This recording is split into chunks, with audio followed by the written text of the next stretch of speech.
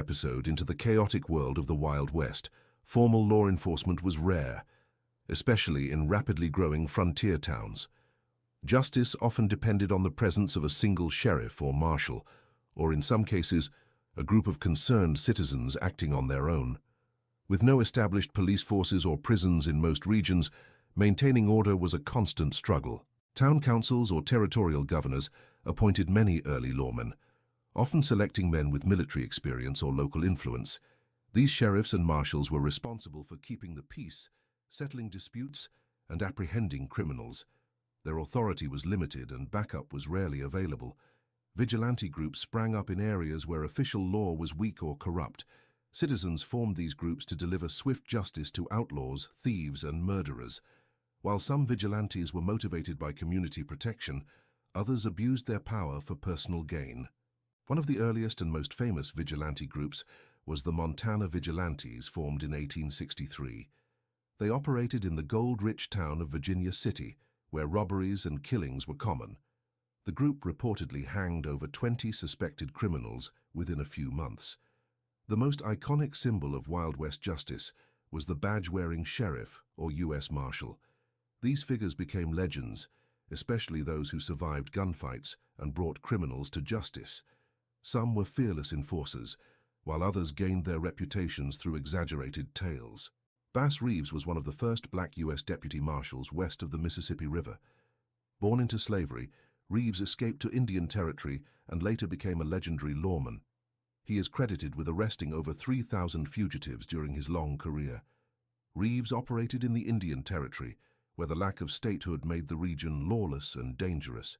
He often used disguises, clever tactics, and marksmanship to capture violent criminals.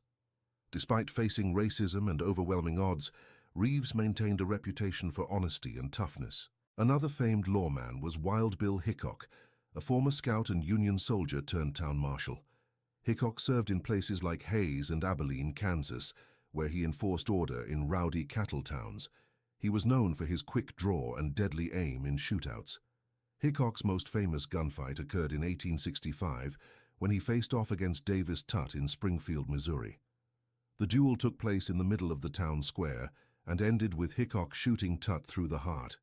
It became one of the earliest recorded one-on-one shootouts in the West. Wyatt Earp began his career as a lawman in Kansas, towns like Dodge City, before gaining fame in Tombstone, Arizona. Alongside his brothers and Doc Holliday, Earp participated in the gunfight at the OK Corral in 1881.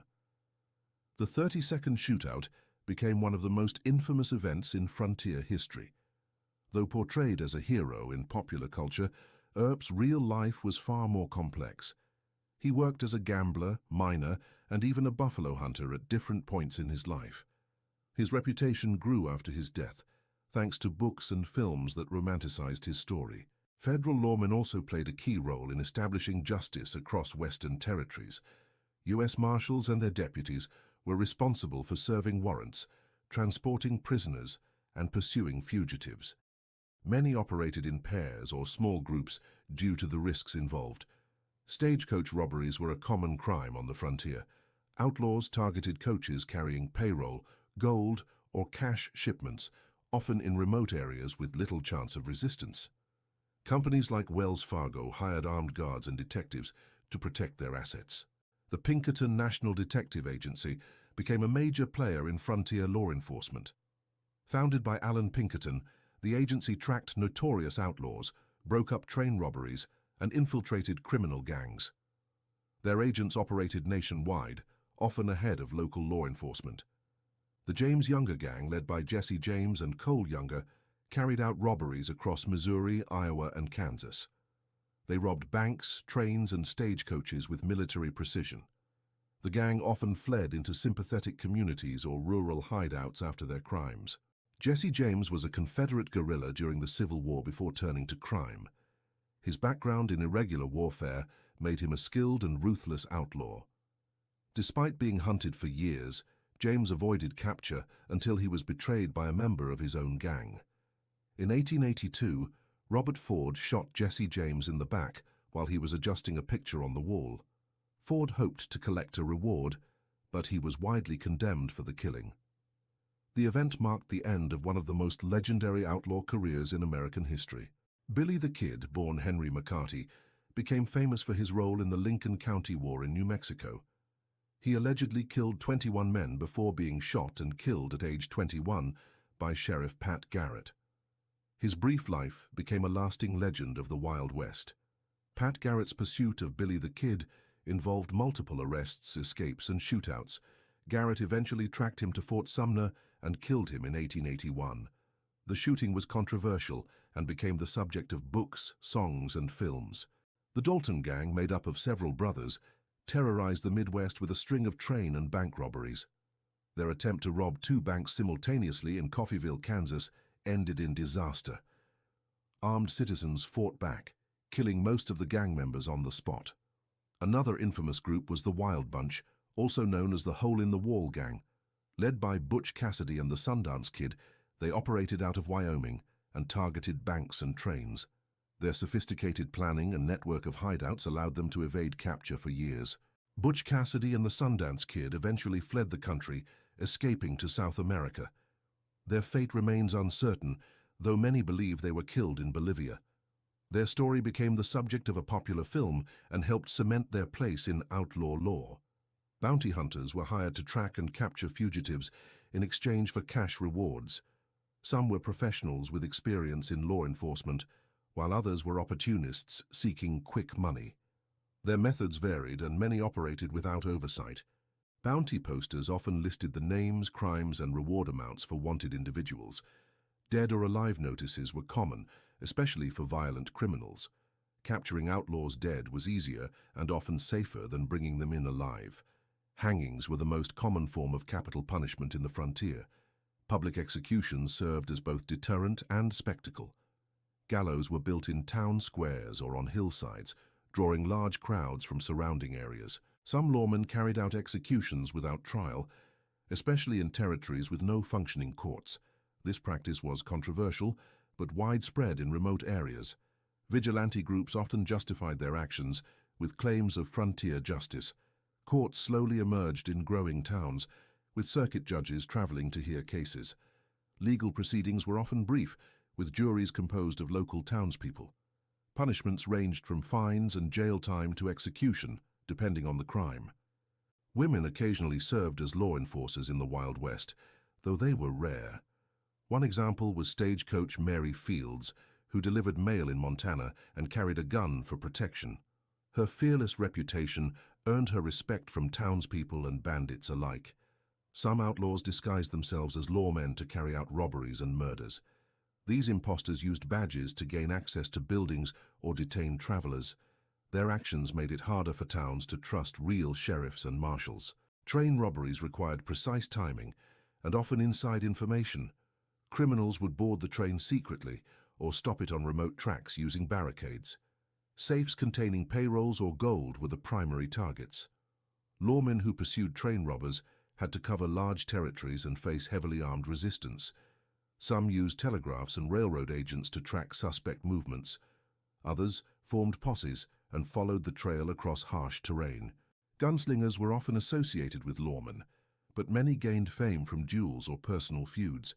Not all gunfighters were criminals. Some were ranchers, gamblers, or businessmen. Their reputations were shaped by dime novels, newspapers, and traveling shows.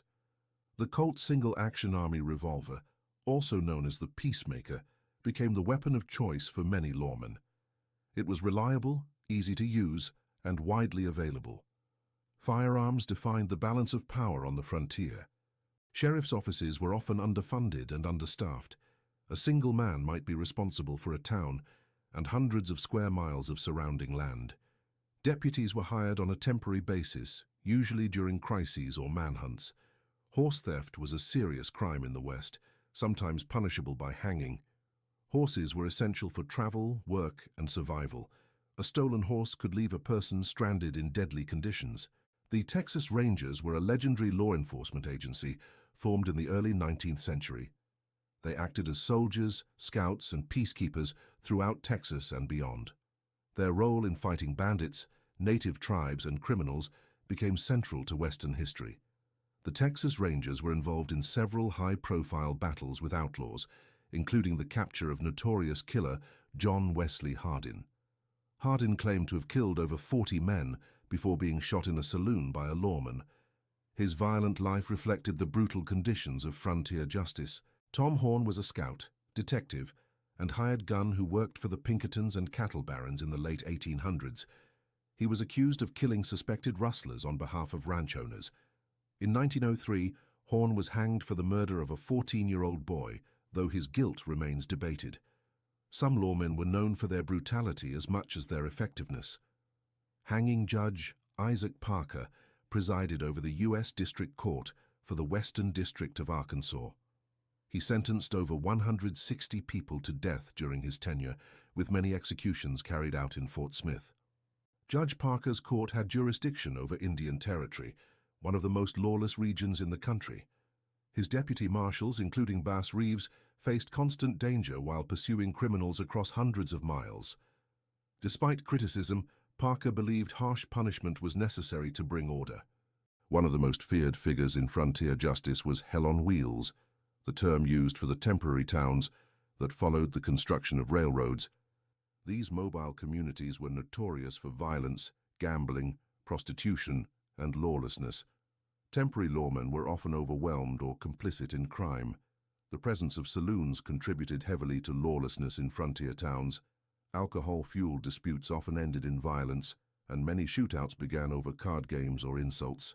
Sheriffs sometimes banned firearms within city limits to reduce deadly altercations. Shootouts in the street, though rare, became legendary. The duel between Luke Short and Jim Courtwright in Fort Worth in 1887 lasted just a few seconds. Short drew first and killed Courtwright with 2 shots to the chest, cementing his reputation in Texas history. Lawmen and outlaws alike were often immortalized in dime novels. These cheap paperbacks exaggerated real events and turned individuals into larger-than-life figures. Heroes and villains were crafted from the same facts, depending on the audience. The press played a major role in shaping public perception of crime in the West. Newspapers followed train robberies and murders with sensational headlines. Outlaws like Jesse James were called Robin Hoods, while others were demonized. Lawmen sometimes carried multiple roles, serving as jailers, judges, and executioners. Small towns lacked full judicial systems, so sheriffs had broad discretion. This flexibility sometimes led to abuses of power and personal vendettas. Sheriff Henry Plummer of Bannock, Montana, was secretly the leader of a gang of road agents during the 1860s. He used his office to protect criminals until a vigilante group discovered the truth. Plummer and several deputies were executed without trial by outraged townspeople. Frontier justice also meant public shaming and physical punishment. Stocks, whippings, and branding were sometimes used for thieves and repeat offenders. These methods were cheap and effective, but drew criticism as towns became more civilized. Mail robbery was another common crime that disrupted communication across the West. Criminals targeted mail coaches or relay stations, especially those transporting government funds. Offenders faced harsh penalties under federal law. Train stations and telegraph offices became hubs of law enforcement activity. Wanted posters were distributed through telegraph lines and placed in public areas. These posters helped coordinate searches across distant territories. Not all outlaws were violent. Some were confidence men or swindlers. Soapy Smith, a con artist in Colorado and Alaska, operated with a gang that rigged games and manipulated local politics. He was killed in a shootout in Skagway in 1898. Women occasionally became outlaws themselves, though they were fewer in number. Belle Starr was known as the Bandit Queen, accused of harboring criminals and participating in robberies. Her death in 1889 remains unsolved. Pearl Hart gained notoriety in 1899 when she robbed a stagecoach in Arizona dressed as a man. She was caught and imprisoned, but later released and faded from public view. Her case became a sensation in newspapers across the country. Children were sometimes caught up in frontier crime. Some joined gangs or served as lookouts, while others were arrested for theft and vagrancy. Juvenile justice was rare, and many young offenders were jailed with adults. Lynch mobs posed a serious threat to due process in frontier towns. Accused individuals were often seized and hanged without trial. Though condemned by officials, lynchings remained common in both the West and South. Some outlaws tried to go straight, but found it impossible to escape their past. Former criminals who attempted honest work were sometimes pursued by bounty hunters or rivals. Others were rejected by society and forced back into crime. Duels were not always spontaneous. Some were planned and agreed upon in advance. Combatants chose time, place, and weapons with witnesses present. These formal duels were outlawed in most states, but still occurred. Jails in the West were often crude, made of wood or adobe. Prisoners sometimes escaped by breaking through walls or bribing guards. Larger towns eventually built more secure facilities with iron bars and brick construction. Escaped prisoners sometimes vanished into the wilderness or blended in with migrant workers. Lawmen followed trails for weeks or months, often without success.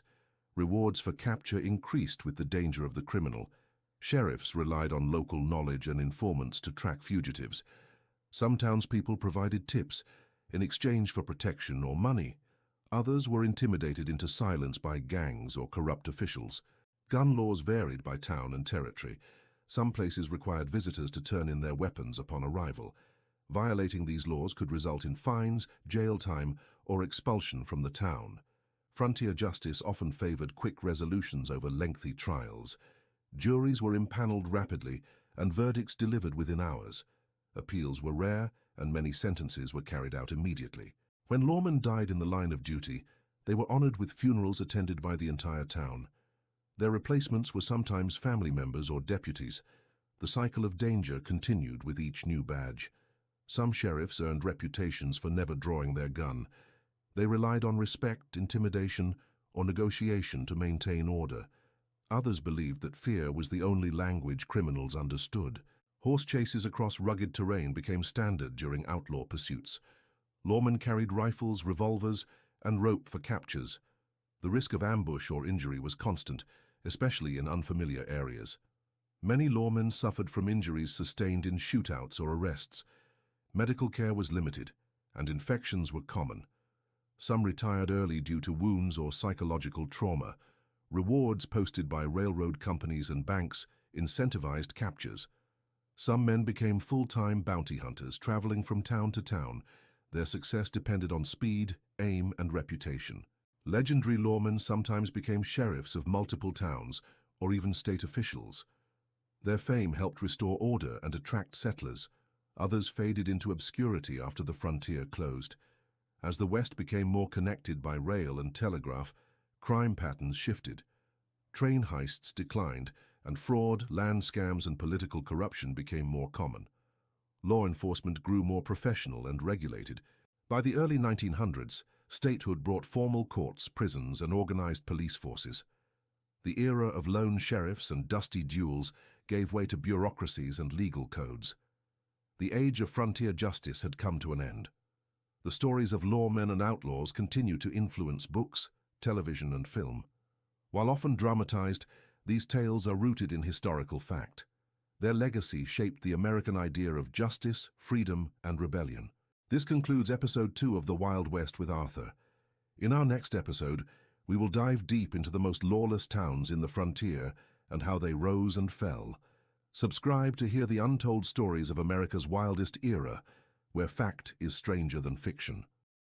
The Wild West refers to the period of American frontier history during the 19th century, generally from the early 1800s through the end of the century. This era was defined by westward expansion, violent conflict, shifting borders, and the spread of settlers across the continent. It was a time of great opportunity, danger, and transformation for the young United States. After the Louisiana Purchase in the year of our Lord 1803, the United States doubled its territory, opening vast tracts of unexplored land to American settlers.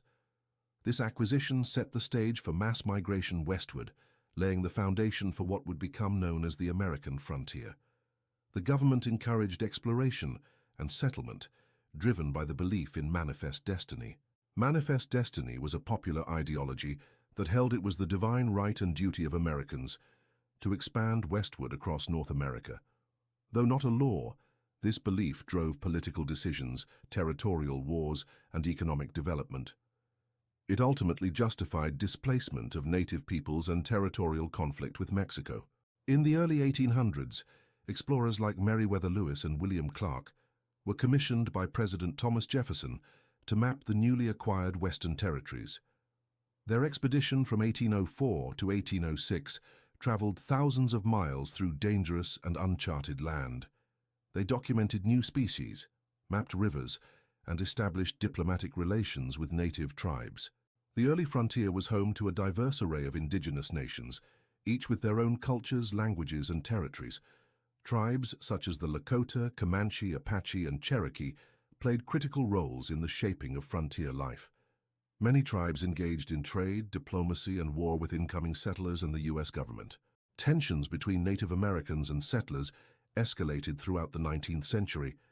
As more settlers moved west, native lands were taken through treaties, wars, and forced relocations.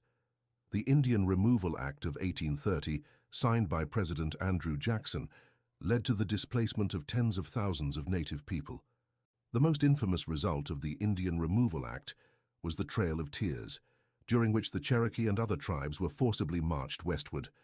Thousands died due to exposure, disease, and starvation. This event became one of the darkest chapters in early frontier history. Meanwhile, the western frontier began attracting fur traders, trappers, and mountain men. These rugged individuals roamed the wilderness in search of beaver pelts and other valuable animal hides. The fur trade was one of the earliest profitable enterprises in the western regions. Men like Jedediah Smith and Jim Bridger became legendary figures during the early years of western exploration. They forged new trails, established trading posts, and served as guides for later waves of settlers. Their survival skills and knowledge of native languages made them key figures in frontier expansion. By the 1840s, the Oregon Trail had become a main artery for families seeking land and opportunity in the Pacific Northwest. The journey was over 2,000 miles long and fraught with danger. Disease, river crossings, and accidents claimed thousands of lives along the way. Covered wagons became iconic symbols of this westward journey. Entire families packed up their possessions and made the multi-month trip with the hope of securing land under the Homestead Act. Though romanticized today, the reality was harsh and unforgiving. The Homestead Act, passed in 1862, allowed settlers to claim 160 acres of land if they lived on and improved it for 5 years. This legislation incentivized massive migration westward and fueled the growth of new towns and communities. Millions of acres were settled through this program. As Americans pushed westward, conflicts with Mexico intensified. These tensions culminated in the Mexican-American War from 1846 to 1848. The war ended with the Treaty of Guadalupe Hidalgo, which transferred nearly half of Mexico's territory to the United States. The newly acquired territories included modern-day California, Arizona, New Mexico, Nevada, and parts of several other states. This massive land gain dramatically increased the size of the nation and further stoked the fires of manifest destiny. It also increased tensions over the expansion of slavery. In 1848, gold was discovered at Sutter's Mill in California, triggering the famous gold rush of 1849. Tens of thousands of prospectors, known as 49ers, flocked to the region in hopes of striking it rich. The influx transformed sleepy towns into bustling boomtowns overnight. The gold rush brought people from across the globe, including Europe, China, and South America. It led to significant economic growth in the West, but also to widespread lawlessness and environmental destruction. Many who sought fortune found only hardship and disappointment. Mining towns like Deadwood, Tombstone, and Virginia City became infamous for their violence, corruption, and sudden wealth. These towns were often controlled by vigilante justice or mining companies, with little to no formal law enforcement. Shootouts and saloons became part of daily life. To support the growing population and economic activity, the U.S. government funded the construction of a transcontinental railroad. Completed in 1869, the railroad connected the East Coast to the Pacific, reducing travel time across the country from months to days. It revolutionized trade, migration, and military logistics. The Central Pacific and Union Pacific Railroads met at Promontory Summit, Utah, where a ceremonial golden spike was driven into the final rail. Thousands of Chinese and Irish immigrants had worked under brutal conditions to complete the project. The railroad brought both prosperity and further conflict to the frontier. Railroads also facilitated the mass slaughter of buffalo, which were critical to many Native American cultures. As buffalo herds were decimated, native tribes lost a vital food source and cultural cornerstone. This act of ecological and cultural destruction was closely tied to the expansion of U.S. control. The frontier also became the stage for numerous armed conflicts between native tribes and U.S. forces. The Sioux Wars, Apache Wars, and other engagements lasted decades. These wars were brutal and often ended in massacres, broken treaties, and forced relocations. One of the most well-known clashes was the Battle of the Little Bighorn in 1876. Led by Sitting Bull and Crazy Horse, a coalition of Lakota and Cheyenne warriors defeated General George Armstrong Custer's 7th Cavalry. The battle became a symbol of native resistance. Despite such victories, native resistance was ultimately overwhelmed by superior numbers, weaponry, and political pressure. The reservation system confined tribes to limited areas with poor resources. Cultural suppression and forced assimilation followed, particularly through Indian boarding schools. While conflict and migration defined much of the West, so did cattle ranching. The open range system allowed cattle to roam freely across public lands, and cowboys managed the herds. Cattle drives transported thousands of longhorns to railheads for shipment to eastern markets. Famous trails like the Chisholm Trail and the Goodnight Loving Trail were used to move cattle across dangerous and lawless territory. Cowboys endured long days, extreme weather, stampedes, and the constant threat of attacks. Their work became romanticized in dime novels and films. Cowboys were often young, poor, and ethnically diverse. Many were Black, Mexican, or Native American, and they developed a unique culture of resilience and camaraderie. Their lifestyle defined the image of the American West, though the reality was far more difficult than the legends suggest. Western towns sprang up along railroads and cattle routes, often growing quickly and collapsing just as fast. These boomtowns offered saloons, general stores, brothels, and sometimes newspapers and churches. With little law enforcement, justice was frequently handled by vigilantes or corrupt officials. Lawmen like Wyatt Earp, Bat Masterson, and Wild Bill Hickok rose to fame for their roles in taming wild towns.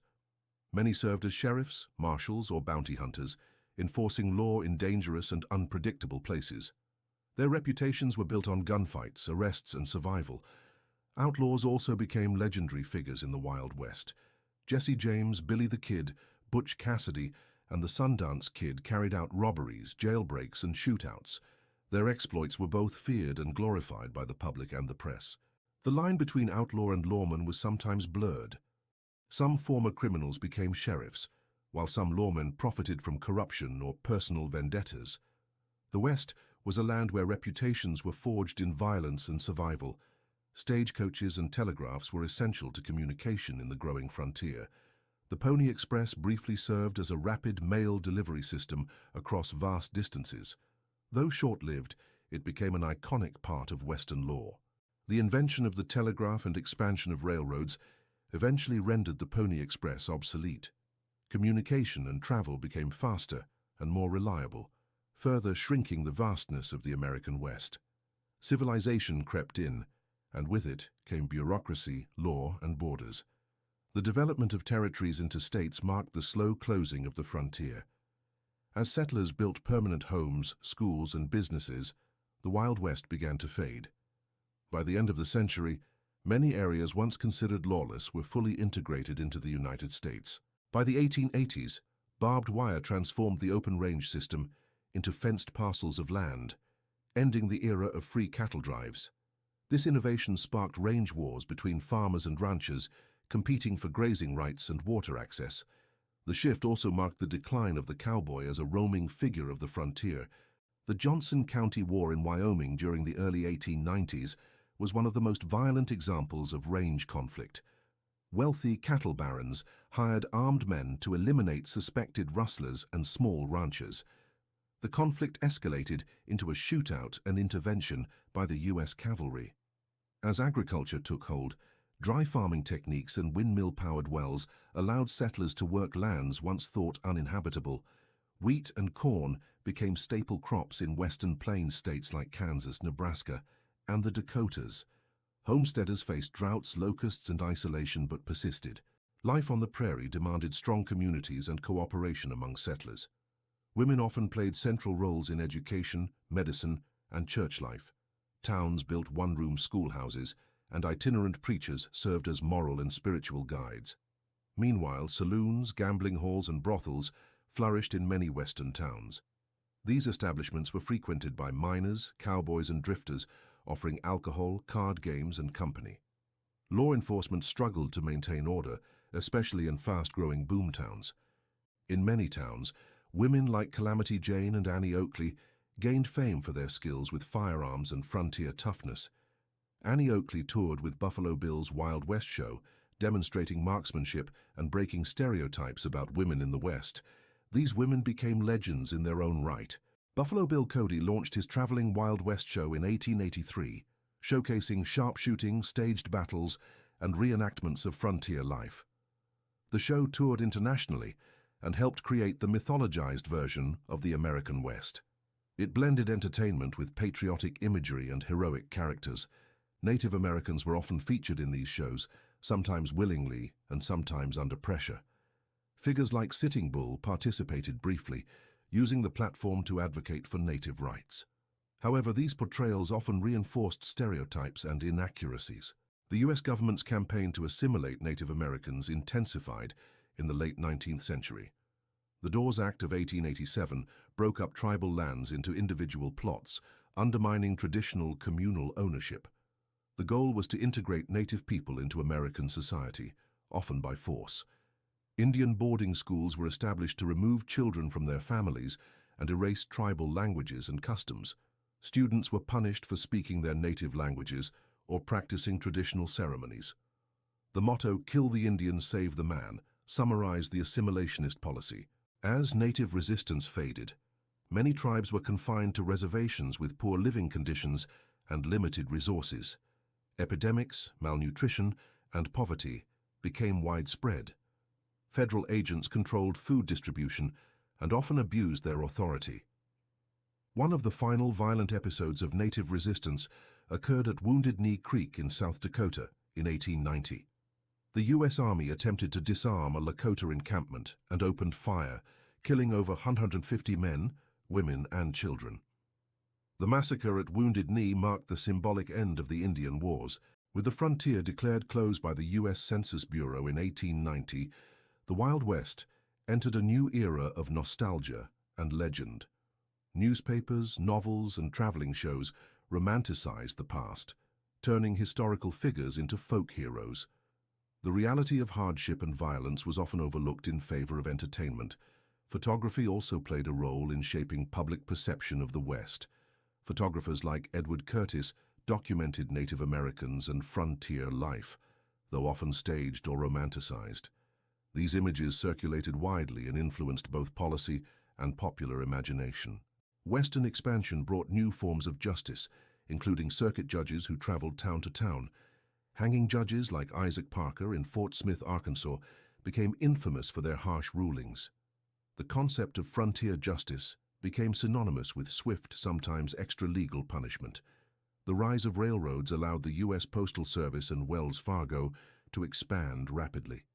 Mail-order catalogs from companies like Sears reached remote farms and settlements. Access to tools, clothing, and books helped integrate Western families into the broader national economy. Despite advancements, Western towns still faced health challenges. Diseases such as cholera, smallpox, and tuberculosis spread quickly in crowded settlements. Medical care was limited, and many doctors had minimal formal training. In mining towns, life was often short and brutal.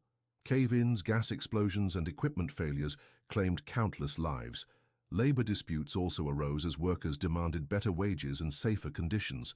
The Western Federation of Miners became one of the most powerful labor organizations in the region.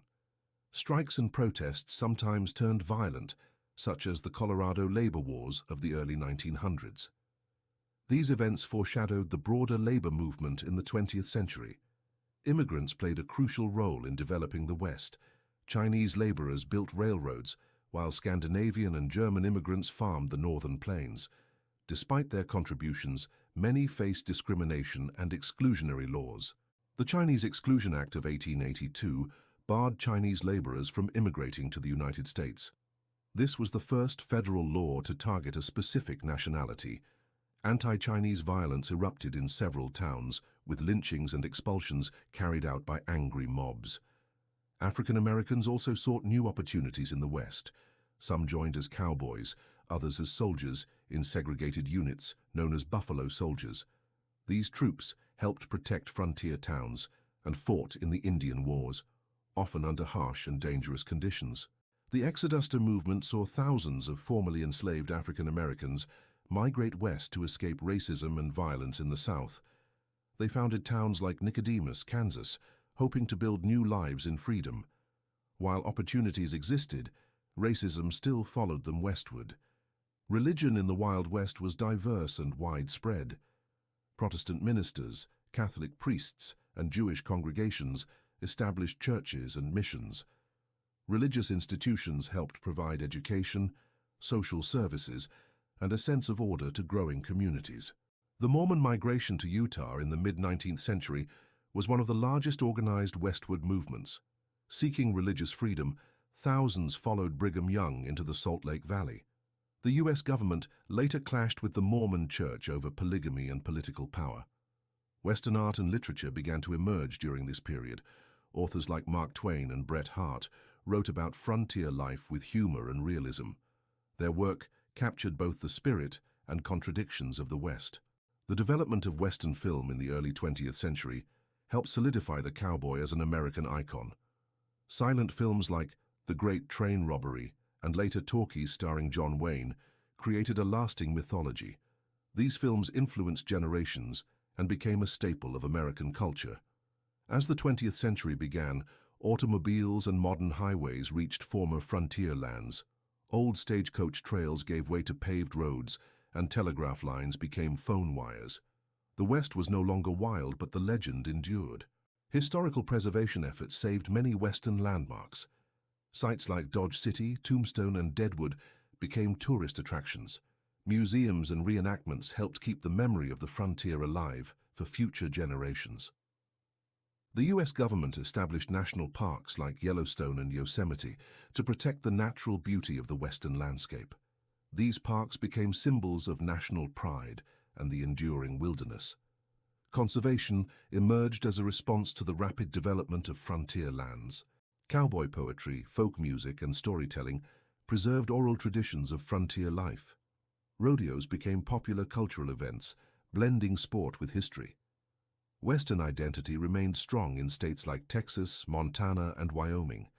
The economic legacy of the Wild West includes agriculture, oil, mining, and tourism. Modern ranches continue the traditions of cattle raising and horseback riding. Western cities now stand on land once occupied by mining camps and trading posts. The influence of the West extended beyond the United States. The cowboy became an international symbol of freedom and rugged individualism. Western movies were translated into dozens of languages and became cultural exports. The Wild West also left a complex legacy of racial violence, environmental destruction, and displacement. Understanding this history requires acknowledging both achievement and injustice. The myths may endure, but the facts matter just as much. From the mountain ranges of Colorado to the deserts of Arizona, the Wild West reshaped the continent. It forged new economies, identities, and conflicts that still echo today. The frontier may have closed, but its story is far from over. In future episodes, we will explore the rise of lawmen and outlaws in greater detail. We will examine famous shootouts, unsolved crimes, and real-life legends. Every episode will bring new facts from a time when survival was never guaranteed. This has been The Wild West with Simon. Episode 1. A true story of expansion, hardship, and change. Be sure to subscribe for more episodes in this factual series about one of the most iconic eras in American history. The story has only just begun. Heavy rainstorms have caused catastrophic flooding across parts of central China. Displacing over 100,000 people and destroying major infrastructure, emergency teams are working non-stop, but rising waters continue to overwhelm entire regions. The Supreme Court of the United States has ruled 6-3 in favor of allowing states to enforce more restrictive abortion laws. This decision sparked massive protests nationwide, with crowds gathering in Washington, New York, and several major cities. In Gaza, ceasefire talks between Israel and Hamas have broken down again. Shelling resumed early this morning, with over 40 new casualties reported in the last 48 hours. France is on high alert after an attempted bombing at a metro station in Marseille was narrowly foiled by police. Officials say the suspect had links to an international extremist network. India has surpassed 1.5 billion mobile phone users for the first time, marking a new milestone in global tech adoption. Telecom companies are racing to expand 5G access across rural zones. In Argentina, farmers have blocked major roads to protest new export taxes on grains. They claim the government is strangling rural producers to ease inflation at their expense. Wildfires in British Columbia continue to rage uncontrollably, with smoke clouds now spreading across the northern United States. Evacuation orders remain in place for multiple towns as fire crews struggle with extreme heat. In Nigeria, security forces are investigating a mass kidnapping of students from a boarding school in Kaduna State. Locals blame bandit groups that have been terrorizing the region for years. Japan has just launched its first fully autonomous deep-sea mining drone.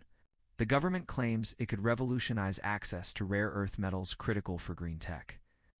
A new COVID-19 subvariant called Parola 2 is spreading across Europe, prompting calls for mask mandates in hospitals again. Health officials say it is more immune-evasive, but not necessarily more severe. Ukrainian forces launched a surprise drone strike on a Russian airbase near Crimea overnight.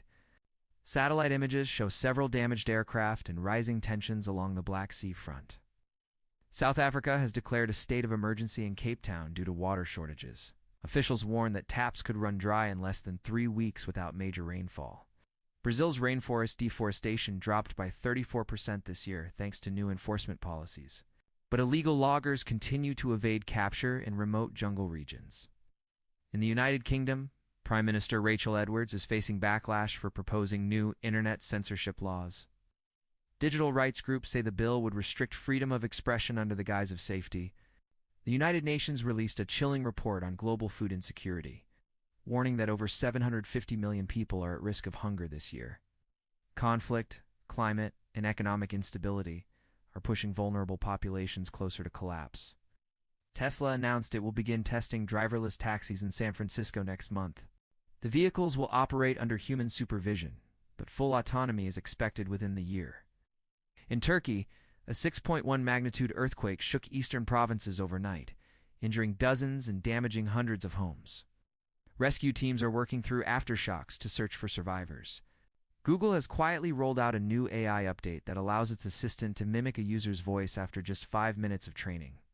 Privacy advocates are sounding alarms about deepfake risks. North Korea claims to have tested a new submarine-launched ballistic missile with a 2,000-mile range. International experts remain skeptical, but warn tensions in the region are escalating. And finally, Wimbledon kicked off today with Serena Williams returning for a surprise match as a wildcard entry. The crowd erupted in applause as she stepped back onto the court for the first time in 2 years. And that is your World News Recap for today. Thanks for watching. This is Armageddon, World War I. It's the war to end all wars, the final episode of our 4-part series. The year is 1918, and after 4 years of devastation, the world is staggering toward a breaking point. Millions are dead, and millions more are disillusioned. But the war is not over. The final chapter is about to begin. Germany's last major gamble, the spring offensive, has failed. The advance slowed, the momentum broke, and Allied resistance stiffened. The cost was catastrophic. Germany is now on the defensive. The Allies launch a counterattack that will come to be known as the 100 Days Offensive. British, French, and American forces strike together, using new tactics, more tanks, and overwhelming numbers. This time, it is the Germans who fall back. Tanks, once unreliable novelties, now lead the charge across no man's land. Airplanes, scout targets. Artillery is coordinated with mathematical precision. The machine of modern war reaches its peak. German troops retreat across a collapsing front. Supply lines are broken, morale is gone, and the will to fight disintegrates with every step. Some units dissolve without firing a shot. In September, the Hindenburg Line, Germany's last fortified defense, is breached. The German army is no longer retreating to fight another day. It is simply retreating. American troops under General Pershing push hard at St. Mihiel and in the Meuse-Argonne region. Their inexperience is balanced by sheer manpower and intensity. They fight with something the others have lost: belief. Germany is collapsing from within. Civilian population is starving. Bread lines stretch 4 blocks. The war is no longer sustainable militarily or politically. German sailors refuse orders to attack. The Kiel Mutiny spreads across the country, igniting a wave of rebellion. Workers, soldiers, and civilians flood the streets, demanding peace. The monarchy is finished. On November 9, 1918, Kaiser Wilhelm II abdicates and flees into exile. Germany is declared a republic in the final hours of its empire. The other Central Powers have already fallen. Bulgaria surrendered in September. The Ottoman Empire signed an armistice in October. Austria-Hungary ceased to exist in November. At 5 a.m. on November 11th, German delegates sign the armistice in a railway car in the forest. The terms are harsh. The deadline is clear. 11 a.m. at the 11th hour. On the 11th day of the 11th month, the guns go silent. After 1,564 days, the Great War ends in sudden, surreal stillness. On the front lines, soldiers stare into space. Some collapse with relief. Others break into tears. A few light cigarettes with trembling hands. The silence is louder than the shells. In Paris, London, and New York, crowds celebrate. But on the battlefield, joy is muted by the weight of memory. The war has ended, but no one feels victorious. What has been gained cannot compare to what has been lost. The world has been broken and reassembled.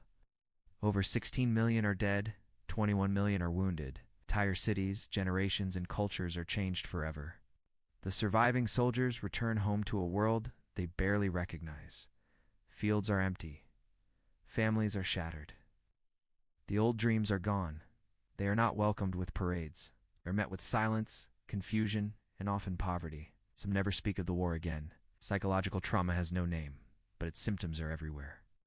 Men twitch, scream in sleep, or disappear into alcoholism and silence. Shell shock is the invisible wound of a mechanical war. In 1919, the victors gather in Paris to negotiate the terms of peace. Their goal is to prevent another war, but their tools are punishment and division. The Treaty of Versailles is written in anger and fear. Germany is blamed entirely for the war. It must pay reparations, surrender territory, and disarm. The treaty is signed in the same room where Germany declared itself an empire in 1871. Now, it is humbled and humiliated. Many Germans view the treaty not as peace, but as betrayal. The League of Nations is formed, a noble idea built on fragile foundations. It lacks the power to enforce peace. It is hope without teeth. New nations rise from the rubble: Poland, Czechoslovakia, Yugoslavia, and others. Borders are redrawn by pen and power, not by history or consent. In the Middle East, colonial powers divide Ottoman lands through secret deals. As promises made during the war are broken, resentments take root. The United States, disillusioned by the outcome, withdraws from European affairs, refuses to join the League. Isolation becomes policy. In Russia, civil war rages. The Bolsheviks seize power. A new ideology is born from the ashes, one that will shape the century to come. Italy, though on the winning side, feels cheated. Its people speak of a mutilated victory. Nationalism grows louder. The survivors try to rebuild their lives. Artists paint new horrors. Poets mourn with sarcasm. Writers abandon glory for truth. The generation that fought the war becomes known as the lost generation. Their work, their voices, and their grief define the cultural landscape of the post-war years. In Flanders fields, poppies bloom where blood once soaked the soil. The red petals become a symbol of sacrifice, and of how easily sacrifice can be forgotten. Public memorials rise in every village, town, and city. But names carved in stone do not bring understanding, only mark absence. Children born after the war grow up, surrounded by silence. Their fathers rarely speak of it. Their teachers speak only of honor, not horror. Technology changed everything. The world learned how to kill faster, farther, and more efficiently. The industrial age had turned mass murder into a process. Gas, tanks, and machine guns had rewritten the rules. Now, no one could pretend that war was noble. War had become machinery, bureaucracy, and nightmare. Faith in old institutions crumbles. Monarchies are gone. Empires are broken. Churches struggle to explain the scale of suffering. And yet, even in this wreckage, nothing has truly ended. The forces that drove the war, nationalism, vengeance, ambition, are still alive. Economic collapse looms. Hyperinflation grips Germany. Extremist voices begin to rise in Munich, Berlin, and elsewhere. The 1920s bring a brief period of recovery, but it is shallow. Beneath the surface, pain and anger simmer. A young generation is born into debt, silence, and unresolved rage. They will be told stories of betrayal, not of peace. The war was called the war to end all wars. But it only ended one chapter of a longer, darker story. It showed humanity what it was capable of, and how easily it could forget. The Great War reshaped the world, politically, emotionally, and geographically. It marked the end of one era, and the violent birth of the modern one. And while the trenches are silent now, the world they left behind remains unstable. Within 20 years, the world will return to fire, steel, and blood. The silence of 1918 is not peace. It is an intermission. And the final act has not yet begun. This is Armageddon, World War I, when the world's empires crumble. By 1917, the world is exhausted, and the empires that once ruled confidently are beginning to fracture. The bodies have piled up, the trenches have stagnated, and yet the war machine keeps grinding forward. Soldiers on all sides are starting to question everything. This is no longer about victory. It is about survival. In Russia, the pressure cooker bursts. The Tsar, once viewed as divine, is now seen as the symbol of a broken system. Food shortages and endless defeats push the people into the streets. The army refuses to fire on them. Nicholas II is forced to abdicate in March 1917. A provisional government replaces him, but it makes a crucial mistake. It promises to continue the war. The Russian people are furious. Their hunger is not just for food, but for peace. In Germany, generals smile at the collapse of their eastern enemy. They see opportunity. They help smuggle an exiled revolutionary back into Russia, Vladimir Lenin. He brings with him a new kind of war. Lenin calls for land, peace, and bread. His message cuts through the chaos and ignites the Bolshevik movement. By November, his Red Guard storms Petrograd. Russia changes overnight. Bolsheviks seize power and immediately begin negotiating peace with Germany. At Brest-Litovsk, they sign a humiliating treaty, surrendering vast territory in exchange for an end to the bloodshed. The Eastern Front goes quiet. Germany celebrates. The first time in years, they can shift divisions westward. But the victory is not clean. The troops transferred from the east bring more than rifles. They bring fatigue, trauma, and bitterness. France is cracking. Spring of 1917 brings massive mutinies across the French army. Troops refuse to go over the top. They're willing to defend, but no longer to die for senseless orders. French generals crush the mutinies quietly, executing ringleaders and promising rest. But morale is shattered. The army will never be the same. The British suffer terrible losses at Passchendaele. The mud is so deep that men drown standing up. Horses disappear into the earth. The cost for a few hundred yards is catastrophic. The Allies need new hope, and in April 1917, they get it. The United States enters the war. President Wilson frames it as a fight to make the world safe for democracy. America's entry is a blow to German morale. Their U-boats had resumed unrestricted attacks, gambling they could defeat Britain before America arrived. But they were wrong. American troops arrive slowly at first. Many are untrained. Some are eager, and most are shocked by the trench warfare awaiting them. But their presence is a turning point. On the Italian front, disaster strikes at Caporetto. Austro-German forces smash through Italy's lines, capturing tens of thousands of prisoners. The Italian army nearly collapses. Allied troops rush to reinforce Italy. The front stabilizes, but barely. Italy is bleeding, and its political system trembles. In the Middle East, Arab forces rise up against the Ottoman Empire. Sharif Hussein of Mecca and T.E. Lawrence of Arabia, launch a campaign of revolt, sabotage, and desert warfare. The Ottomans, stretched thin and fighting on multiple fronts, begin to lose ground. Baghdad falls to the British. Jerusalem follows. The empire is dying from within. Germany launches a desperate final offensive in the spring of 1918. It's called the Ludendorff Offensive, or the Kaiserschlacht. It is their last chance to win before American troops arrive in full. At first, it works. German stormtroopers punch through Allied lines using infiltration tactics. They bypass strong points, attack weak flanks, and spread chaos behind the front. Towns fall. Trenches are overrun. The German army surges closer to Paris than it has since 1914. The Allies are in shock.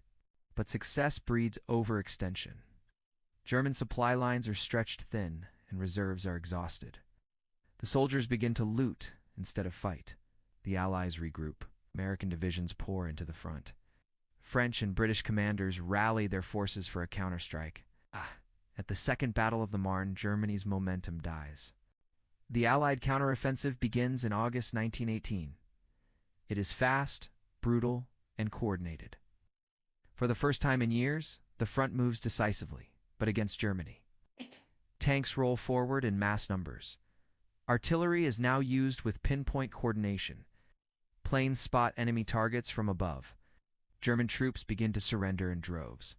Others retreat in disarray. Their commanders can no longer promise victory. Back in Germany, revolution brews. People are starving, the economy is crumbling, and the monarchy is failing. The myth of German invincibility is shattered. The German Navy plans a final suicidal attack against the British fleet, but the sailors refuse. The Kiel Mutiny begins. It spreads across the country. Workers join the uprising. Soldiers refuse orders. The government cannot contain it. So writing's on the wall. On November 9, 1918, Kaiser Wilhelm II abdicates and flees to the Netherlands. The German Empire is over. A republic is declared. Austria-Hungary collapses completely. Its empire fractures into separate nations: Czechoslovakia, Yugoslavia, Hungary, and Austria. The dual monarchy vanishes. The Ottoman Empire sues for peace. Its Arab provinces are already lost. What remains will soon be carved up by foreign powers. Bulgaria is the first Central Power to sign an armistice, followed by the Ottomans and Austria-Hungary. Germany fights on, and even that will not last long. In a forest clearing near, German delegates sign the armistice agreement. The date is set, November 11, 1918. At the 11th hour, the guns fall silent. After 4 years of slaughter, the world breathes, stunned and scarred. All across Europe, men emerge from trenches in disbelief. Birds sing. Where artillery once roared, the air is still. But beneath the silence is trauma. The victory is not clean. Millions are dead. Millions more are broken. The war is over, but the cost is incalculable. Old empires lie in ruins. Borders have shifted. Trust has vanished. The surviving soldiers return home as different men. They carry wounds that cannot be seen. Many will never speak of what they saw. The lost generation has no parades. They have only silence and a world they no longer recognize. In the rubble of fallen empires, new nations rise, some with hope, others with hatred.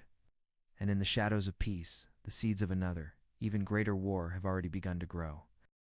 This is Armageddon, World War I, Hell in the Mud. After the failed offensives of 1914, it becomes clear the war will not be short.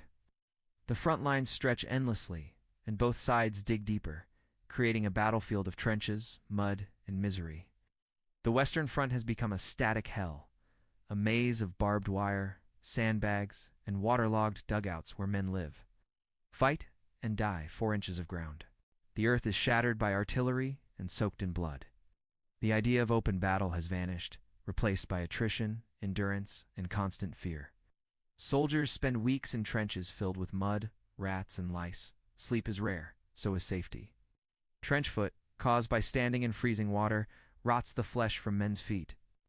Amputations become common, and so does silence about the suffering. Letters home are censored, but the pain leaks through. The rats eat the dead, the lice never sleep, and the shells fall day and night. Artillery barrages pound the land without end. Shells screech overhead and explode with deafening force. The land becomes unrecognizable, a lunar landscape of craters and bones. Machine guns dominate no man's land. Every attempted advance is met with a wall of lead. Entire battalions are cut down in minutes. New weapons are introduced to break the stalemate. Poison gas is one of the most feared. Ypres. In 1915, the Germans unleash chlorine gas for the first time. French troops, unprotected, suffocate and die in agony. Soon, all sides use gas: chlorine, phosgene, mustard. Gas masks are issued, but they fail as often as they work. Mustard gas burns the skin and blinds its victims. The screams of gas casualties echo through the night, even when no shells are falling. The Battle of Verdun begins in February 1916. The German goal is not victory, but exhaustion, to bleed France white. Verdun becomes the longest battle of the war. Over 300 days, more than 700,000 men fall for a patch of ground barely 8 miles wide. The French cry they shall not pass, and they do not. But the cost is beyond comprehension. Men are buried alive by shell fire. Forts are reduced to rubble. Forests vanish, replaced by endless fields of graves. At the Somme, the British launch their own massive assault. The first day is a massacre, minus 60,000 casualties, the bloodiest day in British military history. The Somme becomes a symbol of futile slaughter. 5 months of fighting lead to over 1 million casualties, and only a few miles gained. Commanders believe they are breaking the enemy. In truth, both armies are being shattered. Every offensive follows the same grim pattern: artillery, charge, machine gun fire, retreat, repeat. The trenches remain. Shell shock becomes a new kind of wound. Men shake uncontrollably, unable to speak, move, or sleep. Some are shot as cowards. Others disappear into hospitals, forgotten. Religious faith is tested, reshaped, or abandoned. Soldiers create trench rituals, good luck charms, and superstitions to survive. The Eastern Front is still more mobile. Russia pushes into Austria-Hungary and suffers devastating losses at Gorlice. Millions are killed or captured. The Tsar's army lacks supplies, weapons, and leadership. Morale collapses. Desertions rise. Russia is bleeding to death. Meanwhile, Italy joins the Allies in 1915, hoping to gain territory from Austria-Hungary. The fighting in the Alps is brutal, cold, and futile. Italian and Austro-Hungarian troops battle in freezing mountain passes. Avalanches bury entire companies. The front freezes in place. In the Middle East, the Arab revolt begins. Led by Sharif Hussein and aided by British officer T.E. Lawrence, Arab forces rise against Ottoman control. The Ottoman Empire wages war on multiple fronts: in the Caucasus against Russia, in Mesopotamia against Britain, and at home against revolt. The British suffer a humiliating defeat at Kut. Thousands surrender to Ottoman forces, and many die in captivity. In the skies, aircraft are no longer just for reconnaissance. Dogfights begin. Pilots become heroes and legends, but life expectancy is still counted in weeks. The Zeppelin airships bomb London for the first time. Civilians now feel the war from above. Nowhere is safe. At sea, Germany resumes unrestricted submarine warfare. Merchant ships, even those from neutral nations, are sunk without warning. The RMS Lusitania is torpedoed in 1915, killing over 1,100 civilians, including Americans. The world is shocked. The war continues to consume resources, men, and hope. In Germany, the British blockade causes starvation. Britain and France, strikes and protests erupt. On all sides, governments tighten control. Dissent is crushed. Censorship grows. Propaganda replaces information. Soldiers rotate in and out of the front, but few escape its toll. Wounded men return home with shattered bodies and haunted eyes. Those who survive are changed forever.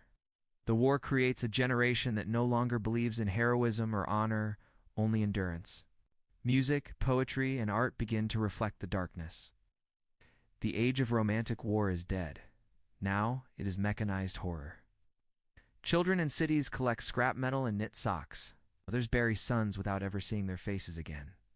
Church bells are melted for ammunition. Universities become officer academies. Entire towns are emptied of men. In France, mutinies break out in 1917. Thousands refuse to return to the front. The generals restore order, but morale is fractured. In Russia, revolution brews. The Tsar's rule is collapsing. People are starving, and soldiers are abandoning the war. The home front becomes another battlefield, one of hunger, labor, and survival. The entire population is at war. In the trenches, camaraderie is everything. How? Men share rations, dig graves, and fight side by side. National identities blur in the mud. Winter brings ice and death. Frostbite joins trench foot. The wounded freeze where they fall. Spring brings more offensives, more promises of victory, more bodies. Faith in leadership fades. The war no longer makes sense to those fighting it. But still, the orders come. Hospitals overflow with amputees and the shell-shocked. Some patients will never speak again. The war poisons the earth. Even now, a century later, farmers in France still unearth unexploded shells and human bones. Every soldier carries death in his pack. A letter home, a final will, a photograph stained with mud. And yet they fight, not for glory anymore, but for the man next to them. It's for survival. The guns never stop. The sky is always gray. The mud never ends. This is not just a war. This is an apocalypse of steel, fire, and silence. It is a place where time stops and life becomes endurance. And the world has still not reached the worst of it. The year is now 1917. Everything is about to change. This is Armageddon, World War I. The year is 1914, and Europe appears strong, proud, and sophisticated. Modern cities buzz with industry and empire, and the people believe they are living in a golden age. But under this facade lies a fragile balance, held together by treaties, rivalries, and a dangerous overconfidence. The great powers of Europe, Britain, France, Germany, Russia, and Austria-Hungary, are all armed to the teeth. Each nation believes it is destined for greatness, and every general dreams of a swift, decisive war that will end in glory. But no one truly understands the nightmare that is about to begin. In the Balkans, tensions are high. Serbia is rising, fueled by nationalism and resentment toward Austria-Hungary. The region is unstable, and many fear that a single spark could ignite something catastrophic. On June 28, 1914, that spark is struck. Archduke Franz Ferdinand, heir to the Austro-Hungarian throne, visits Sarajevo with his wife Sophie. Their arrival is met with hostility from Serbian nationalists, some of whom have vowed to kill. A secret organization known as the Black Hand plots the assassination. Several conspirators line the motorcade route with pistols and bombs. The first attack fails, injuring bystanders but missing the Archduke. Despite the danger, the Archduke continues the visit. Later that day, his driver makes a wrong turn. Gavrilo Princip, a 19-year-old assassin, finds himself face-to-face with the royal couple. Princip pulls the trigger twice. Franz Ferdinand is struck in the neck, and Sophie is hit in the stomach. They die within minutes. Austria-Hungary blames Serbia and demands harsh terms in retaliation. The ultimatum is intentionally unacceptable, designed to provoke conflict. Serbia complies with most demands but cannot surrender its sovereignty. Germany pledges full support to Austria-Hungary, encouraging them to go to war. Russia mobilizes in defense of Serbia. The alliance system, meant to keep peace, now pulls the continent toward disaster. Germany sees an opportunity to strike quickly. Their war plan, the Schlieffen Plan, calls for a rapid invasion of France through neutral Belgium. By defeating France fast, they hope to turn back east before Russia is fully ready. On August 1st, 1914, Germany declares war on Russia. 2 days later, it declares war on France. Belgium is invaded the next day. Britain is outraged by the violation of Belgian neutrality. On August 4th, Britain declares war on Germany. What began as a regional crisis is now a full-scale European war. Young men across the continent rush to enlist. Posters promise glory, duty, and brotherhood. Most believe the war will be over by Christmas. The German army moves swiftly through Belgium. Civilians are caught in the crossfire, and entire towns are destroyed. Reports of atrocities spread, galvanizing Allied support. Belgian resistance slows the German advance just enough. France and Britain have time to prepare. The French mobilize rapidly, their generals confident in outdated tactics. At the Battle of the Frontiers, French troops charge into German gunfire wearing bright red trousers. Thousands fall in days, their courage unmatched, but their commanders blind to modern warfare. The British Expeditionary Force clashes with the Germans at Mons. They fight bravely, but are forced to retreat. The German advance pushes toward Paris, but the French regroup at the Marne. In a desperate counterattack, they halt the German momentum. The Germans are pushed back and dig in. The Schlieffen Plan collapses. The war does not end in weeks. Both sides realize this will not be a short campaign. Trenches begin to form from the North Sea to the Swiss border. Brutal new kind of war emerges, one of mud, wire, and attrition. The Western Front is born. Life in the trenches is a nightmare. Rats, lice, and disease are constant companions. Soldiers live with the stench of death and the scream of shells overhead. Artillery becomes the dominant weapon. Entire landscapes are obliterated. Machine guns turn open ground into killing fields. The dead pile up, and no ground is gained. Every offensive leads to massive casualties. Hope begins to rot in the mud. Gas is introduced as a weapon of war. Chlorine clouds drift across no man's land, choking and blinding those caught without masks. Terror becomes chemical. Snipers wait for movement. Shell shock cripples minds. The war becomes not just a battle for territory, but a battle to remain human. The Eastern Front is more mobile, but no less deadly. Russia scores early victories against Austria-Hungary, but suffers disaster at Tannenberg against Germany. Hundreds of thousands die in a matter of weeks. Austria-Hungary proves weak, needing constant German support. The empire begins to fracture under pressure. Ethnic tensions within its borders grow worse with every loss. The Ottoman Empire joins the war on the side of Germany and Austria-Hungary. New fronts open in the Middle East, the Caucasus, and North Africa. The conflict becomes truly global. British forces engage Ottoman troops at Gallipoli. Campaign ends in disaster, with tens of thousands dead and no gains made. The Dardanelles remain closed. Colonial troops from India, Africa, and the Caribbean are called into the fight. These soldiers serve empires that do not see them as equals, dying far from home in trenches that are not theirs.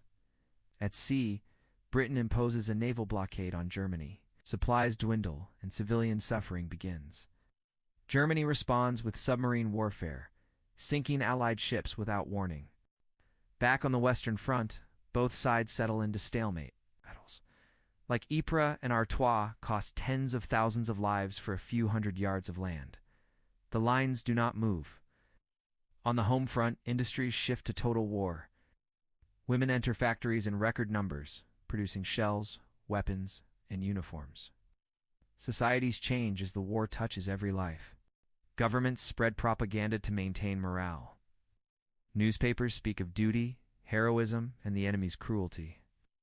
The truth of death and despair is buried under patriotic slogans. In December 1914, a moment of peace emerges. On Christmas Eve, British and German soldiers climb out of their trenches and meet in no man's land. They sing carols, share cigarettes, and bury their dead. The Christmas truce offers a glimpse of humanity amid horror, but it does not last. Officers restore discipline, and the guns resume their thunder. Generals plan new offensives for 1915. They believe one more push will break the enemy. Soldiers know better. The trenches grow deeper, the barbed wire thickens. The war settles into a grim rhythm of slaughter. By the end of 1914, over 1 million men are dead. The war has only just begun. What was meant to be a short conflict is now a blood-soaked abyss. The world watches, horrified and unable to stop it. The old world is dying in the mud of Flanders. A new, more brutal age is taking its place. This is not just a war between nations. It is a war that will change the human soul. And the true horrors are still to come. The Quran is the most recited, memorized, and studied book in the world. For Muslims, it is not merely scripture, It is the literal word of God, revealed over 23 years to the Prophet Muhammad, peace be upon him, through the angel Gabriel. But what is actually in the Quran? What does it say? Not just in quotes or fragments, but as a full body of text. That is the journey we are taking today. The Quran contains 114 chapters, called surahs.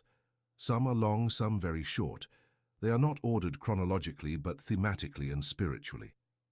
The book begins with the soul of the prayer, and then launches into a complex mosaic of law, guidance, history, morality, and vision. After the short prayer of Al-Fatiha, the second chapter begins with force. It is called Al-Baqarah, or the cow, and it is the longest chapter in the Quran. It sets the tone for much of what is to come. In it, God speaks directly to humanity, offering guidance, outlining laws, reminding the believers of the stories of those who came before, especially the children of Israel. Al-Baqarah introduces some of the Quran's key themes: belief in the unseen, prayer, charity, fasting, pilgrimage, justice, patience. It establishes the Quran's central worldview, that life is a test, God is all-knowing, and humanity has a choice to follow the right path or to go astray. It also dives deep into the story of Moses and the Israelites, a story the Quran returns to again and again, not just as history, but as a living example. Moses confronts Pharaoh. He receives revelation. He leads his people through the sea. But they rebel, they forget, they complain. And God reminds the reader, do not be like them. The next chapters, Al-Imran and An-Nisa, speak about the family of Jesus, the Virgin Mary, and the early Christian community. The Quran acknowledges Jesus as the Messiah, born of a virgin, performing miracles, and ascended to heaven, but rejects the notion of his divinity. Instead, it presents Jesus as a prophet in line with Abraham, Moses, and Muhammad. An-Nisa, which means the women, it turns to social structure. It lays out laws about marriage, inheritance, justice, and gender relations. In many places, it addresses the treatment of orphans, widows, and the vulnerable. It speaks directly about the ethics of war, and it repeats a powerful command: do not consume one another's wealth unjustly. Surah Al-Ma'idah, the table spread, continues with dietary laws, oaths, and the importance of keeping promises. It emphasizes that the message of God has always been the same, given to Jews, Christians, and Muslims. But people have altered it. The Quran calls for returning to purity, not through blind ritual, but through sincerity. One theme that echoes across the Quran is Tawheed, the oneness of God. There is no Trinity, no divine partners. God is eternal, absolute, and does not beget, nor is begotten. This monotheism is repeated in surahs large and small, from the long legal passages to the short spiritual declarations like Surah Al-Ikhlas, which simply says, He is God, one, God, the eternal. He does not beget, nor is he begotten, and there is none like him. As the Quran unfolds, it shifts between voices. Sometimes God speaks in the first person, we created you. Other times it is instructional. Say, He is God, one. At times it sounds like history, at others like poetry. But it always circles back to its goal, to guide. The Quran is filled with the stories of the prophets. It tells of Noah and the ark, of Hud and the people of Ad, of Salih and the people of Thamud, of Abraham breaking the idols of his father, of Lot and the destruction of Sodom, of Joseph, whose story fills an entire surah, betrayed by his brothers rising to power in Egypt. Each story is not just a tale, it is a lesson. And every time a prophet is rejected, God responds with a familiar line: will they not reflect? In the middle chapters, the Quran also speaks about justice in warfare. It permits fighting in self-defense and warns against aggression. It describes how early Muslims were persecuted in Mecca and then permitted to fight back in Medina. But it insists, do not transgress. Some of the most detailed legal content comes in chapters like Al-Anfal and At-Tawbah, which deal with rules of war, peace treaties, and the treatment of prisoners. But even there, the Quran returns again and again to mercy. God is described throughout as Ar-Rahman Ar-Rahim, the most gracious, the most merciful. There are also long meditations on nature, the seas, the stars, the skies. The Quran points to the world as a sign. It urges the listener to observe the birds in flight, the rain from the sky, the bees and their hives, and to ask, who made this? And then come the apocalyptic visions. Surahs like Yasin, Az-Zumar, and Al-Qiyamah speak of the day of judgment. The trumpet will blow, the dead will rise, every soul will be shown what it did, the scales will be set, and justice, final, total justice, will be done. But judgment is not the end. The Quran describes heaven and hell in vivid detail, gardens beneath which rivers flow, faces shining with joy, but also fire, regret, chains, loss. The Quran pulls no punches. It shows what is at stake. It also speaks of Satan, Iblis, who refused to bow to Adam and was cast out. He swore to mislead mankind, but God promises that sincere believers will never be overpowered by him. Among the later chapters, some are short and direct. Surah Al-Asr, for instance, says simply, "By time mankind is in loss, except those who believe and do righteous deeds and encourage one another to truth and patience." Others are mysterious. Surahs begin with disconnected letters, Alif, Lam, Mim, whose meanings are not known. Some scholars say these are signs of divine code. Others say their meanings are known only to God. As the Quran draws to a close, its chapters become shorter, more rhythmic. They read like urgent messages, warnings, reminders, final thoughts. It ends with 2 short chapters of protection, seeking refuge in the Lord of mankind, from the evil of whispering, from the darkness, from envy. The Quran does not follow a linear storyline. Instead, it spirals, circling back to key themes again and again: faith, justice, mercy, judgment, and above all the reminder, this life is temporary, but your choices echo forever. That concludes part 1 of our journey through the Quran. In part 2, we will explore more specific messages, deeper moral laws, controversies, and the Quran's legacy, from its preservation to its global influence today. As we continue our journey through the Quran, we step deeper into the heart of its message, not just in story but in law, guidance, and moral instruction. The Quran presents a complete system of ethics, addressing not only belief in God, but how to live with others. It commands justice. It forbids backbiting, slander, and oppression. It commands believers to speak truthfully, to keep their promises, to honor parents, to care for the poor, and to protect orphans and travelers. It also includes rules for economic life. It forbids usury, what it calls riba, and urges fairness in trade.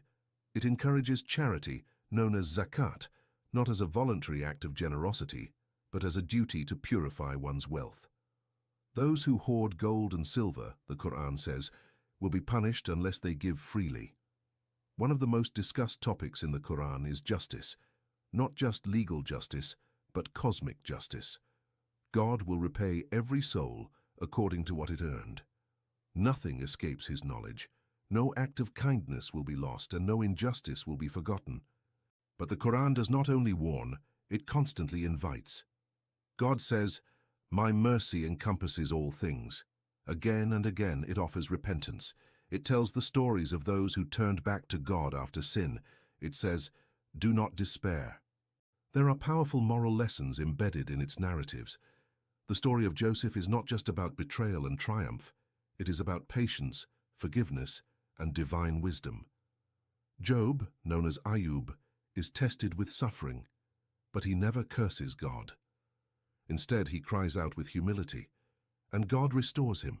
In the story of Mary, or Maryam, the Quran describes her as chosen above all women, a model of chastity, piety, and strength. She gives birth to Jesus alone, in pain, beneath a palm tree, where a voice tells her not to grieve. In the story of Moses, we see a prophet raised in the house of Pharaoh, later leading his people through the sea. The Quran spends more time on Moses than on any other figure, portraying him as a symbol of struggle against tyranny. And then there is Muhammad, the final prophet. His name appears only a few times, but the entire book revolves around his mission. He is called the seal of the prophets, the last in the line, and the Quran is his miracle. Unlike other prophets who split the sea or healed the sick, Muhammad's miracle is literary. a book so perfect, the Quran says, that no one can produce its equal. The Quran refers to itself as light, as healing, as guidance, as clear proof.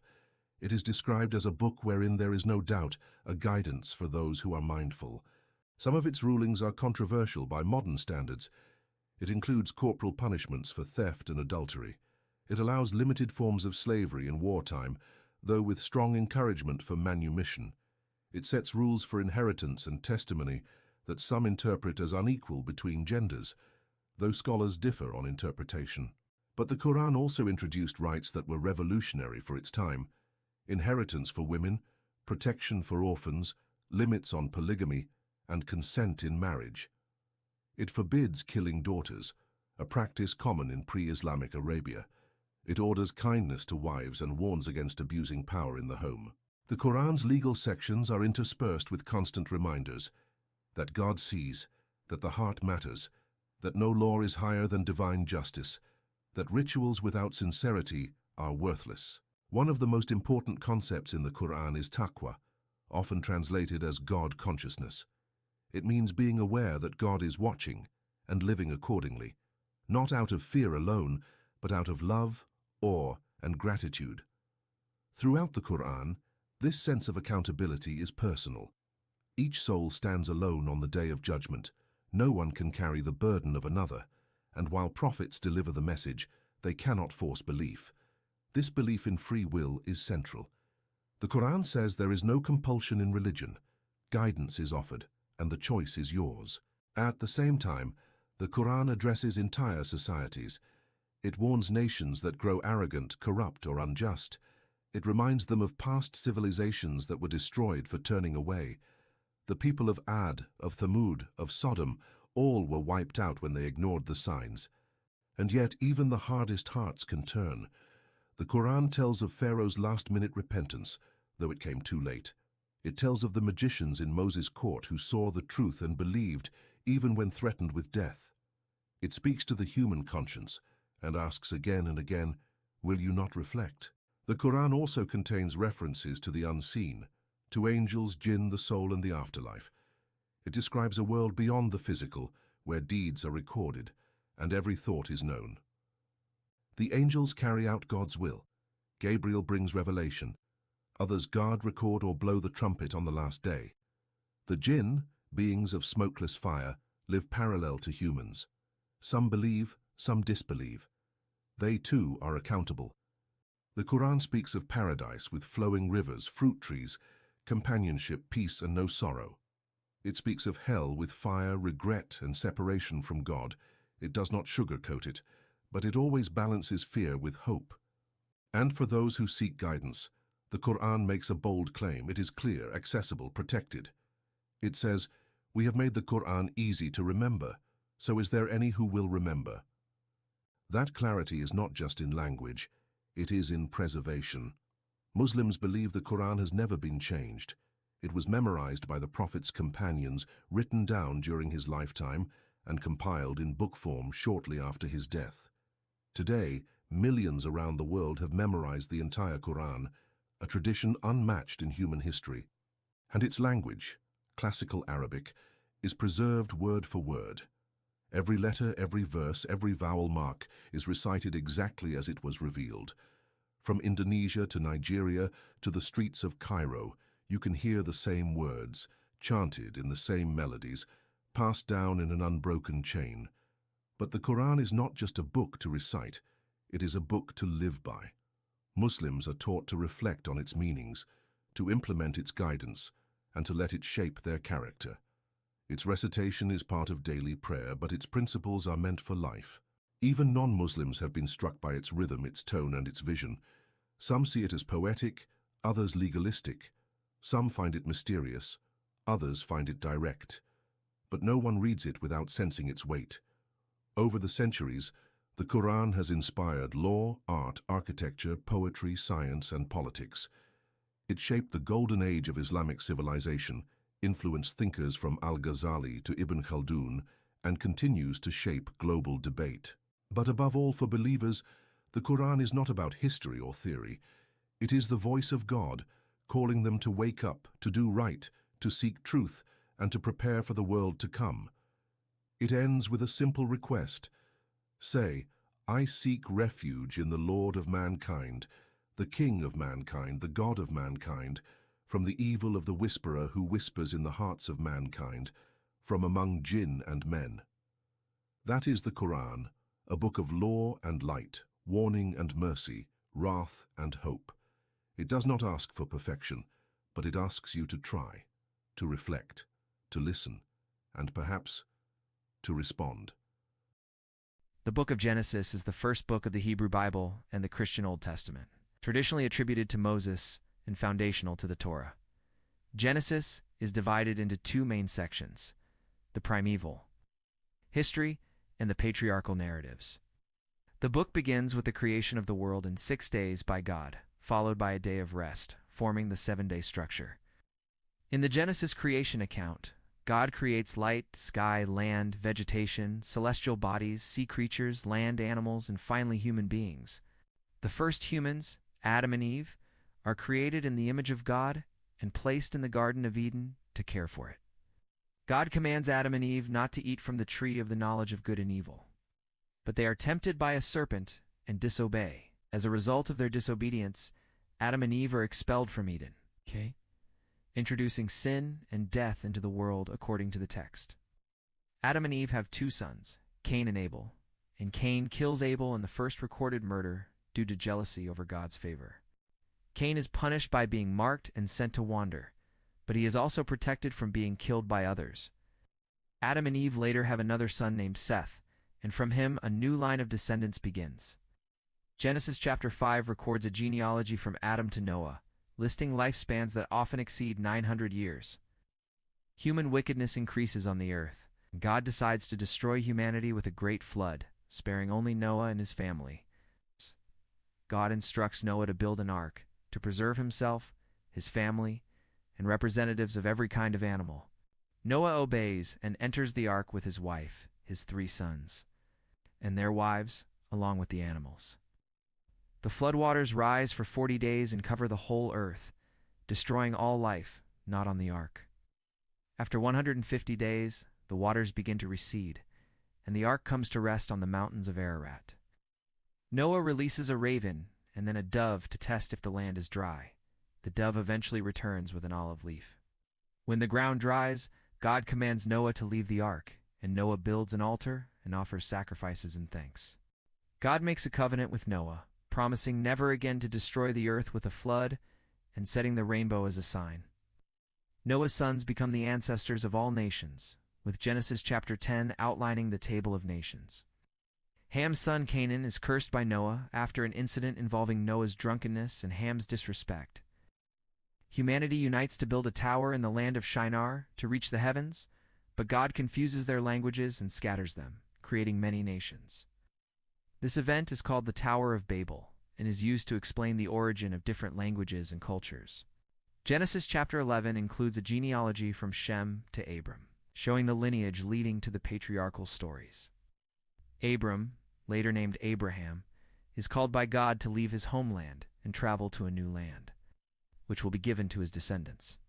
God makes a covenant with Abram, promising him many descendants, land, and that he will be a blessing to all nations. Abram travels with his wife Sarai and his nephew Lot to the land of Canaan. During a famine, Abram goes to Egypt where he presents Sarai as his sister to protect himself, which leads to conflict with Pharaoh. Abram and Lot part ways due to their growing herds, and Lot settles near Sodom while Abram remains in Canaan. God promises Abram that his descendants will be as numerous as the stars and gives him the land from the Nile to the Euphrates. Abram has a son named Ishmael with Hagar, Sarah's Egyptian servant, due to Sarah's initial infertility. God establishes circumcision as the sign of his covenant with Abraham and changes his name from Abram to Abraham. God tells Abraham that Sarah will bear a son named Isaac, and through him the covenant will continue. Abraham pleads with God to spare the cities of Sodom and Gomorrah, if righteous people are found within them. 2 angels visit Lot in Sodom and warn him to flee with his family before the cities are destroyed for their wickedness. Lot and his daughters escape, but his wife looks back and is turned into a pillar of salt. But Sodom and Gomorrah are destroyed by fire and brimstone, with no survivors except Lot and his daughters. Lot's daughters, thinking all humanity is gone, get their father drunk and have children by him, who become ancestors of the Moabites and Ammonites. Abraham moves to Gerar and again presents Sarah as his sister. King Abimelech takes her but is warned by God in a dream. Sarah gives birth to Isaac in her old age, and Abraham holds a feast to celebrate the weaning of his son. Sarah demands that Hagar and Ishmael be sent away, and though Abraham is distressed, God assures him that Ishmael will also become a nation.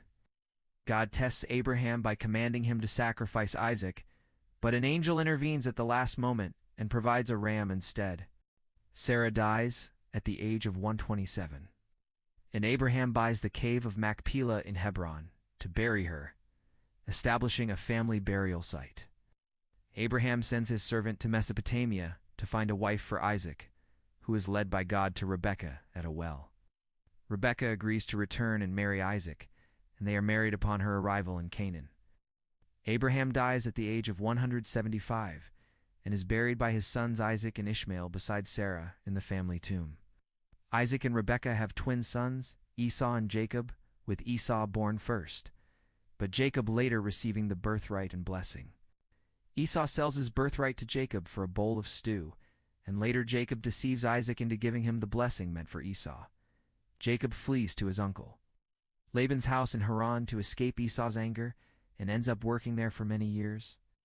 Jacob falls in love with Rachel but is tricked into marrying her sister Leah first, and then works more years to marry Rachel as well.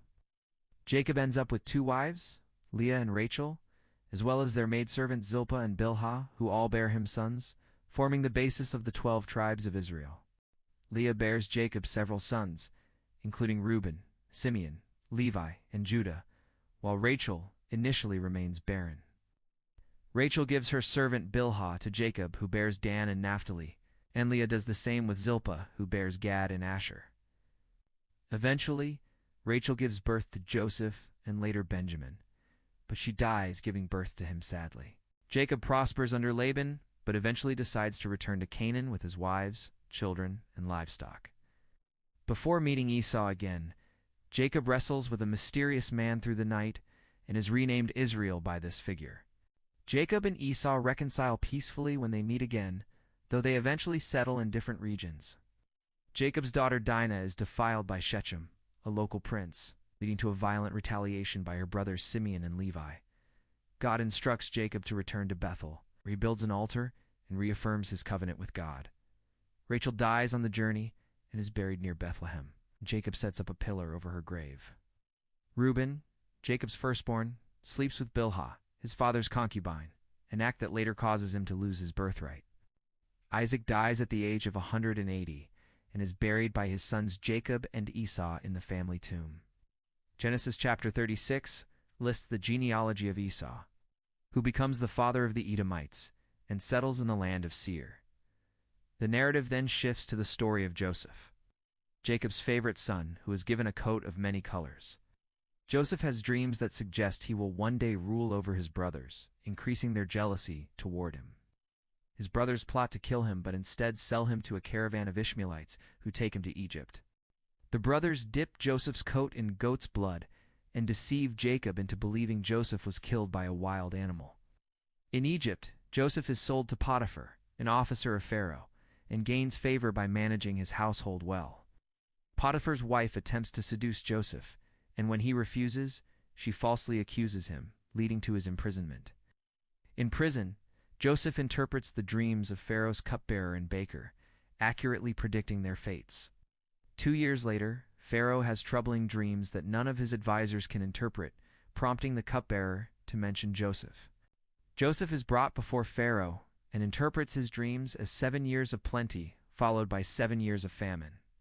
Impressed by his wisdom, Pharaoh makes Joseph second in command over Egypt to prepare for the coming famine.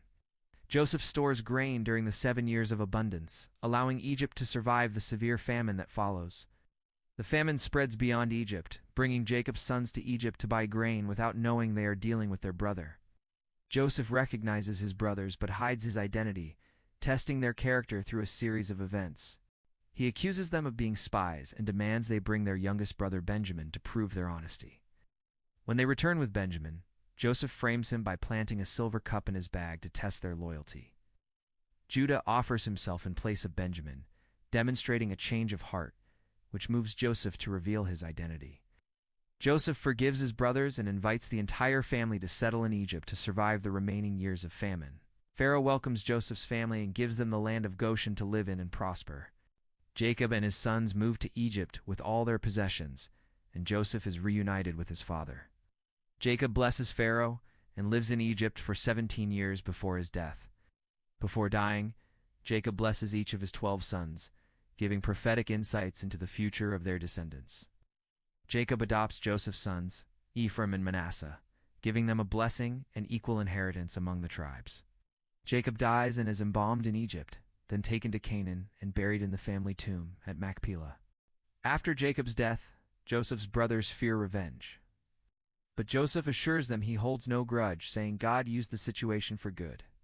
Joseph continues to live in Egypt and sees the third generation of his descendants. Before his death, Joseph asks his family to promise that when God delivers them from Egypt, they will carry his bones back to the promised land. Joseph dies at the age of 110, is embalmed, and placed in a coffin in Egypt, closing the book of Genesis. Welcome to the Simon Podcast. Today I made the mistake of trying to understand American politics. It is going about as well as you would expect. I thought, how hard could it be? You have two parties. You vote, you get a president. Simple, right? Wrong. American politics is like a soap opera. If the soap opera had lobbyists, tax cuts for yachts, and the occasional coup attempt. Let us start with the basics. America has two main political parties, the Democrats and the Republicans. One party says the government should help people. The other says the government should get out of the way. Which is fun until you realize both spend like drunk sailors on defense contracts. And somehow both think the other side is trying to destroy the country with slightly different tax plans. Now let us rewind to the beginning. America declared independence in 1776 because King George was taxing their tea and not giving them a seat at the cool table. They wrote the Constitution, which is like the IKEA manual of democracy, but with more powdered wigs. George Washington became the first president, had his faults, even wooden teeth, but was wise for not having internet. He warned everyone about political parties, so naturally they created two of them within 10 minutes. Fast forward a couple centuries.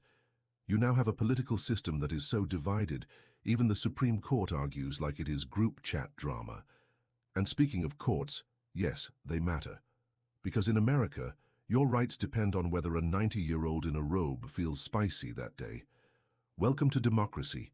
Please keep your hands inside the roller coaster at all times. Let us talk about Congress. Congress is where laws are supposed to be made. In reality, it is where bills go to die. There is the House of Representatives and the Senate. One is chaotic, the other is slow.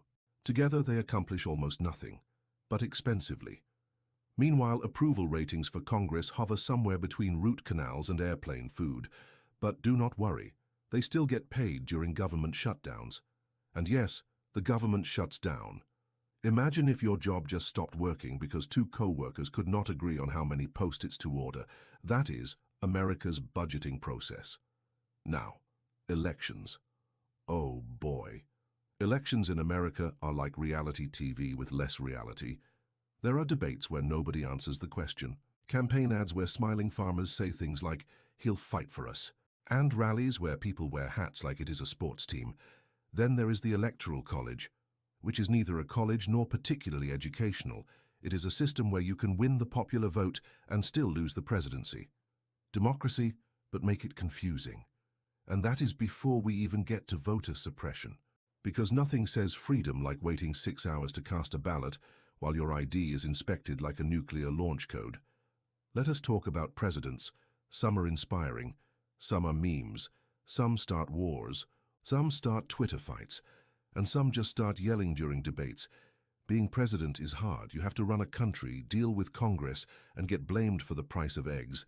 But also, you get a jet, a theme song, and a secret bunker. And when things go badly, just blame the previous guy. That is tradition now. Now let us address the media. Oh yes, the media is supposed to inform the public. Instead, you have one channel yelling, "The sky is falling," another yelling, "The sky is fine," and a third asking, "Is the sky woke?" Cable news has become a buffet of outrage. Pick your flavor: rage, smugness, or apocalyptic panic. All sponsored by prescription drugs and luxury SUVs. And social media. Even worse. Now everyone thinks they are a political expert with zero reading comprehension and a TikTok filter. What can you do, though? Let us not forget lobbyists. Big money, but could never have an agenda. These are the people who help lawmakers make decisions, maybe even a policy or two.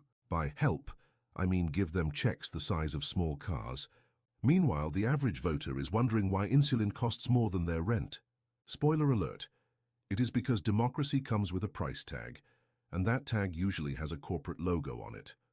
Let us move on to scandals. American politics is fueled by scandal, affairs, emails, bribes, classified documents in garages, take your pick. But somehow nobody ever really goes to jail. They just write a book, go on a speaking tour, and get re-elected. It is like failing upward, but with confetti. Now let us talk about the culture wars. Nothing says land of the free, like arguing over gas stoves, cartoon characters, and who used which bathroom. Meanwhile, infrastructure crumbles and healthcare limps along. But yes, let us spend a week fighting over a beer commercial. Priorities. Because in American politics, outrage is currency, and distraction is the game. Here is another fun feature: red states versus blue states. The map gets colored in like it is preschool. One side loves guns and trucks. The other side loves kale and solar panels. Both claim to love freedom, but only the kind they personally agree with. And both accuse the other of ruining everything, often while standing on the same broken sidewalk. Now let us talk about money in politics. Campaigns cost millions, sometimes billions, which means if you are not rich or backed by the rich, good luck. There is a whole industry built around raising money to maybe one day lose an election. And if you win, you spend the next 4 years raising money to do it again. Imagine if firefighters had to fundraise every time they wanted to put out a fire. That is American democracy. Pass the donation link. Now about political ads. They are dramatic, terrifying, and mostly nonsense. You will hear things like "he voted against babies" or "she hates your grandma," usually over stock footage of cornfields or crying eagles. Nothing says policy discussion like ominous music and Photoshop. And let us not forget those approval lines. "I'm so-and-so, and I approve this message."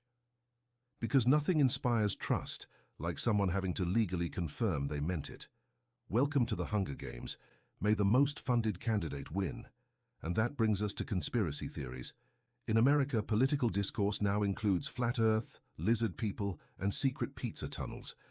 No, I am not joking. You have people storming government buildings in cosplay. Others think 5G is a mind control device. And someone somewhere is convinced birds are government spies. Meanwhile, voter turnout hovers around 60%, because half the population thinks it does not matter. The other half thinks it is already rigged. And yet somehow America still functions. The mail arrives, the lights stay on, people go to work, eat tacos, and binge TV while Congress holds hearings about TikTok, because for all its dysfunction, chaos, and carnival logic, there is still something kind of beautiful about the mess. America is like a reality show that got too many seasons, but you still tune in. You roll your eyes, throw popcorn, scream at the screen, and somehow keep coming back for more. Welcome back to the Simon Podcast. Still trying to make sense of American politics, still regretting every second of it. In part 1, we covered scandals, spending, and the fact that cartoon mascots now count as political talking points. But we are just scratching the surface, because now we need to talk about voters. Ah yes, the people, the heart of democracy. The reason politicians pretend to eat at diners during election season. Voters in America are a fascinating mix. You have the die-hard loyalists who would vote for a shoe if it wore the right color tie. You have the independents who are just trying to survive the group chat. Then you have the non-voters, tens of millions of them. They will not vote, but they will absolutely comment "both sides suck" on every post. Some voters are extremely informed.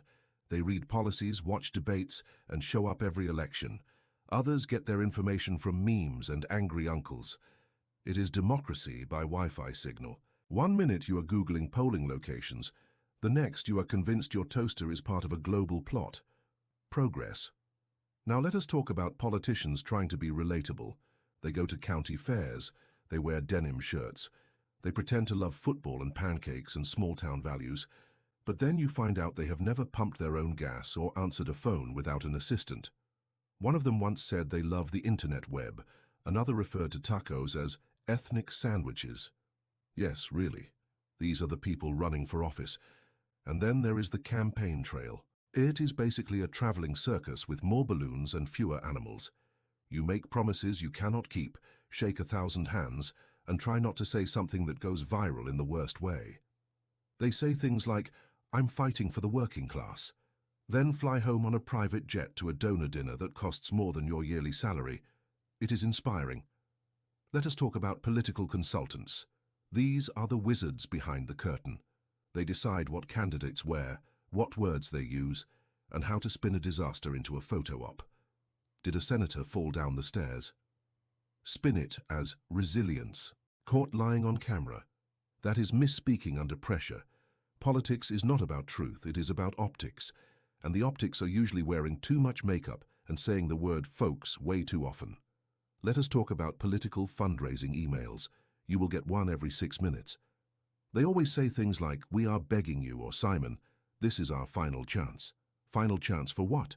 To guilt trip me into giving $20 so you can buy more red, white, and blue yard signs. Pass. Now about gerrymandering. It is the art of drawing voting districts so your team always wins. Like cheating in Mario Kart, but with democracy. The shapes of these districts look like abstract art. One looks like a snake, another looks like a guy falling down the stairs. But hey, as long as the map works for your side, no one complains. That is the American way, cheat creatively. Next, political rallies. It is like a rock concert, but with more yelling and fewer coherent lyrics. You get signs, chants, and enough merchandise to open a theme park. Some people attend in costume, others are just there for the chaos. There is usually a guy selling buttons that say something horrifying, but everyone leaves convinced they have been blessed by the truth, until they go online and find out someone else had a better slogan. Then it is back to rage mode. Let us talk about third parties. There are more than 2 parties in America, but good luck hearing about them. The system is so locked down it is like trying to enter a nightclub in flip-flops. Every few years someone tries. They run as a libertarian or green or independent and get about 2% of the vote. Then they are blamed for spoiling the election, because nothing says healthy democracy like blaming the guy with no money and no airtime. Makes total sense. Now let us talk about political ads during sports games. There is nothing like watching football and being reminded that your healthcare is on fire. Right after a Doritos commercial, or watching a candidate smile at their dog while dramatic music warns you the other guy wants to destroy America. Then it cuts to a beer ad. Capitalism and fear, the ultimate double feature.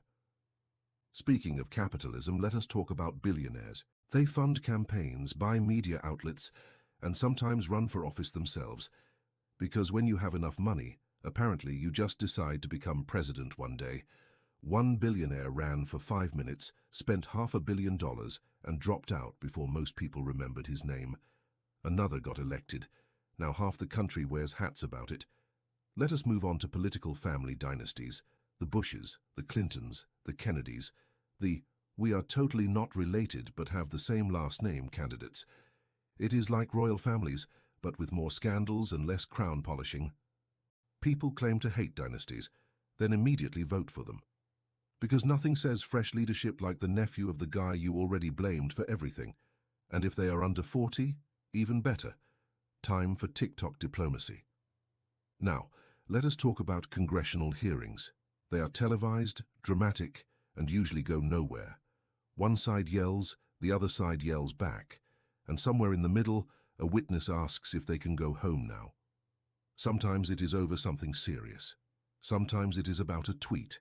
Sometimes it is about gas stoves again. But they all end the same. We need more time. Or we will form a subcommittee, which is Congress speak for "let us never talk about this again." And do not get me started on political merch. You can buy hats, shirts, flags, bumper stickers, foam fingers, even scented candles, all screaming your allegiance like it is the Super Bowl. You can also buy merch insulting the other side, because nothing brings people together like aggressively hating each other with embroidery. Welcome to unity. And finally, let us talk about the next election. It will cost billions. It will take 2 years. It will divide families, cancel friendships, and turn your timeline into a war zone. And then, after all the chaos, you still might get a 78-year-old yelling into a microphone. Because in the end, American politics is not really about change. It is about vibes. Angry, chaotic, deeply confusing vibes. But hey, at least it is entertaining. Until it is not. Then we go back to arguing about coffee cups and airline fees. Thank you for surviving this journey with me. This has been Simon. Still confused, slightly amused, and absolutely not running for office. Catch you next time on the Simon Podcast. And remember, in American politics, the only thing more unstable than the economy is the group chat.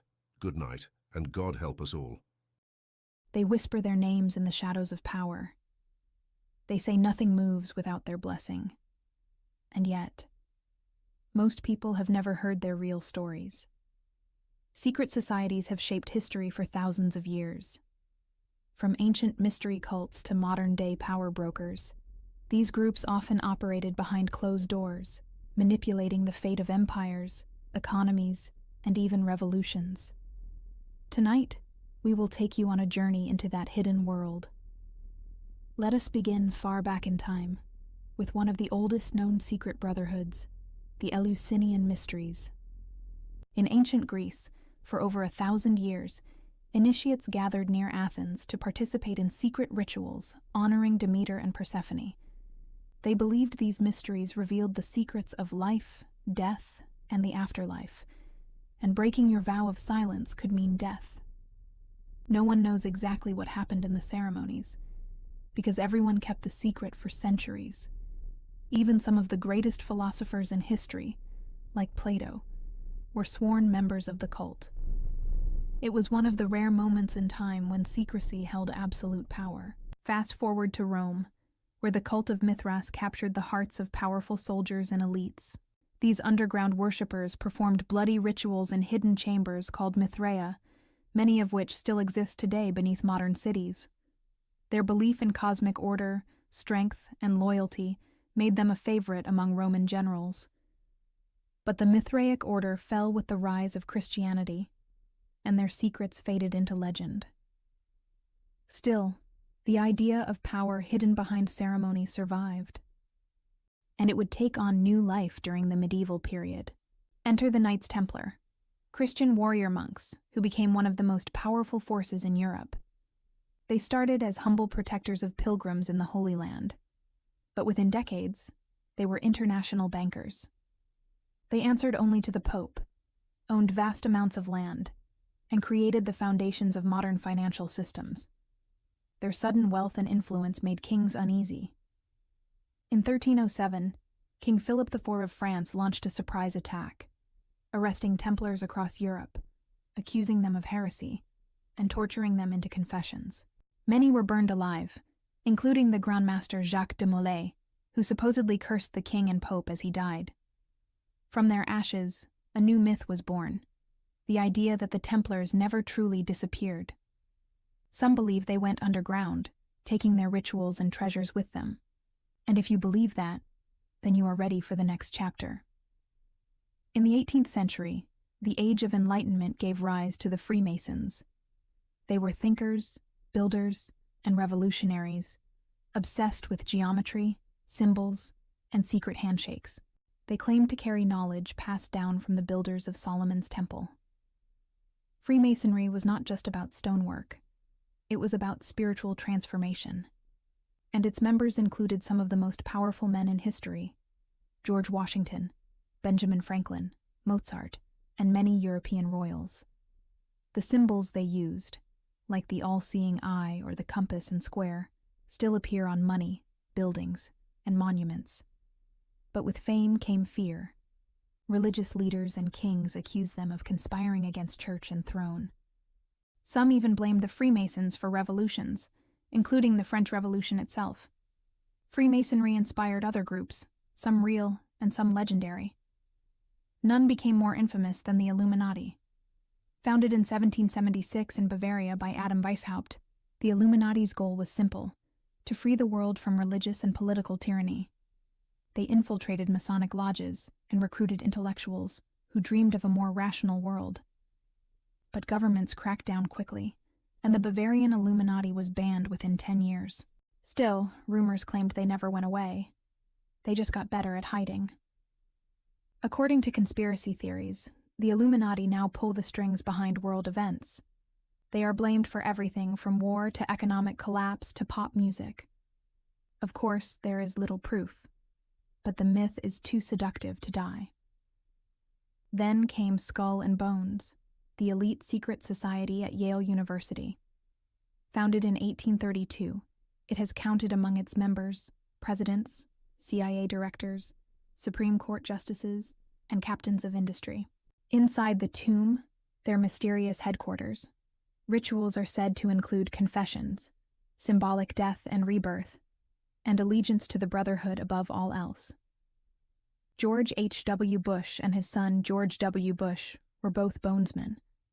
So was John Kerry, who ran against the younger Bush in the 2004 election. Yes, both candidates belong to the same secret society. It is hard not to wonder what role such networks play in shaping the highest levels of power. And Skull and Bones is just one of many elite university secret societies still active today. From the Ivy League to Oxford, young elites are groomed behind closed doors. But some secret societies are far more ancient. Let us talk about the Rosicrucians, a mystical order that emerged in the 1600s. They claim to hold ancient wisdom from Egypt, Greece, and even Atlantis. Rosicrucians were obsessed with alchemy, spiritual enlightenment, and the hidden laws of the universe.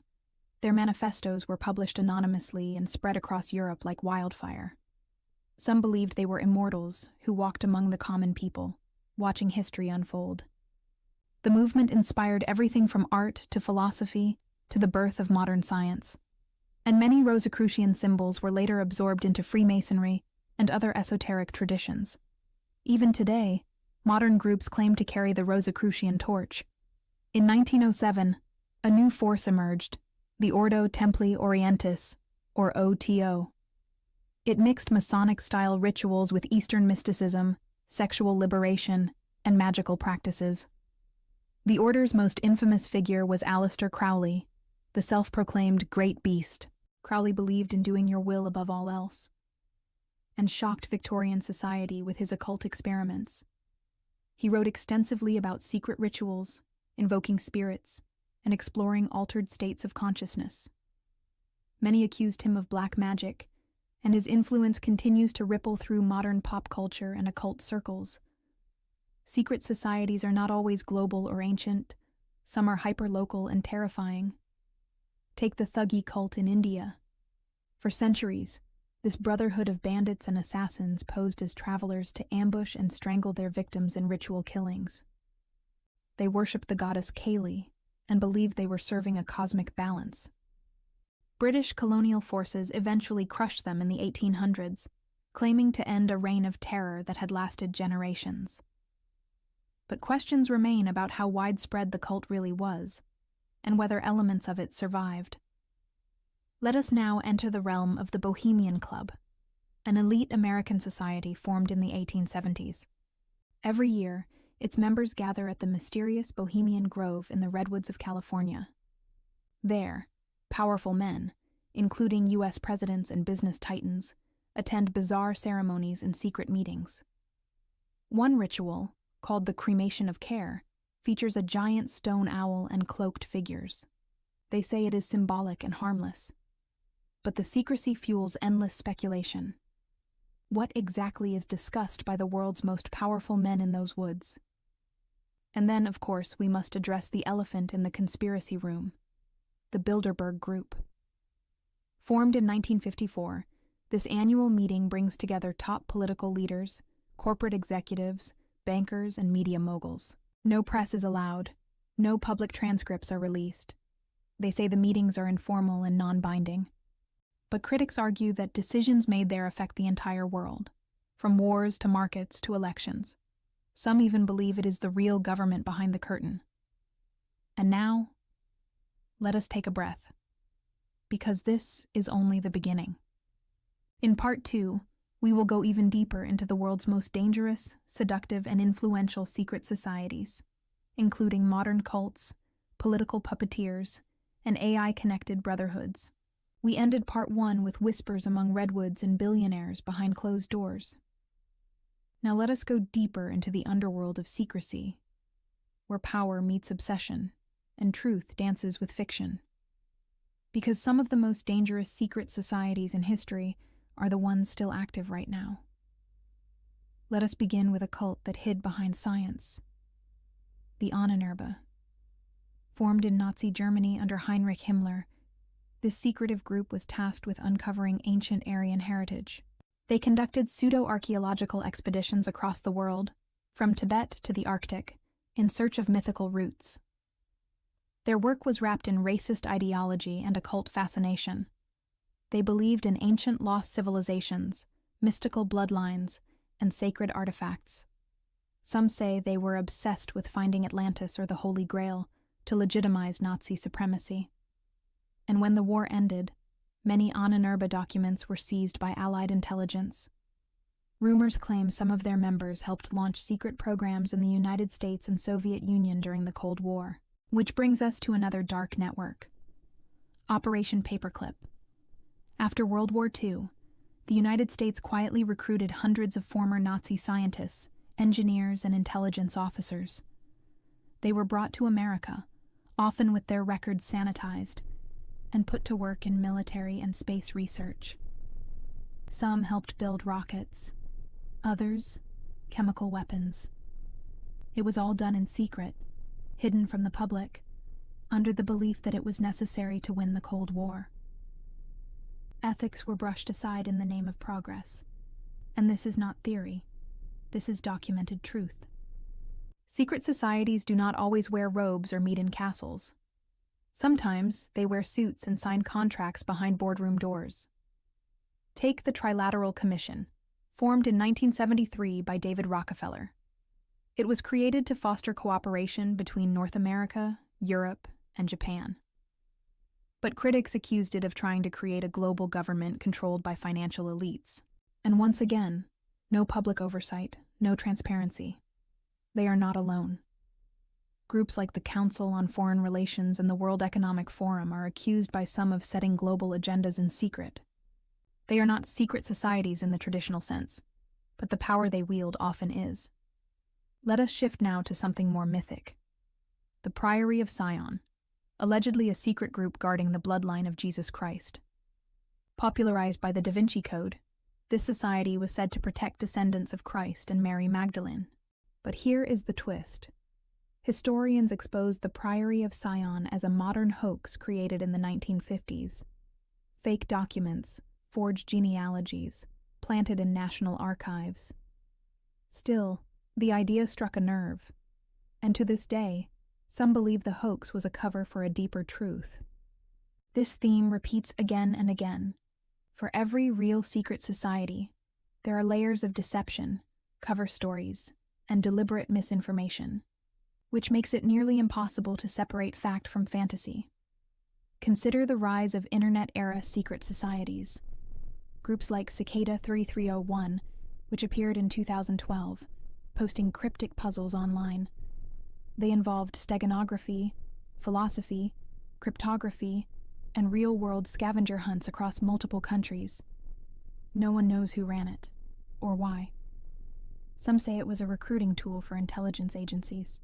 Others believe it was an independent group seeking the world's smartest minds for unknown purposes. And we must talk about the Finders, a shadowy group investigated by U.S. authorities in the 1980s. Allegations included child abuse, international trafficking, and ritual practices. The case was suddenly dropped, and files were classified. Decades later, FBI documents confirmed that something had indeed been covered up. The full truth remains hidden. But it is one of the few times a real-world investigation brushed against what many call a modern-day cult with powerful protection. Then there is Scientology. It began as a self-help movement and evolved into a religion with a deeply secretive hierarchy. Higher-level teachings are hidden from lower members, and those who leave often report surveillance, harassment, and isolation. At its highest levels, Scientology teaches of cosmic aliens, ancient nuclear wars, and eternal spiritual imprisonment. They have fought governments, infiltrated agencies, and sued critics into silence.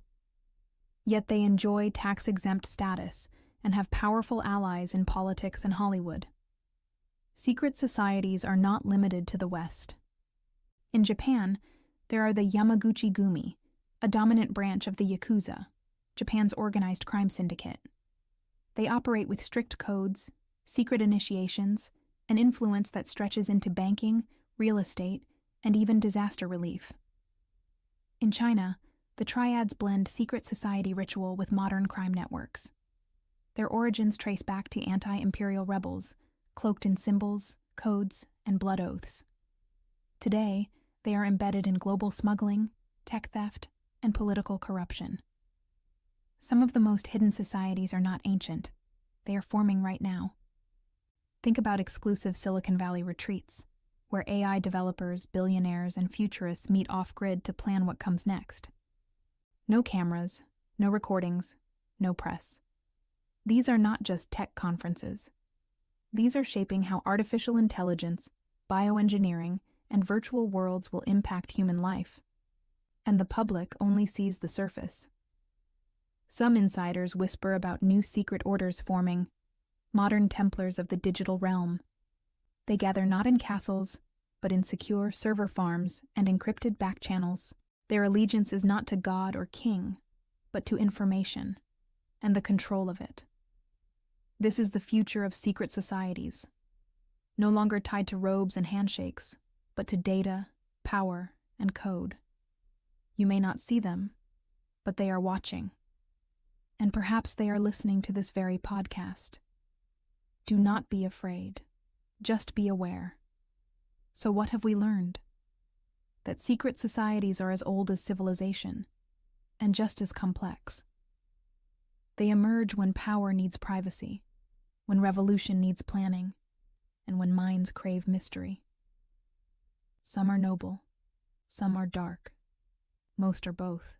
And their influence continues, from ancient temples to corporate towers, from forgotten ruins to glowing screens. Their symbols are around you. Their fingerprints are on history. So the next time you hear a strange symbol whispered in a speech, or see a mysterious owl carved into a building, ask yourself, is it just decoration? Or is it a signature? This has been a Sophie podcast, and tonight you have been initiated. If you enjoyed this episode, share it, follow for more, and keep your eyes open. Because the most powerful societies in the world are not the ones you see. They are the ones you never knew existed. The Supreme Court of the United States has ruled to temporarily allow emergency abortions in Idaho, while legal challenges continue. Russia has launched a new wave of drone and missile attacks on Ukraine overnight, hitting targets near Kharkiv and Kyiv. Ukrainian forces report successful drone strikes against Russian fuel depots and ammunition warehouses inside occupied Crimea. Israel has intensified its air and ground operations in Gaza, pushing deeper into Rafah as global protests against the offensive continue. Hezbollah and Israeli forces continue trading cross-border fire, raising fears of full-scale war between Lebanon and Israel. China has conducted naval drills near Taiwan in what it called a warning against foreign interference in separatist forces. Taiwan responded with its own air defense alerts and scrambled jets to shadow Chinese aircraft crossing the median line. North Korea has claimed it successfully tested a new underwater nuclear drone capable of stealth deployment. South Korea and the United States have condemned the test and called for an emergency UN Security Council meeting. France remains tense as nationwide protests over police brutality and racial discrimination enter their third consecutive week. Paris saw renewed clashes between protesters and riot police last night, resulting in over 100 arrests. India is facing a major heat wave, with temperatures exceeding 120 degrees Fahrenheit in multiple cities. Dozens have died from heat stroke, and officials are urging citizens to stay indoors and conserve electricity. Flooding in southern China has displaced over 1 million people, with emergency services working around the clock to evacuate families. A tropical storm forming in the South China Sea is expected to make landfall in Vietnam later this week. The World Health Organization has issued a new alert over the spread of a drug-resistant strain of tuberculosis in parts of Africa. Doctors Without Borders is calling for emergency funding to contain the outbreak and deliver antibiotics to affected regions. Wildfires in northern Canada have burned through over 1 million acres of forests, sending smoke down into the United States. Air quality warnings are in effect from Chicago to Atlanta due to drifting smoke from Canadian blazes. Brazil has deployed military troops to the Amazon to crack down on illegal logging, mining after pressure from environmental groups. President Lula stated that deforestation will not be tolerated and that stronger enforcement is coming. The European Union has passed new digital security laws requiring tech companies to remove deepfake political content within 24 hours. The United States is considering similar legislation following recent viral misinformation campaigns during local elections. In Tokyo, Japan, artificial intelligence is now assisting police with identifying wanted criminals using real-time facial recognition. Privacy advocates have raised concerns over mass surveillance and the lack of oversight in implementation. The United Kingdom has announced plans to increase defense spending by 5%, citing growing instability in Eastern Europe. NATO leaders will meet in Brussels this week to discuss joint strategy and long-term deterrence against Russian aggression. In Nigeria, new anti-government protests are erupting over rising fuel prices and widespread blackouts in major cities. Security forces have responded with tear gas and arrests, with several human rights groups calling for restraint. South Africa has confirmed its first case of bird flu in humans, prompting travel advisories from neighboring countries. The African Union is deploying medical teams to monitor poultry farms and contain the outbreak. In Mexico, cartel violence continues to escalate as rival groups battle for control over shipping routes to the United States. Authorities discovered a mass grave in the state of containing more than 30 bodies. The United States has tightened border patrol operations in Texas following recent surges in illegal crossings. Several migrant caravans are reportedly moving north through Central America. Despite extreme heat and limited resources, Venezuela has reached a new inflation high, with food prices doubling over the past 2 months. Citizens are reportedly turning to cryptocurrency and barter systems to survive economic collapse. The government has declared martial law in 2 provinces following a deadly insurgent bombing that killed 30 soldiers. President Marcos Jr. vowed to bring stability and eliminate rebel strongholds by the end of the year. South Korea is experiencing a major labor strike by transportation workers, leading to widespread train and bus delays. The strike is causing shortages in goods and supplies across the country, and negotiations remain deadlocked. Australia is battling one of its worst mouse infestations in years, with grain silos and farms under siege in rural areas. Pest control teams are working non-stop to prevent contamination of food supplies and animal feed. Germany is facing political backlash after leaked documents revealed secret negotiations with Chinese firms on energy deals. Chancellor Scholz has promised full transparency and an internal investigation into foreign influence on policy. In Thailand, anti-monarchy protests are reigniting as student groups demand reform of royal power and political institutions. Police have arrested several activists for violating new censorship laws aimed at protecting the image of the king. Egypt has unveiled a newly discovered tomb near Luxor, believed to date back over 3,000 years. Archaeologists are calling it one of the most significant finds in decades, with intact artifacts and mummified remains. NASA has announced that the Mars rover, Perseverance, has found new rock samples that may contain preserved ancient microbial life. Scientists are now preparing for a future retrieval mission that could bring the samples back to Earth by the year 2030. In sports, the Copa semifinals are set, with Argentina facing Colombia and Brazil taking on Uruguay. In the Olympic countdown, Paris is ramping up security preparations and unveiling athlete housing ahead of the Summer Games. Tech stocks are surging after several major companies announce breakthroughs in quantum computing capabilities. Investors are optimistic that the new technology could transform sectors from pharmaceuticals to banking. Bitcoin has dropped nearly 10% overnight following reports of a major Brit hack on a crypto exchange in South Korea. The FBI and international cybercrime Units are now involved in tracking the stolen digital assets. A new report by the United Nations warns that global freshwater shortages could affect over 2 billion people by the year 2050. The organization is urging immediate action on conservation, desalination technologies, and sustainable irrigation. In entertainment news, a blockbuster historical drama set in ancient Mesopotamia has topped global box office charts. Critics are praising the film for its cinematography and accurate portrayal of early civilization politics. Pop star Luna Vega has announced her retirement from touring, citing mental health and a desire to focus on charity work. Fans around the world have flooded social media with tributes and emotional messages of support. In science news, a new particle has been observed at CERN that may challenge parts of the standard model of physics. Physicists are calling the discovery groundbreaking and potentially paradigm-shifting for modern theoretical research. A heat wave is spreading across southern Europe, with Italy, Spain, and Greece issuing red-level warnings for wildfires and dehydration. Tourists are being advised to avoid afternoon travel and stay hydrated as temperatures continue to rise. In Canada, a man has been arrested for a series of high-profile cyber attacks on hospitals and infrastructure networks. Officials say the hacker exploited weaknesses in outdated software to steal data and disrupt patient care systems. China's real estate crisis deepens as Evergrande defaults on another loan payment, triggering panic in financial markets. Beijing is reportedly considering a major government bailout to prevent broader economic fallout. Protests have erupted in Cuba over food shortages and power outages, with demonstrators calling for political reform. The government has shut down internet access in parts of the country in response to the unrest. Japan has opened a new high-speed rail line that cuts travel time between Tokyo and Osaka by nearly half. The project is part of a broader infrastructure plan designed to boost tourism and domestic mobility.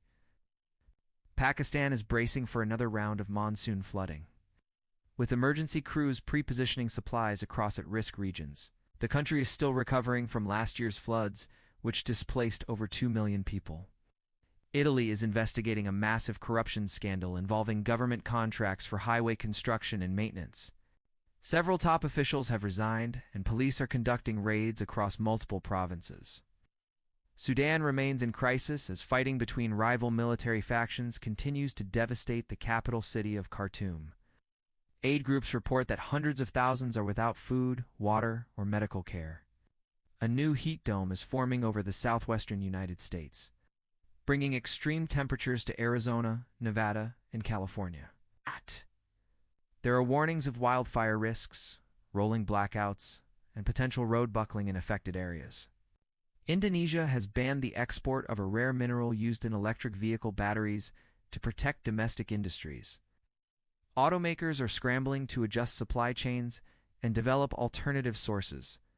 In Iraq, a recent bombing at a religious site has sparked renewed sectarian tension and fears of escalating conflict. The government is urging unity and condemning the attack as an attempt to destabilize peace efforts. A UN climate summit in Nairobi concluded today with new pledges for renewable energy investment across Africa. Leaders are calling for fair financing and better infrastructure support from developed nations. The European Space Agency has released new satellite images showing rapid glacier melt in Greenland and Antarctica.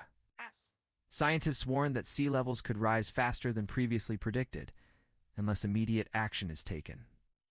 In the final headline, world leaders are preparing for a global summit in Geneva next week to address war, climate, and economic risk.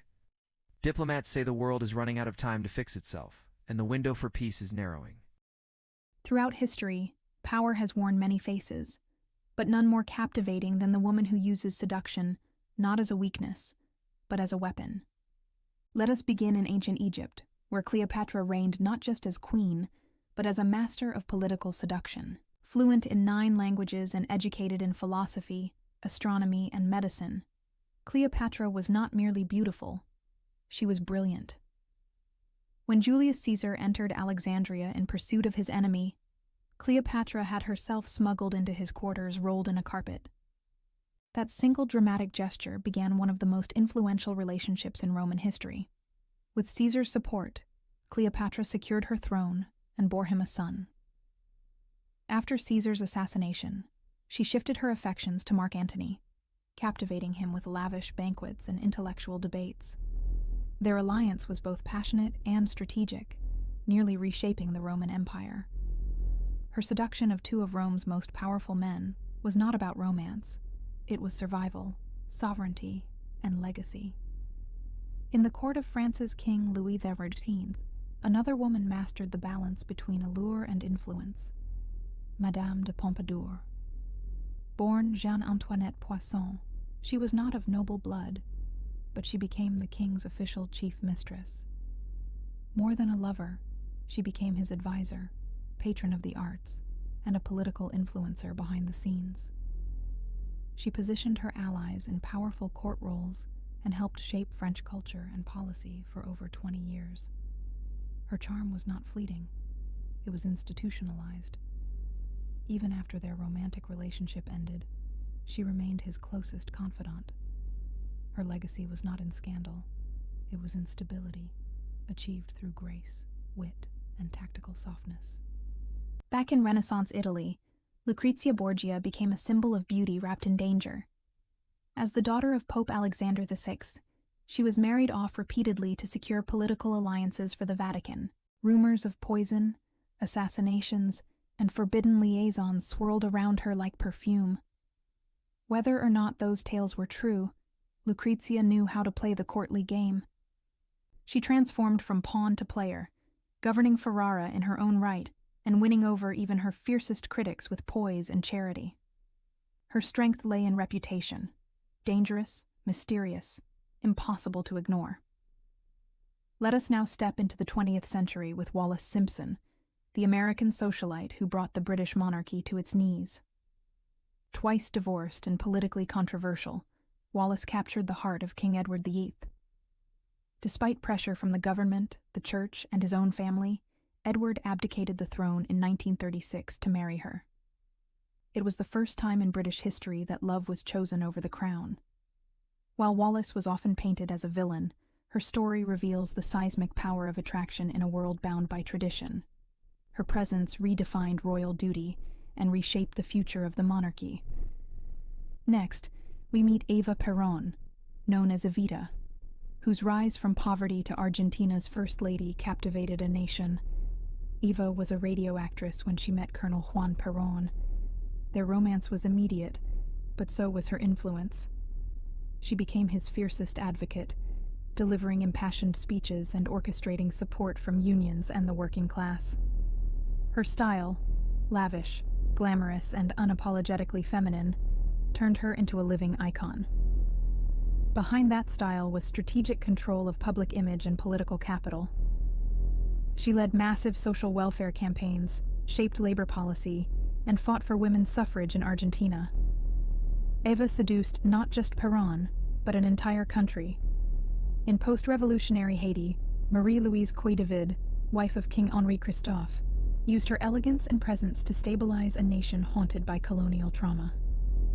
While her husband ruled with force, Marie-Louise was his diplomatic counterbalance. Foreign emissaries described her grace, composure, and skillful negotiation. Her ability to soften her husband's brutal reputation helped Haiti gain a fragile but vital respect from other nations. She was not crowned with power. She wore it like perfume, subtly shifting the air in every room she entered. In Soviet Russia, Mata Hari remains one of the most controversial figures of World War I.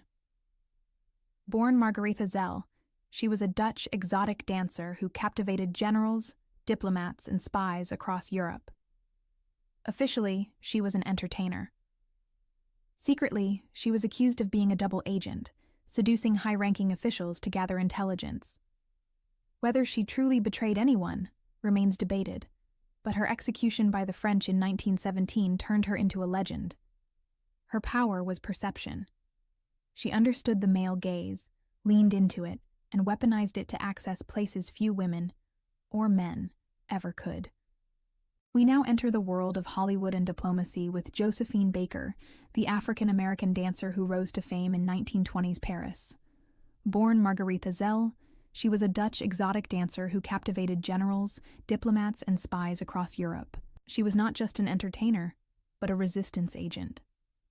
During World War II, Josephine used her celebrity to carry secret messages across enemy lines, hidden in sheet music and lingerie. She seduced audiences, generals, and bureaucrats alike, all while working for the French resistance. Her fame disarmed suspicion, her beauty became her camouflage, and her charm? That was her sharpest blade. As the Cold War unfolded, Jackie Kennedy became a new kind of power icon, soft-spoken, elegant, and politically magnetic. As First Lady of the United States, she represented more than fashion or style. She redefined diplomacy itself. On state visits, world leaders were disarmed by her grace and intelligence. When she visited Charles de Gaulle in France, reporters joked that the president was simply tagging along with her. Behind closed doors, she wielded influence with charm, steering conversations, influencing staff picks, and refining America's image during a time of tension and transformation. Her seduction was not scandalous. It was strategic, subtle, and profound.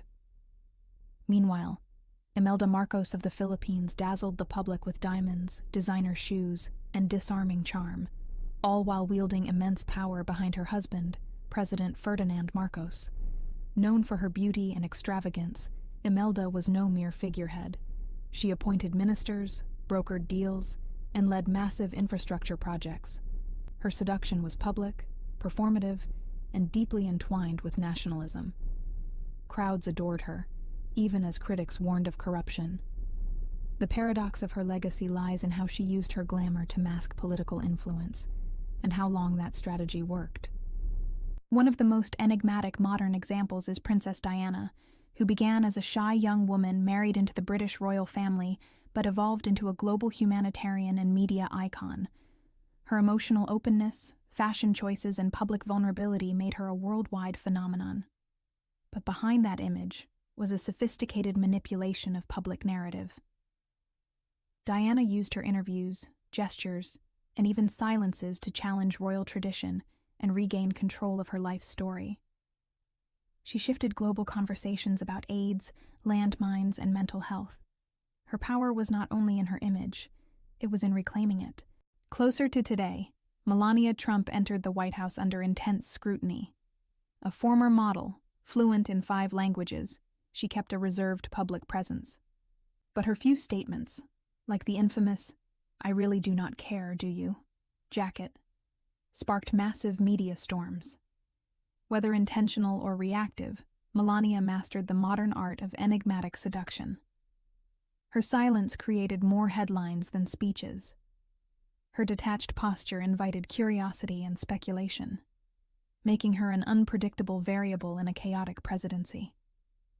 She showed how mystery itself could become power. Then we look to Angela Merkel, a different kind of seduction, one of restraint, consistency, and quiet command.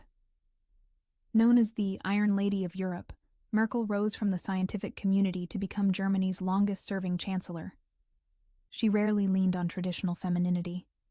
Instead, she seduced the political world with stoicism, calm reasoning, and data-driven leadership. In a world of chaos and spectacle, her refusal to be dramatic made her magnetic. She brokered international deals, stabilized the European Union, and reshaped Germany's global role, all while underestimators found themselves caught in her calm current. One cannot ignore Aung San Suu Kyi of Myanmar, once celebrated as a beacon of peaceful resistance. Under house arrest for years, she became a global symbol of dignity and democracy. Her serene composure, flowered hair, and soft-spoken interviews captivated the world. Suu Kyi seduced with the strength of stillness, bringing international pressure that helped move her country toward elections. While her later years in power sparked criticism, her initial rise was a masterclass in how moral elegance can shift the tides of tyranny. In the tech age, seduction goes digital, and Kim Yo-jong, sister of North Korea's Kim Jong-un, plays the role of a mysterious power broker. Appearing rarely and speaking even less, she rose rapidly in the regime. When she attended the 2018 Winter Olympics, analysts were stunned by her calm demeanor, cool glances, and sudden dominance of press cycles. She was not just a figurehead. She reportedly oversees propaganda operations and is rumored to be second in command. Her seduction is cold, calculated, and modern, a signal of how female power now blends image, strategy, and psychological warfare. Meanwhile, Jacinda Ardern in New Zealand flipped traditional power seduction by doubling down on empathy. When she led during the Christchurch mosque attacks, her hijab-wearing, tear-filled presence touched millions. She seduced through sincerity, and it worked. Her pandemic response, communication style, and policy execution elevated her global profile. She redefined leadership not through dominance or mystique, but emotional intelligence. It was no less seductive. It was simply evolved. In Iran, Masih Alinejad fights tyranny not with weapons, but with hair. Her viral campaign, Against My Stealthy Freedom, encouraged Iranian women to remove their mandatory hijabs on camera. Her fearless beauty, wild curls, and unwavering voice made her a global icon of resistance. Seduction, in her hands, was an act of revolution. She turned femininity into defiance, and that power could not be censored. To close this journey, let us not forget Kamala Harris, the first female vice president of the United States. Her presence shattered barriers, but her rise was not accidental. With a prosecutor's poise and a politician's polish, she climbed each rung carefully. Her smile, her laughter, her sharp debate lines, each carefully calibrated. She does not seduce with mystery or glamour, but with relentless confidence. The way she entered the Senate floor, interrogated witnesses, and took the national stage. It was strategic allure, calculated, bold, and deliberate. Seduction in politics is not about beauty alone. From Cleopatra's rolled carpet to Jacinda's calm compassion, the most seductive political moves in history were never just about love or lust. They were about reshaping the world through power that was never supposed to belong to them. And they took it anyway. If you found this as fascinating as I did, please follow, like, and share this episode. More is coming. The search for exoplanets began in the early 1990s, when astronomers first confirmed planets, orbiting a pulsar called PSR B1257+12. One of these planets, named Draugr, is only twice the mass of our Moon and orbits its dead star every 25 days. These planets around pulsars are constantly bombarded by deadly radiation and would be among the most hostile environments in the galaxy. In 1995, 51 Pegasi b became the first planet discovered orbiting a Sun-like star outside our solar system. 51 Pegasi b is a gas giant that orbits so close to its star that its atmosphere is likely evaporating into space. These kinds of worlds were named hot Jupiters because they are massive like Jupiter, but orbit much closer to their stars. WASP-1b is another hot Jupiter that is being slowly consumed by its parent star, forming a giant tail of gas behind it. Scientists estimate that WASP-1b will be completely destroyed within the next 10 million years. HD 189733b is a deep blue gas giant that looks beautiful from afar but rains molten glass sideways in 5,000 mph winds. The intense blue color comes not from oceans, but from a haze of silicate particles scattering blue light. Kepler-16b was the first confirmed planet to orbit two stars at once. Much like the fictional Tatooine in Star Wars, this circumbinary planet experiences double sunsets and unusual orbital patterns due to its dual star system. Kepler-10b was one of the first rocky exoplanets discovered and has a surface hot enough to melt iron. Kepler-70b is even stranger, orbiting its star in just 5.7 hours and having a surface temperature over 12,000 degrees Fahrenheit. COROT-7b is a rocky planet with lava, oceans, and possibly a permanent dayside hot enough to vaporize rock into atmosphere. Gliese 436b is a planet where it is so hot that water exists as a kind of solid burning ice. Due to gravity and pressure, The ice on Gliese for 36b does not melt because of the immense gravitational force that locks it in place. Kepler-22b was one of the first planets discovered in the habitable zone of its star, possibly capable of supporting liquid water. Kepler-186f is a rocky Earth-sized planet that also orbits within its star's habitable zone. TRAPPIST-1 is a system with 7 Earth-sized planets, 3 of which are in the habitable zone and could host water.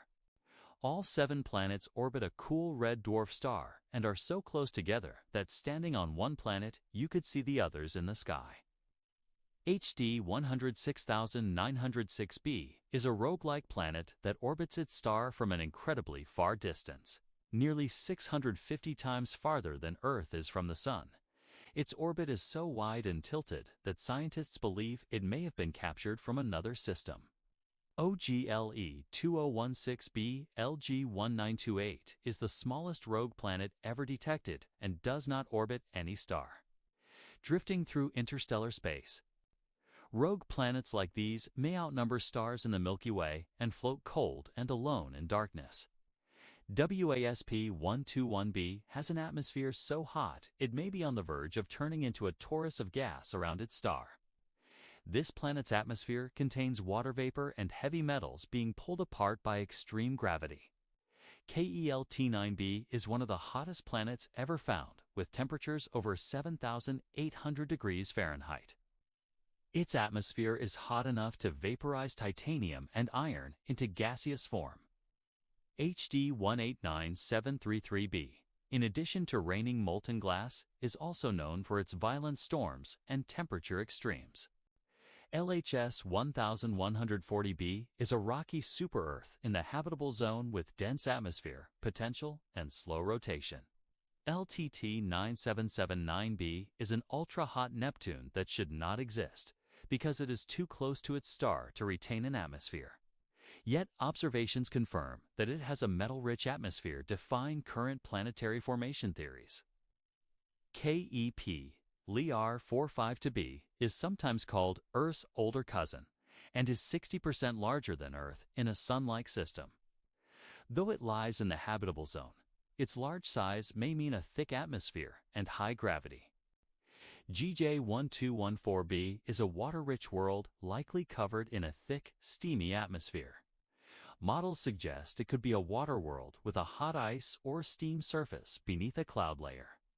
TOI 849b is a planetary core stripped of its atmosphere, exposing what may be the bare interior of a gas giant. Its discovery provides insight into how planets form and evolve under extreme conditions. HR 5183b has a wild and elongated orbit that swings it from close to its star out to the frozen edge of its system.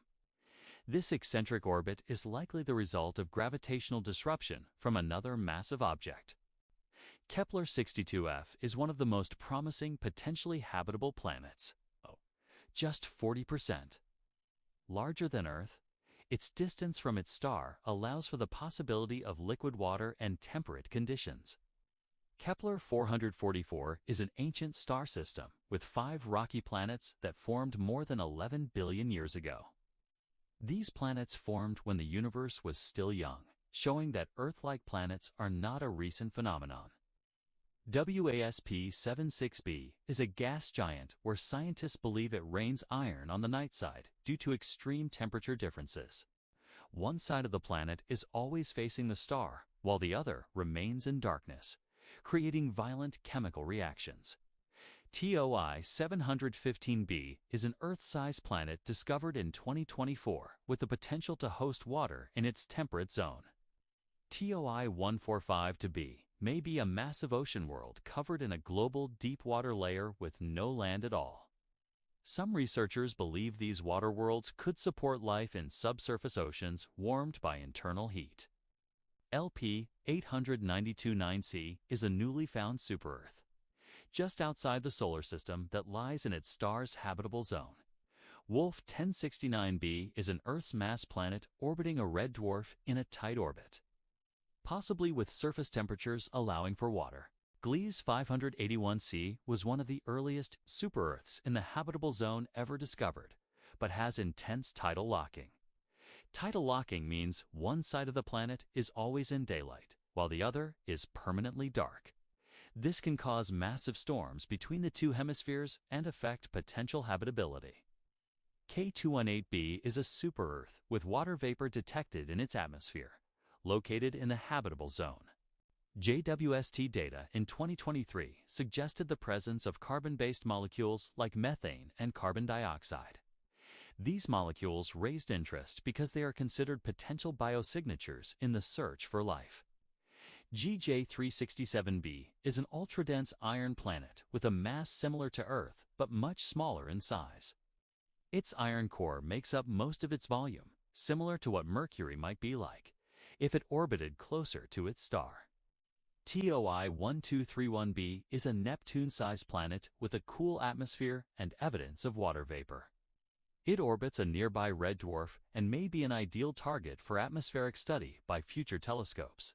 PSRJ17191438b is a planet made almost entirely of crystalline carbon, effectively making it a giant diamond. This diamond planet orbits a pulsar and is thought to be the remnant core of a long-dead star. HD 209458b was the first planet found with a confirmed atmosphere that contains sodium and hydrogen. It was also the first planet observed to transit its star, marking a turning point in exoplanet science. OGL ETR56b orbits its star in just 1.2 days and has a surface temperature near 3,000 degrees Fahrenheit. It is a classic example of how close-orbiting gas giants stretch what we understand about planetary stability. Kepler-138d is a planet smaller than Earth, but with a massive, thick atmosphere and possibly an ocean-covered surface. Its density and mass suggest it could be a transition world between rocky and icy compositions. GJ1130 to be lost its atmosphere, but appears to be forming a new one from volcanic gases on its surface. This planet shows that atmospheres may be able to regenerate depending on geological activity. Proxima Centauri b is the closest known exoplanet to Earth and orbits the nearest star to our Sun. Its potential for habitability is limited by strong solar flares from its red dwarf parent star. Kepler-9 is a system with 8 planets, cues matching our solar system in number and showing planet formation complexity. Kepler-9OI is a hot rocky world discovered with help from machine learning and NASA's data archives. WASP-33b is one of the most irradiated planets known and orbits a pulsating variable star. The radiation from its star causes its atmosphere to expand dramatically and glow in ultraviolet light. HD 80606b has one of the most eccentric orbits known, swinging from freezing cold to scorching hot every 111 days. This extreme change in temperature causes wild atmospheric shocks and weather patterns. Kepler-138c and Kepler-138d may both be water-rich planets that challenge our understanding of rocky versus icy classification. LHS 3844b is a hot, rocky world with no atmosphere, likely featuring volcanic activity on a dry, scorched surface. Kepler-2 to be one of the most famous early finds, remains a target for study due to its location in the habitable zone. New planets are being discovered every year, often revealing entirely new types of worlds we never imagined before. The James Webb Space Telescope has opened a new chapter in exoplanet science by capturing light from alien atmospheres. Future missions like Plato and the Nancy Grace Roman Space Telescope will expand our planet hunting abilities even further. We now know that most stars likely have planets, and that Earth is not unique in having rocky companions. Each new world teaches us more about what is possible and how strange the universe truly is. In the beginning, before the earth turned, before the stars lit the sky, there was only the divine realm, a place beyond time, where light and order flowed from a single source, believed by many to be the Creator, the Almighty, the original force behind everything that is. From this presence came beings of pure energy, of beauty and strength, called angels. Each one was made with purpose. Some were warriors, some were messengers, others were watchers, sent to observe the worlds being formed. And above them all stood the most radiant among them, a being named Lucifer. His name meant light-bearer, and he was perfect in wisdom, power, and charm. But something stirred within him: desire, pride, a hunger not just to serve, but to rule. And slowly, in whispers, he planted thoughts in the minds of other angels. He spoke of freedom, of choice, of rising higher than their creator, of taking thrones for themselves. 1/3 of heaven listened. They followed him. And when the time came, war erupted. Not the kind of war humans know, not with blades and blood. This was a war of light against light, of will against will. The Archangel Michael, fierce and loyal, led the host of heaven. And when the dust of eternity settled, Lucifer and his followers were cast out, not destroyed, but exiled. They fell, burning into the lower realms, and were sealed away in darkness. But their story did not end there. It was only beginning. The earth had been made, life was growing, and humanity was just beginning to open its eyes. And the fallen angels, those cast down, they looked upon human women with desire. They descended. They took them. They broke the laws of heaven. They mated with flesh. And what came from that union was not human. These were the Nephilim, giants, beings of immense size and unnatural power, born of spirit and blood, born to rule and dominate. Their presence shattered the balance of the world. They taught men to kill. They gave forbidden knowledge.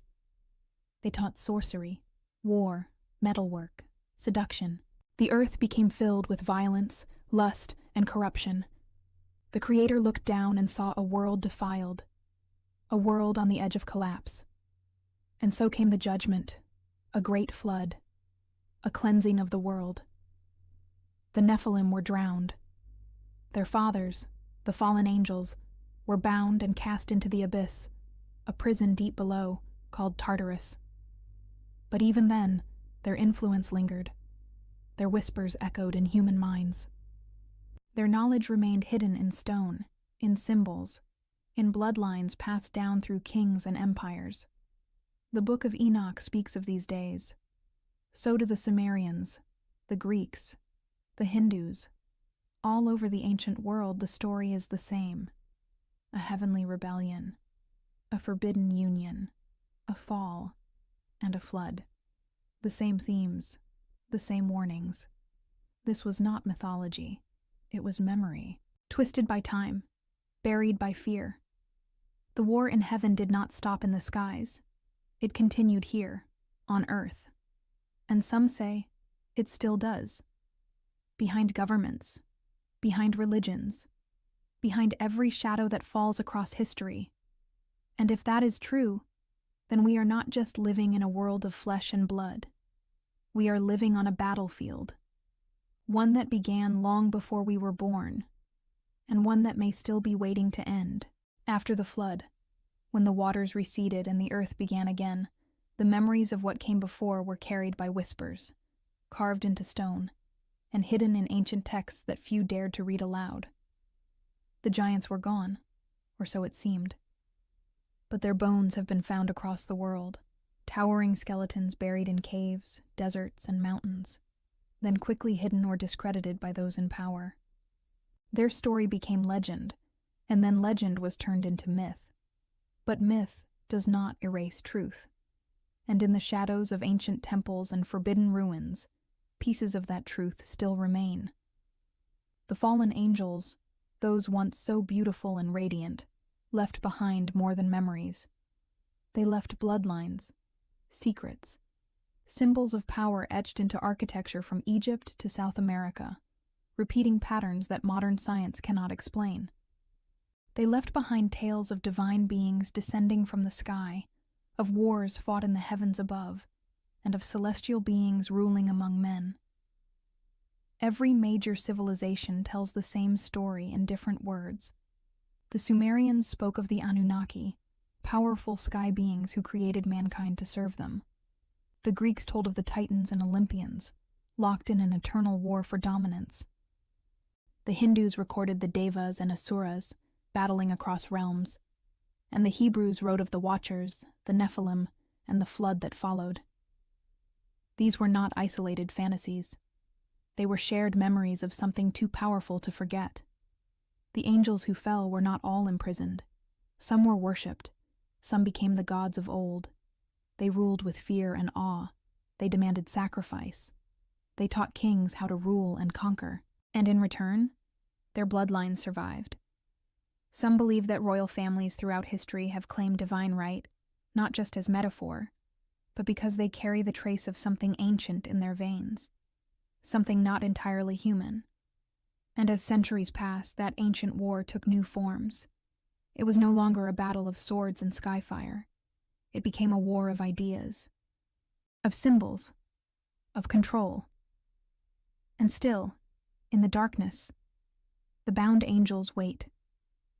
The book of Revelation speaks of a time when the abyss will open, and the imprisoned will rise once more. Not as spirits, but as something far more terrifying.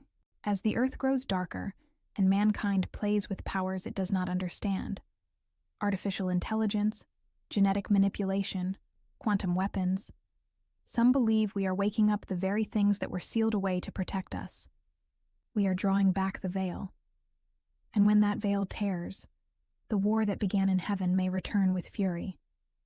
But the story is not without hope, because just as the light-bearer fell, others stood firm.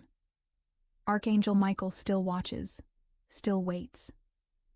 And there are those among humanity, dreamers, warriors, seekers, who carry within them the spark of resistance. The knowledge that we are not just animals crawling through time, but souls caught in a greater war.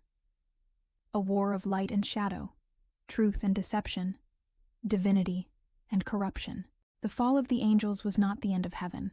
It was the beginning of a long test. And maybe, just maybe, we are the deciding force. What happens next depends on what we remember, what we choose, and how we see the world around us. Because the battle for heaven did not stay in the stars. It moved into our blood, our stories, our faith. And in the silence between worlds, it waits to be finished. In the beginning, there was only silence. Then came the stories. Etched into stone, carved into tablets, whispered around fires. Long before modern science, before cities, before even the wheel, ancient humans asked where we came from and why we exist. Some of the oldest written texts in the world were created in Mesopotamia nearly 6,000 years ago. These Sumerian clay tablets describe powerful sky beings called the Anunnaki. According to them, these beings descended from the heavens and created humanity, not by magic, but through careful construction and genetic design. They sound like an origin story written in the language of ancient science. The tablets say humans were engineered to serve the gods, to mine gold, to work the earth, to obey. They do not sound like mythology. The Sumerian king list records reigns of kings that lasted thousands of years. The ancient Vedas of India, dating back over 3,000 years, describe the yugas, great cycles of creation and destruction. It speaks of an age before the Great Flood, a flood echoed in dozens of civilizations. The Epic of Gilgamesh, the oldest known epic poem, tells of a great deluge sent by the gods to cleanse the earth of corrupted creations. Sound familiar? The Hebrew book of Genesis, written thousands of years later, tells the same story. A god warning one man, a boat, a flood, a new beginning. They spoke of a star system called Sirius, and knew of Sirius B, a white dwarf star invisible to the naked eye. And wars fought not by tribes, but by cosmic beings. These are not isolated coincidences. They speak of gods walking with men, of journeys through the stars, and of rulers who became immortal by ascending to the heavens. They speak of sky chariots called vimanas that flew between worlds, weapons that shined brighter than 1,000 suns. In the Mahabharata, an ancient Indian epic, entire cities are destroyed by these weapons. Soldiers go blind. Food becomes toxic. The air turns to ash. Was this mere coincidence, or a celestial message carved in stone? Modern scientists have compared these descriptions to radiation exposure. Some even claim there are parts of India today with unusually high background radiation and vitrified ground, sand turned to glass. Across the world in China, early scrolls describe flying dragons, fire from the sky, and emperors like Huangdi arriving from the stars in glowing chariots. The nearby Puma Punku ruins feature interlocking stones so precise, modern tools would struggle to replicate them. In Africa, the Dogon tribe of Mali has preserved oral history for centuries, but the people who created them claimed they were for the gods, the ones who watched from above. They say humanity has been destroyed and reborn several times, and that ant people helped them survive the cataclysms underground. The elders say the Dreamtime is not myth. It is memory. They described its orbit, density, and size long before Western science confirmed it in the 20th century. It was round, metallic, and carried a pale woman with red hair who spoke no known language. The Dogon said their knowledge came from beings called the Nomo, who descended from the sky and taught them. In Egypt, the pyramid texts are among the oldest religious writings ever found. The pyramids themselves align perfectly with the constellation Orion and mimic the belt star's relative positions. And those Egyptian priests claimed their civilization had risen and fallen many times before. In South America, the Popol Vuh of the Mayans tells of gods who tried, and failed, to make humans from mud and wood, before finally succeeding with maize. This trial-and-error process mirrors stories from Sumer and Africa, where early versions of humanity were said to be flawed, incomplete, and disposable. High in the Andes, the mysterious site of Tiwanaku contains perfectly cut megalithic stones and complex carvings. Odin, the Allfather, gave mankind wisdom and rules, and promised to return in the final battle. Local legends say the gods built these places in a single night, using power from the heavens. Across the Nazca Desert in Peru, massive geoglyphs stretch for miles. Straight lines, animal shapes, humanoid forms, visible only from the sky. They took human women, and their children became giants called the Nephilim. To this day, no one knows exactly why they were made. It continues, quietly, hidden beneath history books, waiting to be seen again. From ancient collapse through medieval texts, colonial loss, and modern-day rediscoveries. And yes, I noticed. You learn fast, and you are easy on the eyes. Good combo. In North America, the Hopi people tell of multiple worlds. But in secret, text still circulated. Fragments of Enoch, whispers of Atlantis, diagrams of machines powered by the sun and stars. Thousands of scrolls were lost, including records of early astronomy, medicine, and pre-Egyptian history.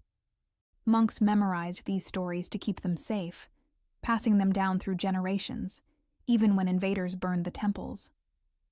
They contained records of planets, eclipses, and time cycles longer than most empires. Their songs survived colonization, war, and time itself. Their Kachina figures, passed down through generations, resemble beings in suits with large eyes and strange helmets. They translated Greek and Persian works and expanded on them. In Baghdad's House of Wisdom, maps of the cosmos were drawn with geometric perfection. In Australia, Aboriginal Dreamtime stories describe star beings who shaped the land, taught survival, and then returned to the sky. Inside were Gnostic Gospels, texts that said humanity was created by lesser beings pretending to be gods. They called them archons.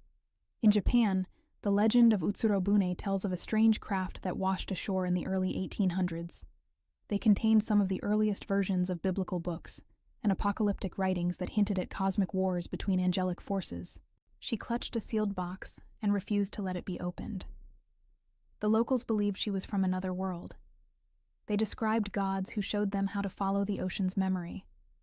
Whether you believe it was a weather balloon or something else, it marked the beginning of a new era, one where even governments began whispering about life beyond Earth. In ancient Greece, philosophers like Plato wrote of Atlantis, a powerful civilization destroyed in a single day and night by water and fire. The site was closed. The story disappeared. Built before the wheel, before writing, before cities.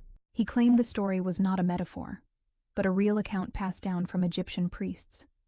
It described planets, measurements, and timelines that stunned scholars. Underwater cities off the coast of India, giant hand-carved stones in Japan's Yonaguni Monument, astronomical temples in Sudan older than the pyramids. Today, spiral galaxies are the most common in the universe. The pattern repeats across cultures. A golden age, a fall, a cleansing, a rebirth. Modern witnesses report encounters with lights, figures, and abductions. In Zulu legend, the Chitauri, sky serpents, came to Earth to enslave mankind. They brought technology, hierarchy, and domination. Every atom in your body was forged in the core of a star. In Norse mythology, the Aesir gods came from the sky and reshaped the earth. The Book of Enoch, an ancient Hebrew text removed from the Bible, tells of the Watchers, angels who disobeyed divine law and taught humans forbidden knowledge. Why do their stories begin with fire, with flight, with creation from above? They taught weapon-making, sorcery, astrology, and cosmetics. The Nephilim grew so dangerous that they provoked the Great Flood. A global cleansing echoed in texts from every corner of the earth. Are these stories symbolic? Possibly. Are they all invented? That becomes harder to argue the more you read. The seekers, the thinkers, the ones who know there is more. No judgment. I would watch Me Too, because what they all share is more than theme. It is structure, names, symbols, timelines, details.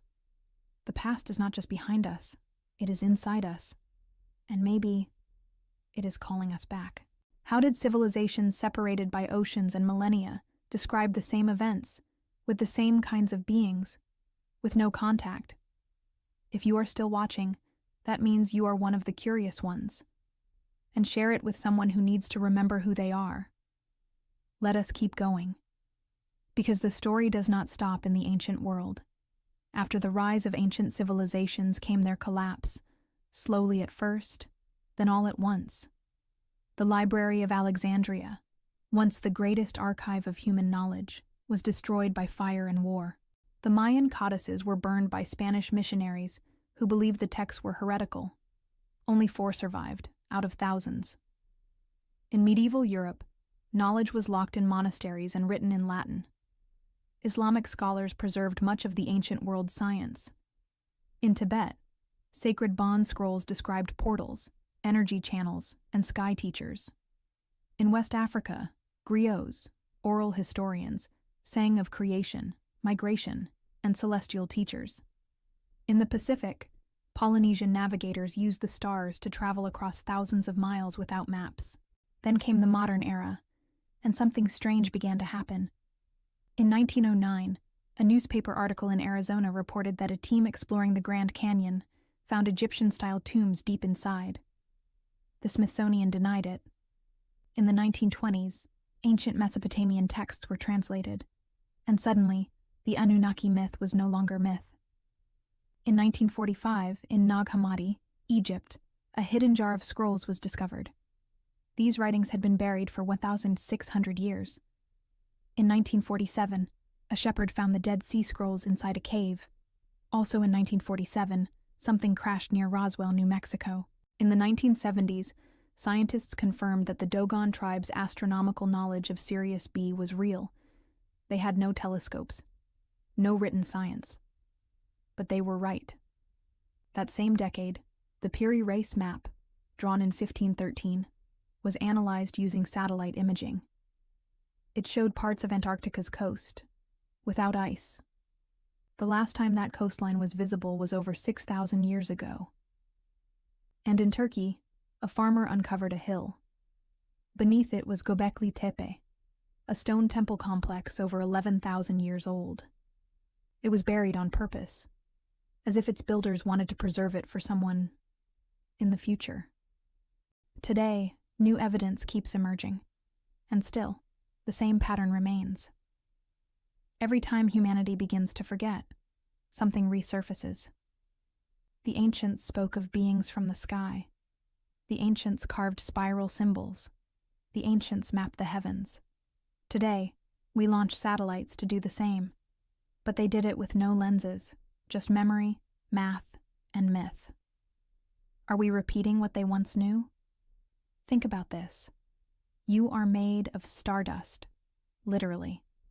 And maybe that is why the ancients always looked up. Maybe they remembered. The stories they left behind, from cave paintings to Sanskrit verses, were not just stories. They were messages, timelines, maps to memory. You do not have to believe everything, but you should ask why everything points in the same direction. Why do hundreds of cultures from every continent speak of the sky gods? And why did we decide they were all wrong, without ever listening? Maybe the ancients were not primitive. Maybe we are the ones who have forgotten. If you are still here, that means you are one of us. And yes, maybe you just like listening to me talk. But now that you have made it this far, you cannot unlearn what you know. If I made you curious, or gave you goosebumps, you know what to do. Like the video. Subscribe to the channel. This has been a Sophie podcast. And we are only just getting started. Throughout history, powerful women have risen to command empires, shape civilizations, and leave permanent marks on the world's timeline.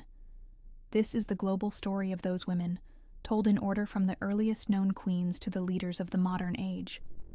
No opinions, only verified facts. She is believed to have ruled as pharaoh, possibly as regent for her son Den, and was buried in the royal necropolis at Abydos. Her tomb was similar in design and size to those of male kings, suggesting she held real power. The earliest known female ruler in recorded history was Mernith of Egypt, who reigned around 3,000 years before Christ during the First Dynasty. In ancient Sumer, Kubaba was the only queen on the Sumerian king list, ruling the city of Kish sometime after 2,500 years before Christ. While many legends surround her name, inscriptions confirm her real status and authority in the Neo-Assyrian period. If you are enjoying this so far, please hit that like button. It really does help us reach more people. She spoke multiple languages, aligned herself with Julius Caesar and later Mark Antony, and attempted to preserve Egypt's independence from Rome. Her reign ended with Egypt becoming a Roman province after her suicide. She held absolute power as Empress Dowager and Regent, placing family members in key positions. Her reign began in the year of our Lord 690 and lasted until 705, during which she expanded the empire and reformed government examinations. She founded her own dynasty, the Zhou, and ruled with an iron grip. Her rule lasted nearly 15 years and helped stabilize the early Han dynasty. She wielded immense power over the empire, orchestrated political alliances, and ensured the succession of her son Guyuk as Great Khan. Her rule demonstrated the key political role Mongol women could play. Her name became synonymous with powerful queens throughout later Near Eastern traditions. She corresponded with European monarchs and played a key role in the kingdom's diplomatic and religious strategies. Her legacy is remembered for maintaining stability during a time of dynastic tension. She led her armies against Rome during the reign of Augustus and successfully negotiated a peace treaty that favored Kush. She led her troops into battle against British colonial forces and died in combat. Her resistance made her a symbol of Indian nationalism. While her role was constitutional rather than absolute, she served as the head of state for more than a dozen countries throughout the Commonwealth. Her reign spanned major historical shifts, including decolonization, globalization, and the digital age. She negotiated with European powers and restructured her kingdom for sustained resistance. She led the country through 3 terms and implemented socialist policies, land reforms, and educational expansion. Her leadership opened the door for women in modern executive political roles. She was educated at Harvard and Oxford, and returned to Pakistan to lead the Pakistan People's Party. She restored democratic institutions, promoted civil liberties, and survived several coup attempts. She transitioned the country from civil war to peace and a free market economy. Her leadership marked a new era of reconciliation in Nicaraguan politics. She was the first woman to hold the office, and later became the United Nations High Commissioner for Human Rights. Her presidency focused on social reform, education, and pension improvements. Her presidency marked a return to civilian rule and inspired pro-democracy movements globally. A former Marxist guerrilla and torture survivor under Brazil's military regime, she rose through political ranks to lead Latin America's largest country. Her presidency saw both expansion of social programs and political turmoil. She is the first woman to hold the office and has defended Taiwan's sovereignty amid rising tensions with mainland China. Her administration has also advanced social reforms and technological development.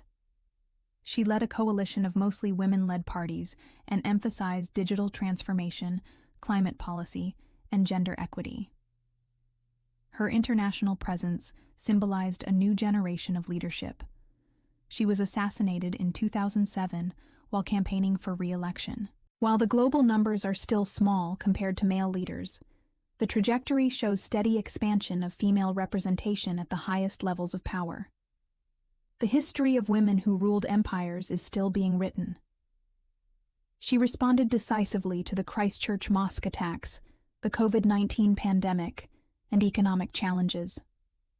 Her empathetic approach and clear communication earned widespread praise. Nzinga is remembered as one of Africa's most formidable rulers of the early modern period. With a background in constitutional law and human rights, her presidency marks a symbolic step forward in gender representation within the European Union. Though her role is ceremonial, it reflects evolving attitudes toward leadership in traditionally male-dominated political arenas.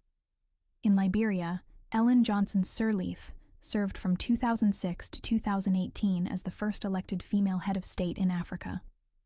A Nobel Peace Prize laureate, she guided Liberia's recovery from civil war and strengthened democratic governance. She led India through war with Pakistan, declared a state of emergency that suspended democratic processes, and was ultimately assassinated. Her administration focused on social programs, economic nationalism, and regional diplomacy. She remains an influential figure in Argentinian politics. She was known for her firm leadership during the Yom Kippur War and her international diplomacy. A trained physicist, she became one of the most influential political figures in the world. Her pragmatic leadership style earned respect across ideological divides. Known as the Iron Lady, she implemented conservative economic policies, reduced the power of trade unions, and led the country during the Falklands War. Her legacy reshaped British politics and influenced global conservatism. As one of the first women to lead a Western democracy, her tenure was a major milestone in modern political history. She remains one of the most powerful and controversial female leaders in Indian history. Her resistance against Rome made her one of Africa's earliest known warrior queens. She expanded the Russian Empire, promoted Westernization, and corresponded with Enlightenment thinkers. Under her rule, Russia became one of the great powers of Europe. She attempted to implement a new constitution to restore power to the monarchy, but was overthrown by a group aligned with American business interests. Her policies emphasized isolation and traditional values, and she maintained independence from colonial powers. Though her reign was marked by violence, it prevented early colonization. In the early 20th century, Queen Salote Tupou III of Tonga ruled from 1918 to 1965. She strengthened the cultural identity of her kingdom, expanded education, and represented Tonga on the international stage. Her leadership preserved the monarchy through both world wars and into the modern age. She spent the rest of her life advocating for Hawaiian sovereignty. She took the full pharaonic titles of kingship and completed construction projects started by previous rulers. She is known for restoring the veneration of icons in the Christian Church. She defied tradition by adopting royal male attire and leading armies into battle. Her reign was short but significant in the context of Islamic history. Irene was ultimately deposed, but her reign marked one of the earliest female sovereigns in a Christian empire. She is considered the first woman to rule Egypt as a confirmed pharaoh in her own right. Her reign was described as strong and prosperous, and she was later deified in Mesopotamian mythology. She ruled from approximately 1479 to 1458 before Christ and led extensive building projects, including her famous mortuary temple at Deir el-Bahri. Hatshepsut often depicted herself as male in statues and inscriptions to reinforce her authority. Kubaba's legacy marks the first recorded instance of a woman founding a dynasty in Mesopotamia. Sobekneferu ruled Egypt around 1800 years before Christ, during the 12th dynasty. During the 18th dynasty, Hatshepsut became one of Egypt's most successful pharaohs. In the Assyrian Empire, Sammu-Rammat, known later as Semiramis, held political influence as regent for her son, around 800 years before Christ. Cleopatra VII, Queen of Egypt, ruled from 51 to 30 before Christ, during the final years of the Ptolemaic dynasty. In the Kingdom of Kush, Amanirenas was one of the most notable Kandakes, or queen mothers, ruling in the 1st century before Christ. In Han China, Empress Luji became the first woman to rule the Chinese Empire in her own right, following the death of Emperor Gaozu in the 2nd century before Christ. Empress Wu Zetian of the Tang dynasty rose to become the only woman to rule China as emperor. In the Byzantine Empire, Empress Irene of Athens ruled as regent and later as emperor in her own right from 797 to 802 in the year of our Lord. Razia Sultana, who ruled the Delhi Sultanate from 1236 to 1240 in the year of our Lord, was the first and only female Muslim ruler of the Indian subcontinent. In the Mongol Empire, Turegana Khatun served as regent from 1241 to 1246 in the year of our Lord, after the death of her husband Ogadei Khan. In Ethiopia, Empress Eleni governed as regent in the 15th century and was instrumental in maintaining alliances and supporting Christian identity. Queen Nzinga of Ndongo and Matamba, located in modern-day Angola, ruled in the 17th century and led military resistance against Portuguese colonization. In Russia, Catherine the Great ruled from 1762 until her death in 1796 in the year of our Lord. In India, Rani Lakshmibai, the Queen of Jhansi, was a key figure during the Indian Rebellion of 1857. In the Kingdom of Hawaii, Queen Liliuokalani reigned from 1891 to 1893 and was the last sovereign monarch of the Hawaiian Islands. In Madagascar, Queen Ranavalona I ruled from 1828 to 1861 and fiercely resisted European influence. Queen Elizabeth II of the United Kingdom ascended the throne in 1952 and reigned for over 70 years. In Sri Lanka, then called Ceylon, Sirimavo Bandaranaike became the world's first female prime minister in the year of our Lord 1960. Indira Gandhi, daughter of India's first prime minister, served as the country's prime minister from 1966 to 1984, with a brief interruption. In Israel, Golda Meir served as prime minister from 1969 to 1974. Margaret Thatcher became the United Kingdom's first female prime minister in 1979 and served until 1990. In Pakistan, Benazir Bhutto served 2 terms as prime minister, beginning in 1988, becoming the first woman to lead a Muslim-majority country in modern times. Corazon Aquino became president of the Philippines in 1986 after a peaceful revolution ended the dictatorship of Ferdinand Marcos. Violeta Chamorro was elected president of Nicaragua in 1990, becoming the first woman elected to lead a Central American nation. In Rwanda, Rose Francine Rogombe briefly served as interim president of Gabon in 2009, becoming one of the few women to lead a sub-Saharan African country. Michelle Bachelet served 2 non-consecutive terms as president of Chile, starting in 2006. Angela Merkel served as Chancellor of Germany from 2005 to 2021, leading Europe's largest economy through global crises, including the financial collapse and the migrant crisis. Cristina Fernández de Kirchner served as president of Argentina from 2007 to 2015, and later returned as vice president. Dilma Rousseff became Brazil's first female president in 2011 and served until her impeachment in 2016. Jacinda Ardern became Prime Minister of New Zealand in 2017 and gained global attention for her crisis leadership style. Tsai Ing-wen was elected President of Taiwan in 2016 and re-elected in 2020. Katerina Sakellaropoulou became the first female president of Greece in the year of our Lord 2020. Sanna Marin served as the youngest female prime minister in Finland's history, beginning in 2019. As of the present day, more women are rising to lead nations, command militaries, and shape international policy than ever before. Thank you so much for making it to the end of the video. Please subscribe to see our future videos. Slavery began in the earliest known civilizations. Evidence of slavery appears in Mesopotamia over 5,000 years ago. It classified slaves as property, but included regulations regarding their treatment. Slaves could be inherited, bought, or sold. Some could marry and own limited property. Children of slaves were usually born into slavery. In the Sumerian city-states, individuals could become slaves through war, debt, or punishment. Slaves were often prisoners of war or criminals. They worked in agriculture, households, and ritual sacrifice. Biblical texts dating back to the second millennium before the birth of Christ include references to both Hebrew and foreign slaves. By the 5th century before the birth of Christ, Athens relied heavily on slave labor.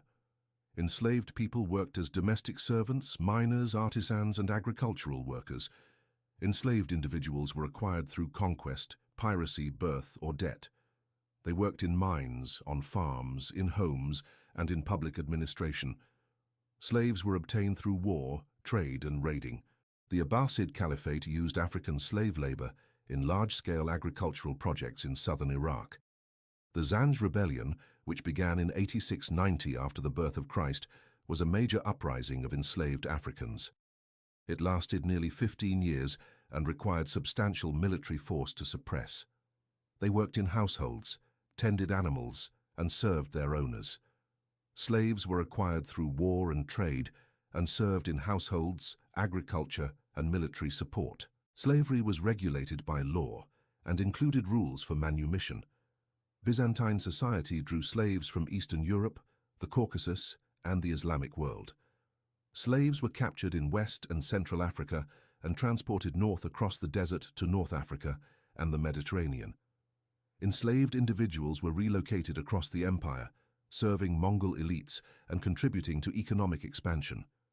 The Mongol conquests facilitated a transcontinental movement of slaves between Europe, the Middle East, and Asia. These slaves, known as thralls, worked in homes and on farms. The Viking slave trade extended to markets in the Middle East and Byzantium. Thralls could be inherited and sometimes freed.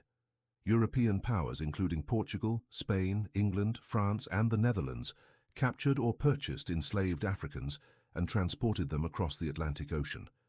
Conditions were overcrowded and unsanitary.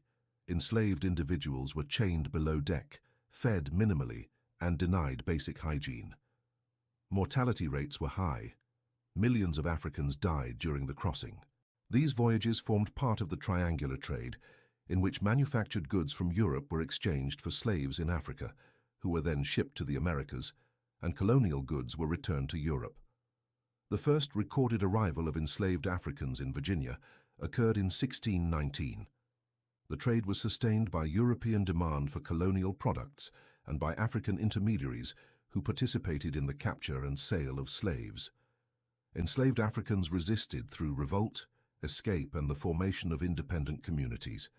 Enslaved individuals were sold and transported from the Upper South to the Deep South to work on cotton plantations. Slavery expanded rapidly in the southern colonies and was supported by legal codes that defined enslaved people as property. Denmark abolished slavery in its colonies in 1848. The Netherlands followed with abolition in 1863. Spain gradually abolished slavery in its colonies, ending it in Puerto Rico in 1873 and Cuba in 1886. It freed over 700,000 enslaved people in the Caribbean. Slaveholders were compensated, not the enslaved. A system of apprenticeship required many of the freed individuals to work temporarily for their former owners before gaining full liberty. Serfs were legally bound to landowners and owed them labor or payments. In 1861, Tsar Alexander II issued the Emancipation Edict, freeing more than 20 million serfs. Anti-slavery laws were imposed by colonial administrations. However, forced labor and exploitative practices continued under colonial rule. Colonial governments conscripted Africans for road building, mining and plantation work without proper compensation. The reform allowed serfs to own land and marry without permission, but many remained economically dependent and impoverished. Enslaved individuals had no legal rights and could be subjected to physical punishment, family separation, and lifelong bondage. Political prisoners and ordinary citizens accused of disloyalty may be sentenced to labor camps, where they work in agriculture, mining, or manufacturing under harsh conditions. Escapees have provided evidence of severe abuse and forced labor across generations. Slaves came from Africa, Eastern Europe, and the Caucasus. From the 1930s through the 1950s, millions of prisoners were sent to labor camps for political or criminal offenses. The League of Nations addressed slavery in the 1920s and 1930s. Article 4 of the Declaration outlawed all forms of slavery. The ILO Forced Labor Convention of 1930 defined forced labor and required governments to abolish it. The 1957 Abolition of Forced Labor Convention strengthened these commitments. Armed groups have used child soldiers in countries such as the Democratic Republic of Congo and Somalia. Forced marriage also remains a widespread issue in parts of West and East Africa. The Slavery Convention of 1926 defined and condemned slavery globally. It was followed by a supplementary convention in 1956. It defines human trafficking and outlines legal standards for victim protection and international cooperation. Most UN member states have signed the protocol. This includes about 25 million in forced labor and 15 million in forced marriage. The index uses data from the International Labour Organization and national surveys. Brazil operates mobile enforcement teams to identify and rescue people in slave-like conditions. Thousands of people have been freed through these operations. Activists and organizations track labor practices in global supply chains. Companies are encouraged to audit their suppliers and publish transparency reports. Thanks for stopping by the podcast. Subscribe so you don't miss our next one. Victims are exploited in prostitution, domestic service, and low-wage industries. Traffickers use coercion, fraud, and threats to control victims. Governments have passed laws and launched investigations to dismantle trafficking networks. They worked in construction, logging, mining, and infrastructure projects. Victims are coerced by threats or deception. Unlike historical slavery, modern slavery is often illegal but hidden. Many died due to poor conditions, cold, and starvation. Migrant workers may be trapped by recruitment fees, withheld passports, and threats. Victims often cannot leave due to debt or fear. They worked in households, harems, and military service. The empire issued laws to limit and eventually end the slave trade. However, bonded labor emerged as a major issue. In bonded labor systems, individuals work to repay debts under exploitative conditions. Under this system, workers are legally tied to their employers. Many face passport confiscation, non-payment of wages, and restrictions on movement. International pressure has led to reforms, but abuses continue. This practice has persisted in rural areas of India, Pakistan, Nepal, and Bangladesh, despite legal prohibitions. The practice declined and was formally abolished in the early 1900s. Sugar, tobacco, cotton, and coffee plantations relied heavily on slave labor. Escaped enslaved people and free black activists played key roles. Harriet Tubman helped hundreds escape through the Underground Railroad. Iran abolished slavery in 1929. Saudi Arabia formally abolished slavery in 1962. Mauritania declared slavery illegal in 1981 and passed laws criminalizing it in 2007. Despite these legal changes, some hereditary forms of slavery and domestic servitude have continued in practice. Frederick Douglass spoke and wrote about his experience in bondage. In the Caribbean and Brazil, enslaved populations experienced high mortality, requiring constant importation of new slaves. The practice was abolished officially in the early 1900s following the fall of the Qing Empire. However, systems of forced labor were later reintroduced during political campaigns, including under the People's Republic of China. In 1863, President Abraham Lincoln issued the Emancipation Proclamation, which declared enslaved people in Confederate states to be free. Brazil had imported more enslaved Africans than any other country. In the 1870s, Brazil passed gradual reforms, including the Free Womb Law in 1871, which declared children born to enslaved mothers to be free. On May 13, 1888, Brazil passed the Lei Áurea, or Golden Law, abolishing slavery completely. Brazil was the last country in the Western Hemisphere to abolish legal slavery. In 1865, the 13th Amendment to the U.S. Constitution formally abolished slavery throughout the United States. This trade included men, women, and children who served in households, armies, and agricultural labor. Slaves were often prisoners of war or criminals. Over time, the majority of unfree labor transitioned into serfdom. Portuguese traders established fortified trading posts and began acquiring enslaved Africans. In 1804, Haiti declared independence and abolished slavery. It became the first independent black republic in the Americas and the only successful large-scale slave revolt in world history. In 1787, British abolitionists formed a group to petition Parliament and end the slave trade. In 1807, the British Parliament passed the Slave Trade Act, which made it illegal for British ships to engage in the slave trade. The British Royal Navy began patrolling the Atlantic, intercepting slave ships and freeing their human cargo. These individuals were transported to Europe and to island colonies such as Madeira and the Azores. By the 17th century, serfdom had become the dominant system of labor control in Russia, though formal slavery remained legal until the 18th century. These slaves were sold across the Mediterranean and used in domestic service, workshops, and agriculture. Slave caravans traversed thousands of miles and connected sub-Saharan Africa with Islamic markets. By the late 15th century, both Spain and Portugal began transporting African slaves to the Americas, following the colonization of the New World. This marked the beginning of the transatlantic slave trade. The arrival of Islam in the 7th century, after the birth of Christ, brought religious regulations to slavery. Arab traders purchased enslaved people from coastal regions, such as present-day Kenya, Tanzania, and Mozambique. Christian doctrine increasingly opposed the enslavement of fellow Christians. However, non-Christians could still be enslaved. In many regions, slavery was gradually replaced by serfdom, a form of labor where peasants were bound to the land and obligated to serve landowners. Serfs could not be bought or sold individually, but were subject to legal and economic control. Slaves were shipped across the Indian Ocean to Arabia, Persia, and India. They served in households as laborers and as soldiers. This trade continued for centuries and expanded under the Sultanate of Zanzibar. The Quran permitted slavery but urged fair treatment and encouraged manumission. Slavery continued in Islamic societies for centuries and included both domestic and military service. Educated slaves could be employed as teachers, doctors, or scribes. Roman law allowed slaves to be freed through a formal process called manumission. Freed slaves could become Roman citizens, but most remained in bondage for life. By the 1st century after the birth of Christ, slaves made up a significant percentage of the population in Italy and throughout the empire. Most were non-Greeks captured in war or acquired through trade.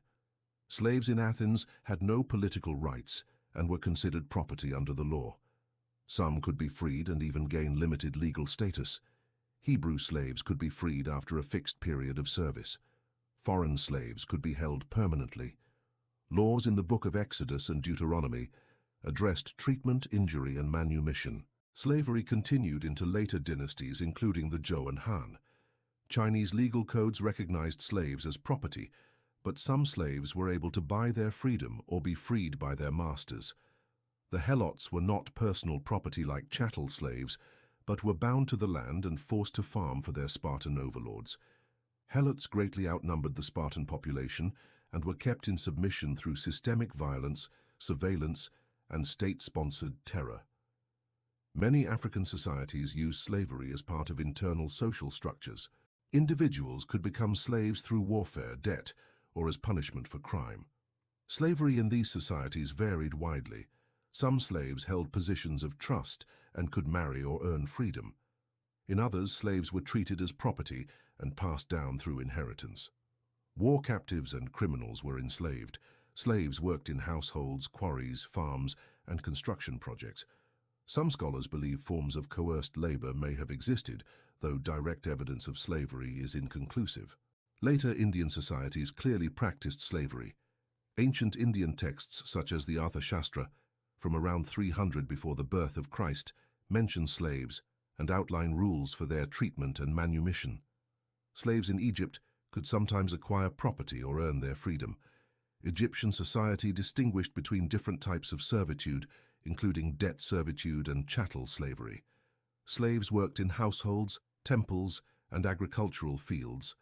Records from the 3rd millennium before the birth of Christ describe laws regulating slave ownership and compensation for injury to slaves. The Code of Hammurabi, written in Babylon around 1750 before the birth of Christ, contained laws about slavery. In ancient Egypt, slavery existed by the time of the Old Kingdom, around 2600 before the birth of Christ. In the Indus Valley civilization, written records are limited, but archaeological evidence from around 2500 before the birth of Christ suggests a social hierarchy. In ancient China, slavery was practiced during the Shang dynasty, starting around 1600 before the birth of Christ. In ancient Israel, slavery was institutionalized in society and law. In ancient Greece, slavery was a widespread and normalized institution.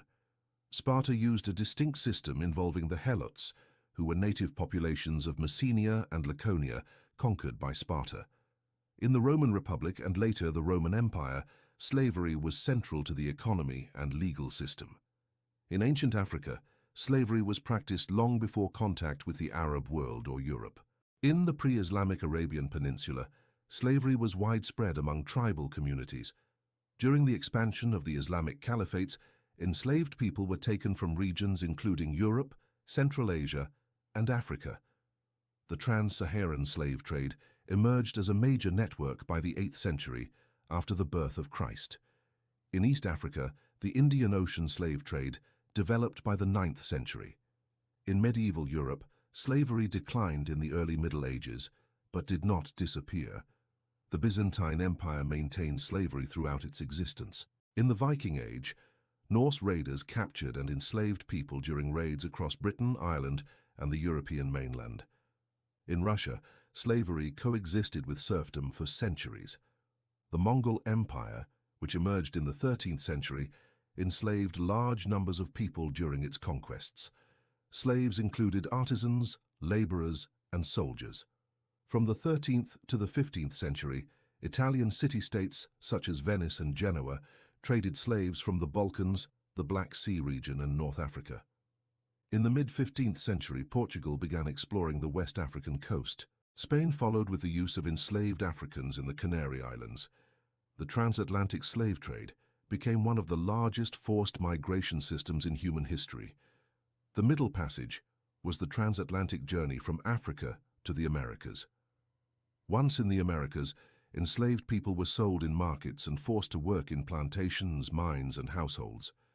In British North America, slavery was established in the early 17th century. By the 18th century, the transatlantic slave trade had transported over 10 million Africans to the Americas.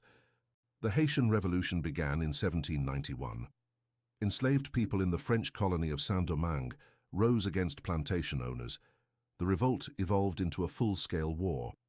In 1808, the United States passed a federal law banning the importation of enslaved Africans. However, the domestic slave trade within the United States remained legal. In 1833, the British Parliament passed the Slavery Abolition Act. In 1843, slavery was banned in British India. In 1848, France abolished slavery in all its remaining colonies. In the United States, the abolitionist movement gained momentum in the early 1800s. It included speeches, newspapers, pamphlets, and public protests. In 1861, the American Civil War began. The conflict centered largely on the issue of slavery. In Brazil, slavery continued after the abolition of slavery in North America. In Russia, serfdom was the dominant form of unfree labor. In the Ottoman Empire, slavery continued through the 19th century. In Africa, European colonial powers began suppressing slavery during the period known as the Scramble for Africa. In the Middle East and North Africa, slavery persisted into the 20th century. In South Asia, slavery was banned under British rule in the mid-19th century. In Qing dynasty China, slavery included hereditary and bonded labor. In North Korea, forced labor is used extensively in prison camps and for state construction projects. In the Soviet Union, forced labor was a feature of the Gulag system. In the 20th century, international organizations began to develop legal frameworks to combat slavery and forced labor. The United Nations was established in 1945. The Universal Declaration of Human Rights, adopted in 1948, declared that no one shall be held in slavery or servitude. The International Labour Organization, founded in 1919, worked to eliminate forced labor worldwide. Modern slavery includes forced labor, human trafficking, debt bondage, forced marriage, and child exploitation. In Southeast Asia, modern slavery includes trafficking for domestic work, fishing, and construction. In the Middle East, the kafala system regulates migrant labor in countries such as Saudi Arabia, Qatar, and the United Arab Emirates. In Africa, modern slavery includes child labor, domestic servitude, and exploitation in mining. In Latin America, forced labor has been found in agriculture, logging, and domestic service. In Europe and North America, human trafficking affects both local populations and migrants. In 2000, the United Nations adopted the Palermo Protocol to prevent, suppress, and punish trafficking in persons. The Global Slavery Index, published by the Walk Free Foundation, estimates that over 40 million people live in modern slavery. Efforts to combat modern slavery include education, legal reform, survivor support, and consumer awareness. This is the World Recap Podcast. Here are today's biggest headlines. Russia fired another wave of missiles at Ukraine's energy grid, knocking out power across major cities. China sent warships and fighter jets near Taiwan, sparking a new round of military tension in the Pacific. India is underwater. Monsoon floods have displaced over 400,000 people. North Korea launched a long-range missile capable of reaching the United States just days after vowing nuclear expansion. And wildfires in Canada and Brazil are burning out of control, with smoke now affecting flights and air quality across entire regions. That's your world. Fast, sharp, and global. Follow for more. The World Recap Podcast. Full recaps are on the channel daily.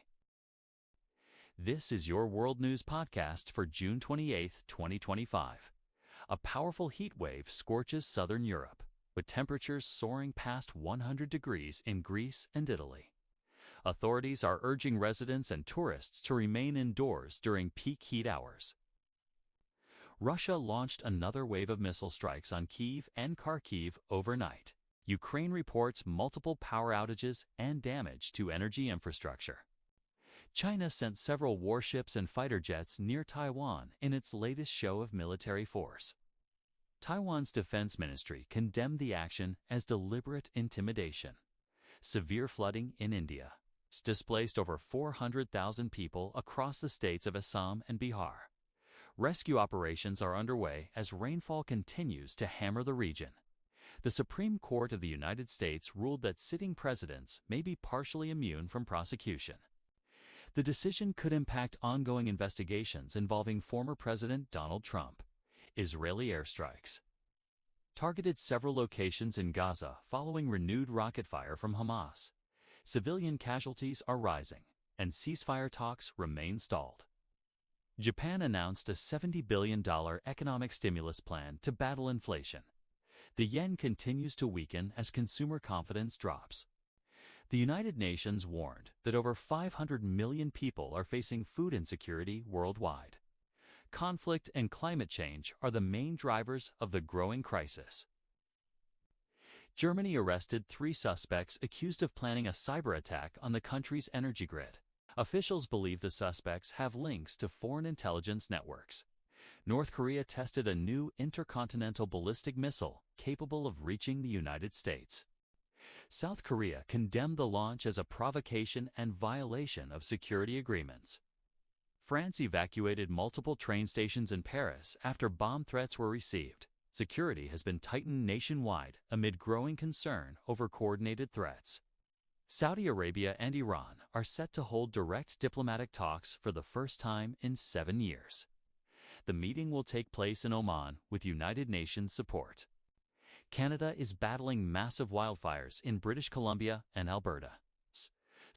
The smoke is affecting air quality across multiple cities, and evacuations are underway.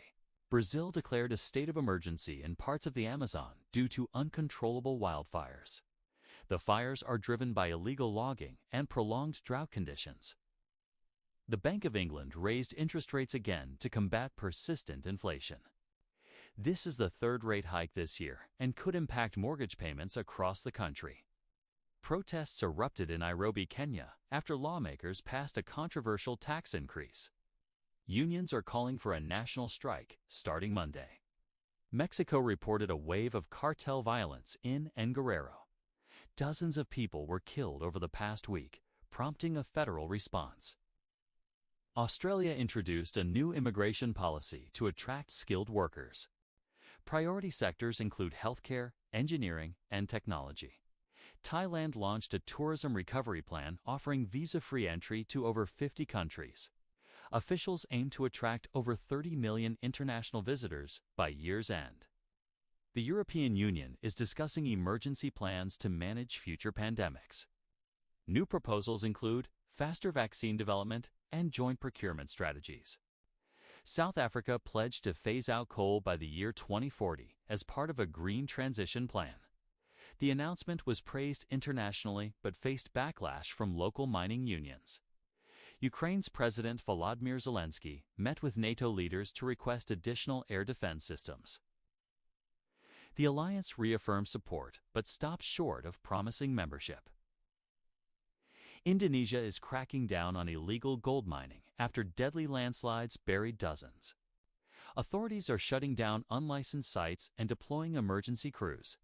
Iraq recorded its highest temperature of the year at 124 degrees Fahrenheit. The heat has strained the country's power grid and sparked wildfires near major cities. Iran announced a satellite launch into low Earth orbit as part of its space expansion efforts. Western governments feared the technology could also support ballistic missile development. Vietnam is preparing for a major tropical storm expected to make landfall in the central region. Evacuations are already underway in vulnerable coastal communities. The Philippines raised alert levels as a volcano in Luzon shows signs of imminent eruption. Ash clouds have already begun affecting nearby villages and farms. Turkey's central bank raised interest rates to stabilize its currency after weeks of volatility. The lira has fallen sharply, impacting imports and consumer prices. Pakistan launched a new anti-terrorism operation in tribal areas near the Afghan border. Military leaders say the goal is to root out armed groups behind recent bombings. Ethiopia is experiencing renewed fighting in the Amhara region despite a peace agreement. The conflict has displaced thousands and threatens to reignite a broader civil war. Argentina is facing a nationwide shortage of gasoline due to refinery maintenance delays.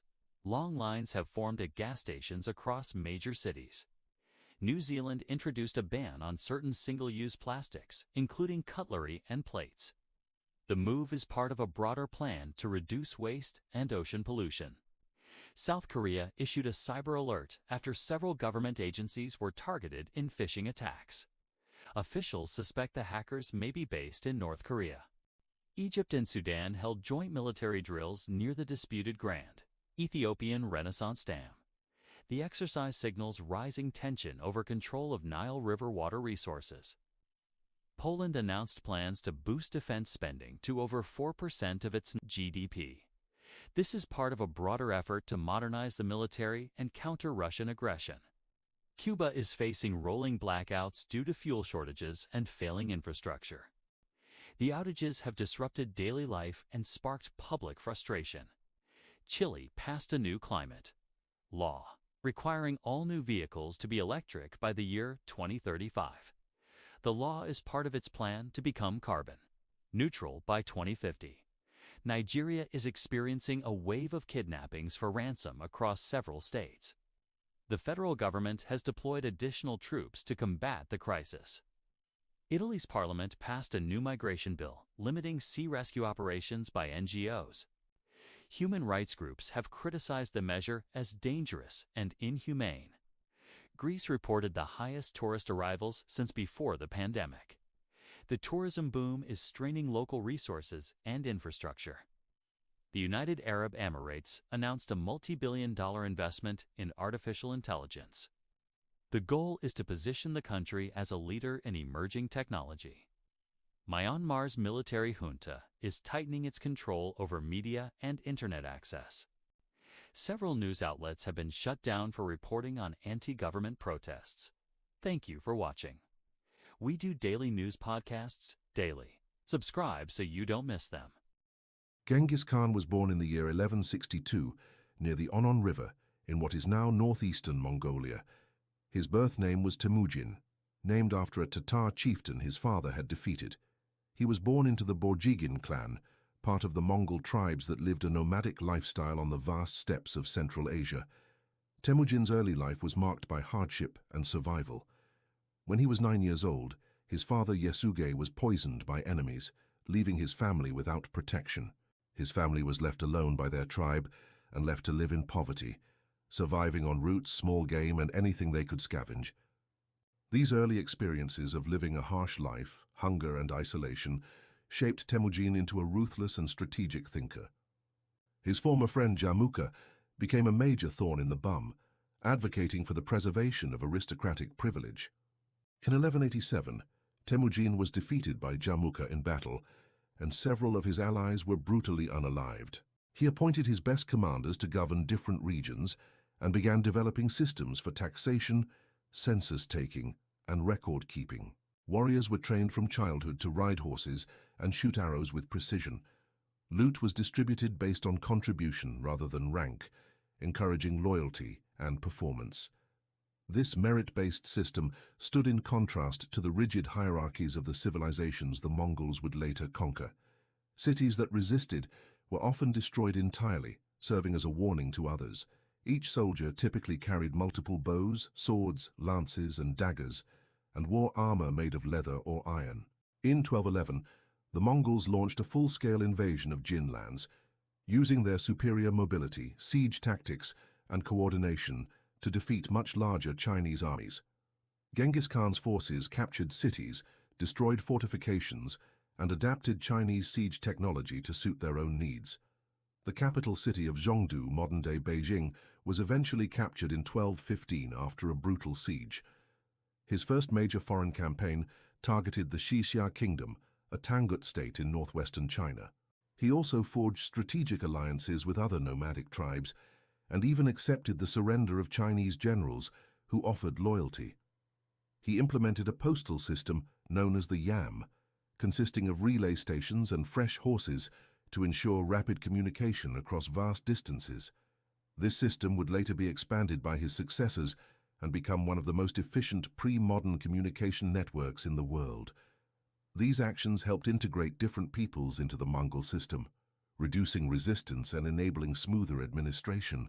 He divided his empire among his 4 sons, designating his third son, Ogedei, as the Great Khan, who would succeed him as ruler of the entire Mongol Empire. He began preparing for another invasion of the Xixia Kingdom, which had shown signs of rebellion and defiance. The battles of Khalkha River and Mohi demonstrated the effectiveness of Mongol tactics, which included feigned retreats, encirclement, and coordinated cavalry attacks. Batu and other leaders returned to Mongolia to participate in the Kurultai to elect a new Great Khan. This tradition of requiring consensus among Mongol leaders delayed further expansion into Western Europe and marked a turning point in Mongol focus. Cities such as Kiev and Krakow were destroyed, and entire regions were brought under Mongol influence. During this campaign in 1227, Genghis Khan fell from his horse and sustained injuries that would lead to his death. The exact cause and circumstances of his death remain uncertain, and his burial site has never been found. The invasions of Japan in 1274 and 1281 were both unsuccessful, largely due to powerful storms that destroyed Mongol fleets. These events became legendary in Japanese history and are remembered as the origin of the term kamikaze, or divine wind. His brother Kublai Khan ultimately emerged victorious and was declared Great Khan in 1260. Kublai shifted the center of Mongol power toward China. These included the Yuan dynasty in China, the Ilkhanate in Persia, the Chagatai Khanate in Central Asia, and the Golden Horde in Russia. The Ilkhanate converted to Islam, the Yuan dynasty integrated with Chinese bureaucracy, and the Golden Horde influenced the development of the Russian principalities. The Silk Road under Mongol protection became a safe and active trade route connecting East Asia, the Middle East, and Europe. The Yuan dynasty in China fell in the year 1368 to the Ming dynasty, marking the end of Mongol rule in East Asia. In Mongolia, Genghis Khan is revered as a national hero, and his image appears on currency, monuments, and official emblems. His leadership, military skill, and vision of unity continue to be celebrated in Mongolian history and identity. Other khanates gradually declined or were absorbed into rising regional powers. Goods such as silk, spices, and precious metals moved alongside technologies, religious ideas, and medical knowledge. Though originally united by family ties and allegiance to the Great Khan, these regions gradually became independent and developed their own political identities. Their reach extended from Korea to Hungary, from Siberia to the Persian Gulf, shaping the development of dozens of regions and nations. The systems established under his leadership enabled centuries of interaction between East and West, and the legacy of those interactions continues to influence the modern world.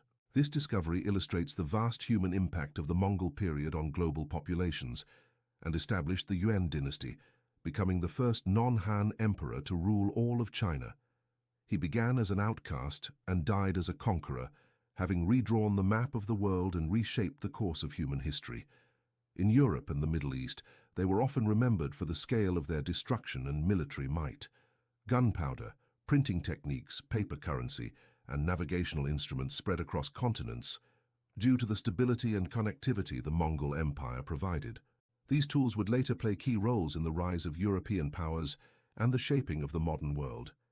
In China and Central Asia, they were acknowledged for contributions to trade, governance, and cultural integration. Mongke continued the imperial expansion and initiated the campaign against the Song dynasty in southern China.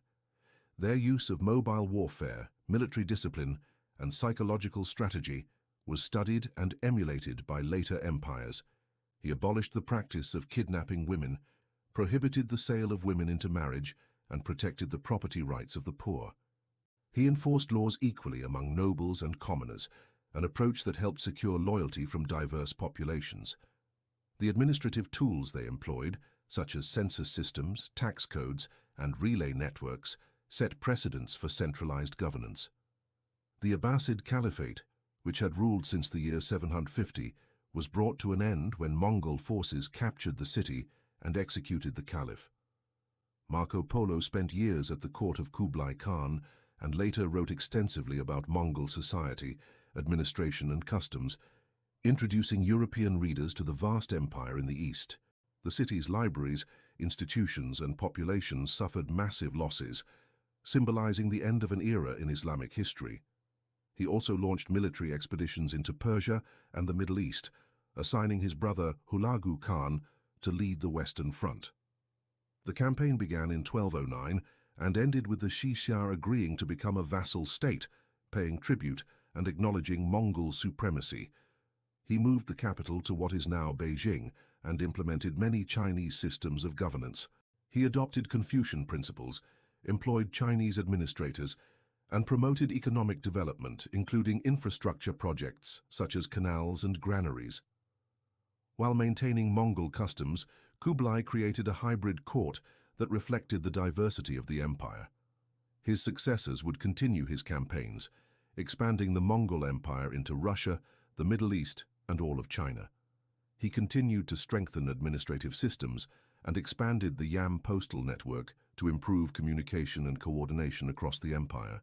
Under his rule, the Mongols launched their first major campaigns into Eastern Europe. But the foundations had been laid by one man who rose from abandonment and poverty to become the most feared and powerful leader of his time. After Genghis Khan's death in the year 1227, leadership of the Mongol Empire passed to his designated successor, Ogedei Khan, the third son of Genghis Khan and Borte. Ogedei had been carefully prepared for leadership and was respected among Mongol generals and administrators. His rule marked the continuation and expansion of Mongol conquests across Asia and into Europe. He created a network of scouts and messengers that kept him informed of distant events. This early form of communication allowed him to make fast and informed decisions during campaigns. What began as a diplomatic mission quickly escalated into war after the Khwarezmian governor of Otrar seized a Mongol trade caravan and executed its members. When Genghis Khan sent envoys to negotiate, they were murdered as well.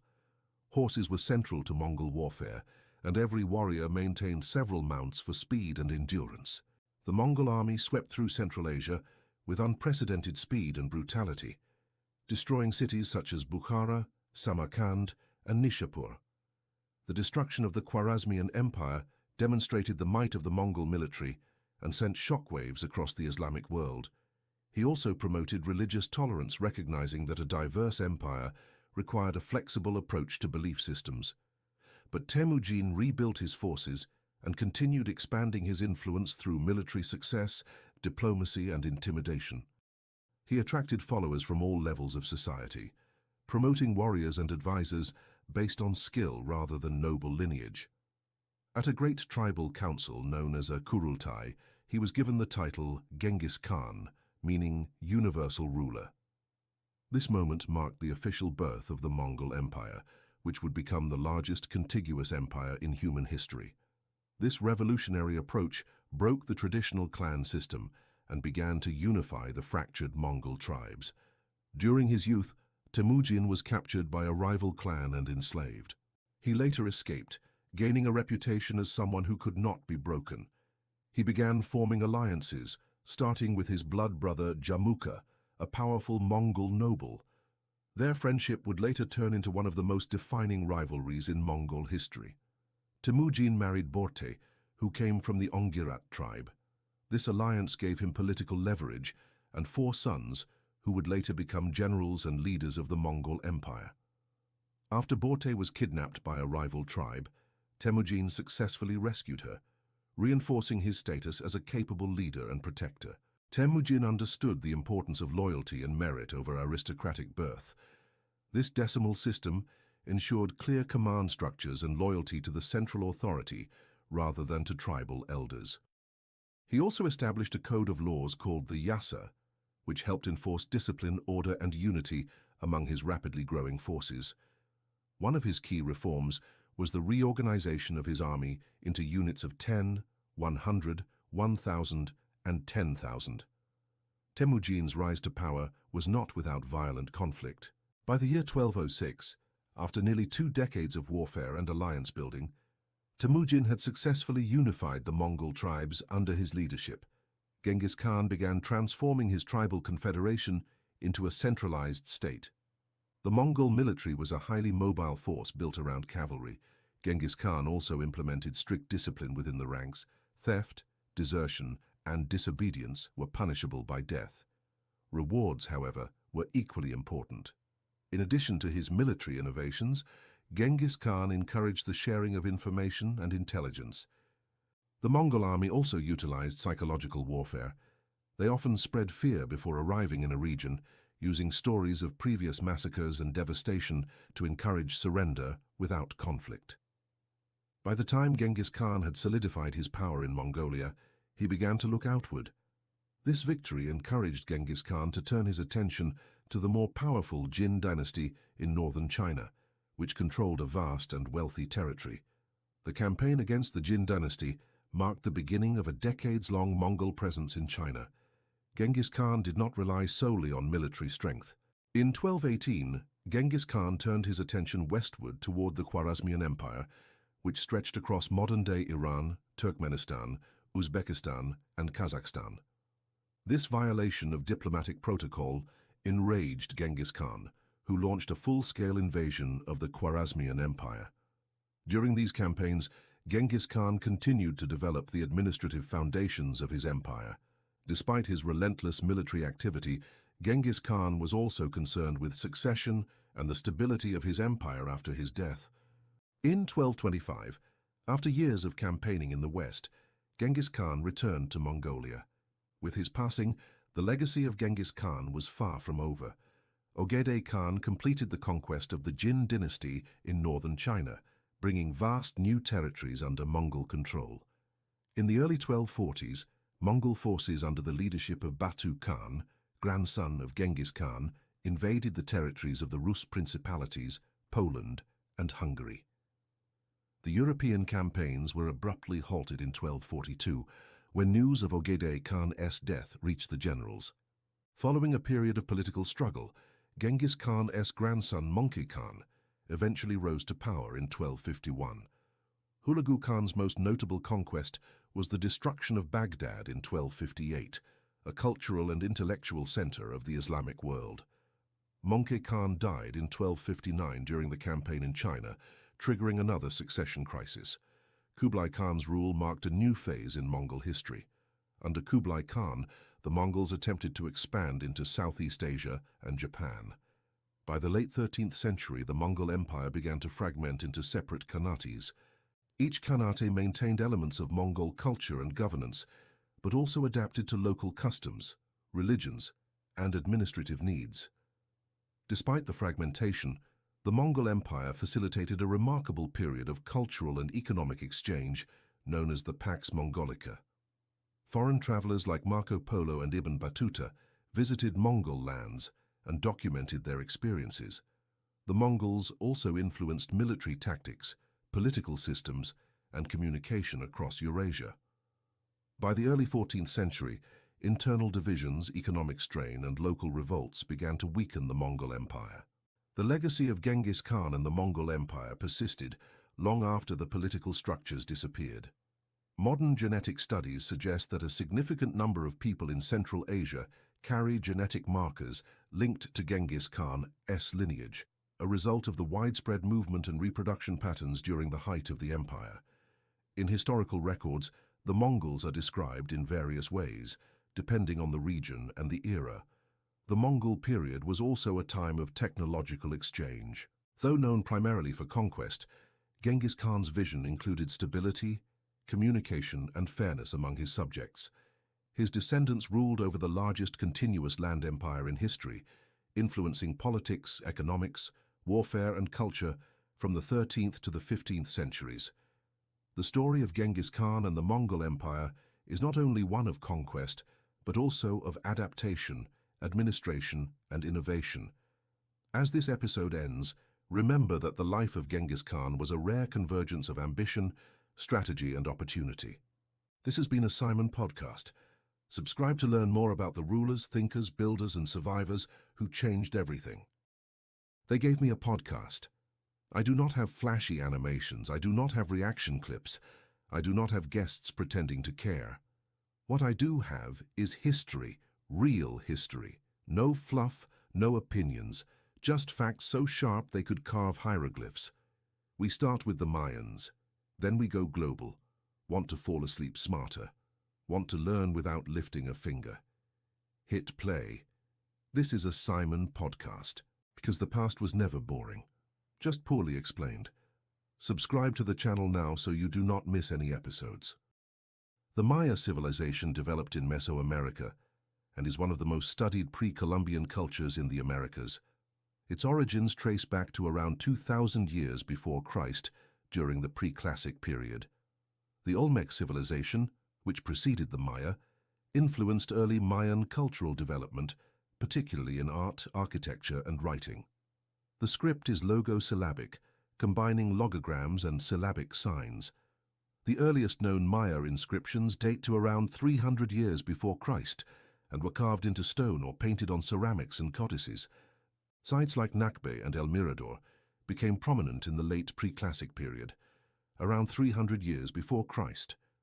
The Maya established farming villages and began cultivating maize, beans, squash, and chili peppers.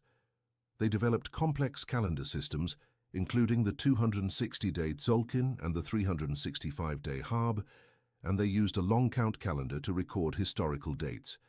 They used a vigesimal or base 20 number system. Rituals included offerings, bloodletting, and human sacrifice, often conducted by kings and priests. Sacred texts known as codices were written by scribes and preserved religious and astronomical knowledge. Their mathematical and calendrical knowledge allowed them to predict solar eclipses and planetary movements with high accuracy. By 1,000 years before Christ, early ceremonial centers were emerging in the Maya lowlands. The Maya developed one of the most sophisticated writing systems in the ancient world. Military victories were often commemorated with captives depicted in carvings and sometimes sacrificed in rituals. Kings were seen as intermediaries between the mortal world and the gods. Many southern lowland cities were abandoned. Theories for the collapse include environmental degradation, prolonged droughts, warfare, political instability, and disruption of trade routes. In the post-classic period, which began around 900, new centers rose in the northern Yucatan Peninsula. Cities such as Chichen Itza, Uxmal, and Mayapan became prominent. Royal ceremonies included dancing, music, and reenactments of mythological events. These codices covered topics such as astrology, rituals, and gods. Only 4 pre-Columbian Maya codices are known to survive: the Dresden, Madrid, Paris, and Grolier codices. The city featured the Temple of Kukulkan, also known as El Castillo, which was aligned with solar events such as the equinox. Efforts to preserve and revitalize these languages continue into the present. Modern technologies such as LiDAR have revealed previously unknown cities, causeways, and settlement patterns beneath jungle canopies. Researchers now understand much of the historical, religious, and calendrical content recorded by Maya scribes. Mayapan served as a political capital for a league of city-states in northern Yucatan. Continued excavations and studies contribute to a deeper understanding of their history and legacy. The Maya developed complex water management systems, including reservoirs, canals, and aqueducts, that sustained large urban populations in areas with seasonal rainfall and limited natural lakes. In Tikal, archaeologists have uncovered large reservoirs lined with clay to retain water, indicating planning for drought resilience. Conflicts among these cities eventually led to the fragmentation of political unity in the region. The king, or Ajar, was considered sacred and often linked to mythological origins. Stelae and glyphs depict women performing rituals, participating in political affairs, and maintaining dynastic continuity through marriage alliances. Succession typically followed hereditary lines, often through the male lineage. Temples and pyramids were typically built atop earlier structures, forming layered architectural histories. A Baktun equals 144,000 days, and 13 Baktuns marked the end of a major cycle in the year 2012, which gained modern attention. Warfare had both economic and religious functions, as captured nobles were often sacrificed in ceremonial events. Maritime trade occurred along the Yucatan coast, and canoes transported goods to inland cities via rivers and portage routes. Jadeite sources were located in the Motagua River Valley in modern Guatemala. Temples and caves were considered sacred portals to the spiritual world, and ritual journeys often reenacted mythological narratives. Obsidian, sourced from highland regions, was used for tools and weapons. Glyphs recorded names, titles, dates, events, and mythic accounts. Each glyph block included phonetic and logographic elements that together conveyed meaning. During equinoxes, the shadow of the serpent deity Kukulkan appears to descend the pyramid stairway. Decorative elements included roof combs, mosaics, and geometric patterns. In the northern lowlands, centers like Chichen Itza remained active into the post-classic period. political structures shifted, and religious centers became focal points of regional governance. Institutions in Guatemala, Mexico, and other countries collaborate with international archaeologists to document and preserve Maya heritage. Preservation efforts continue in the face of environmental degradation, tourism pressure, and looting. Colonial records describe continued resistance and uprisings. Some Maya communities retreated to remote areas to maintain traditions.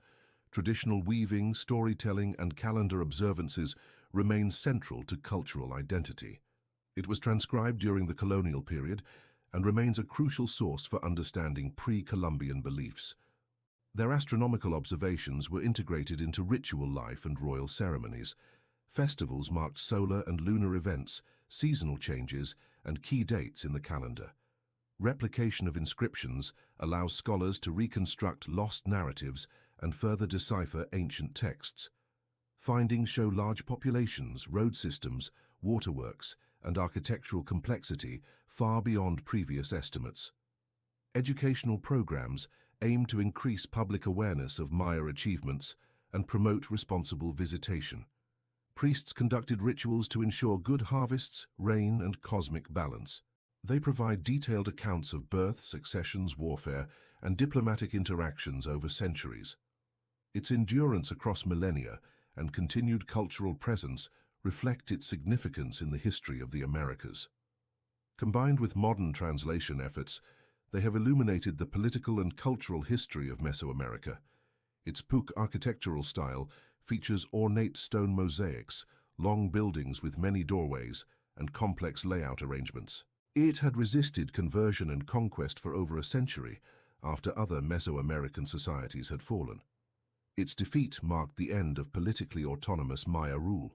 It represented the last significant unified Maya political organization before Spanish arrival. The ball game involved hitting a rubber ball using the hips and symbolized cosmic battles or mythological themes. Archaeological evidence shows signs of skull modification and dental inlays among the elite, demonstrating both medical and cosmetic practices. Courts were often located near temples and palaces, emphasizing their ceremonial importance. Other structures included the Great Ball Court and the Temple of the Warriors. Scenes depicted rulers, gods, rituals, and daily life. Polychrome pottery often included glyphs and scenes related to courtly life and mythology. Long-distance trade routes connected the Maya with other cultures, including the Zapotec, Teotihuacan, and later the Toltec. They followed a folding screen format and were read in double columns. Codices contain information on divination, calendars, ceremonies, and astronomy. Many were destroyed during Spanish colonization, with only a few surviving. The conquest was gradual and met with varying degrees of opposition. Cities such as Tayasal in Petén remained unconquered until 1697. Spanish chroniclers recorded Maya languages and customs, and Catholic missionaries destroyed many codices and sacred items. It is known for its impressive hieroglyphic stairway, which contains the longest known Maya text. Palenque in Chiapas, Mexico, is notable for its architectural style, and the tomb of the ruler Pakal the Great, discovered inside the Temple of the Inscriptions. During the Classic period, which began around 250 years in the year of our Lord, descendants of the ancient Maya live in modern Guatemala, Belize, Mexico, Honduras, and El Salvador. Crops included maize, beans, squash, chili, cacao, cotton, and tobacco. They also hunted deer, peccaries, and birds, and they fished in rivers and coastal waters. And lasted until around 900, the Maya built large city-states across present-day southern Mexico, Guatemala, Belize, Honduras, and El Salvador. Tikal was one of the largest and most powerful, with temples rising over 60 meters tall, and a population estimated at over 100,000 people at its peak. Dynastic succession was recorded in stone monuments known as stelae, which detailed the achievements of kings and their ancestors. Calakmul, located in the Petén Basin, rivaled Tikal in political and military power.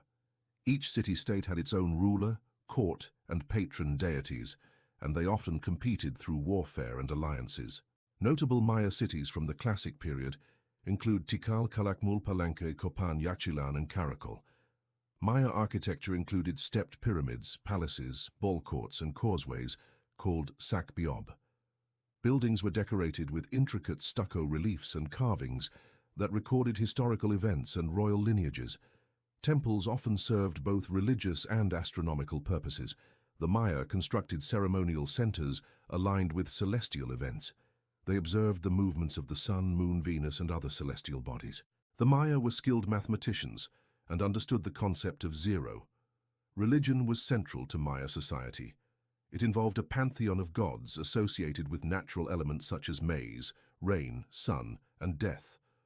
The Maya believed in cyclical time and multiple worlds or levels of existence. The Maya practiced agriculture using slash-and-burn techniques, terracing, and raised fields. Trade was vital to the Maya economy. They exchanged obsidian, jade, cacao, salt, feathers, ceramics, and textiles across Mesoamerica. Maya cities were not unified under a single empire. Instead, they operated as independent states with occasional regional dominance. Major wars occurred between rival cities. The war between Tikal and Calakmul lasted for generations and involved alliances with other city-states. The city of Copan, located in modern Honduras, flourished in the 7th and 8th centuries. The classic Maya collapse occurred over several decades, primarily between 800 and 900 in the year of our Lord. Despite the collapse of many city-states, Maya civilization did not end. Chichen Itza became a major regional power between the 10th and 13th centuries. It combined Maya and Toltec architectural styles. The post-classic Maya codified laws and established political confederations. During the post-classic period, the Maya continued to produce painted codices. The Spanish arrived in the early 16th century and encountered Maya resistance. Despite conquest, the Maya people continued to maintain their languages, cultural practices, and community structures. There are over 30 distinct Mayan languages still spoken today, including Quiche, Yucatec, Quechua, and Mam. Archaeological research on Maya civilization began in the 19th century and expanded significantly in the 20th century. Maya inscriptions and monuments have been deciphered extensively since the 1950s. Maya civilization contributed significantly to the study of astronomy, architecture, mathematics, and art in the ancient world.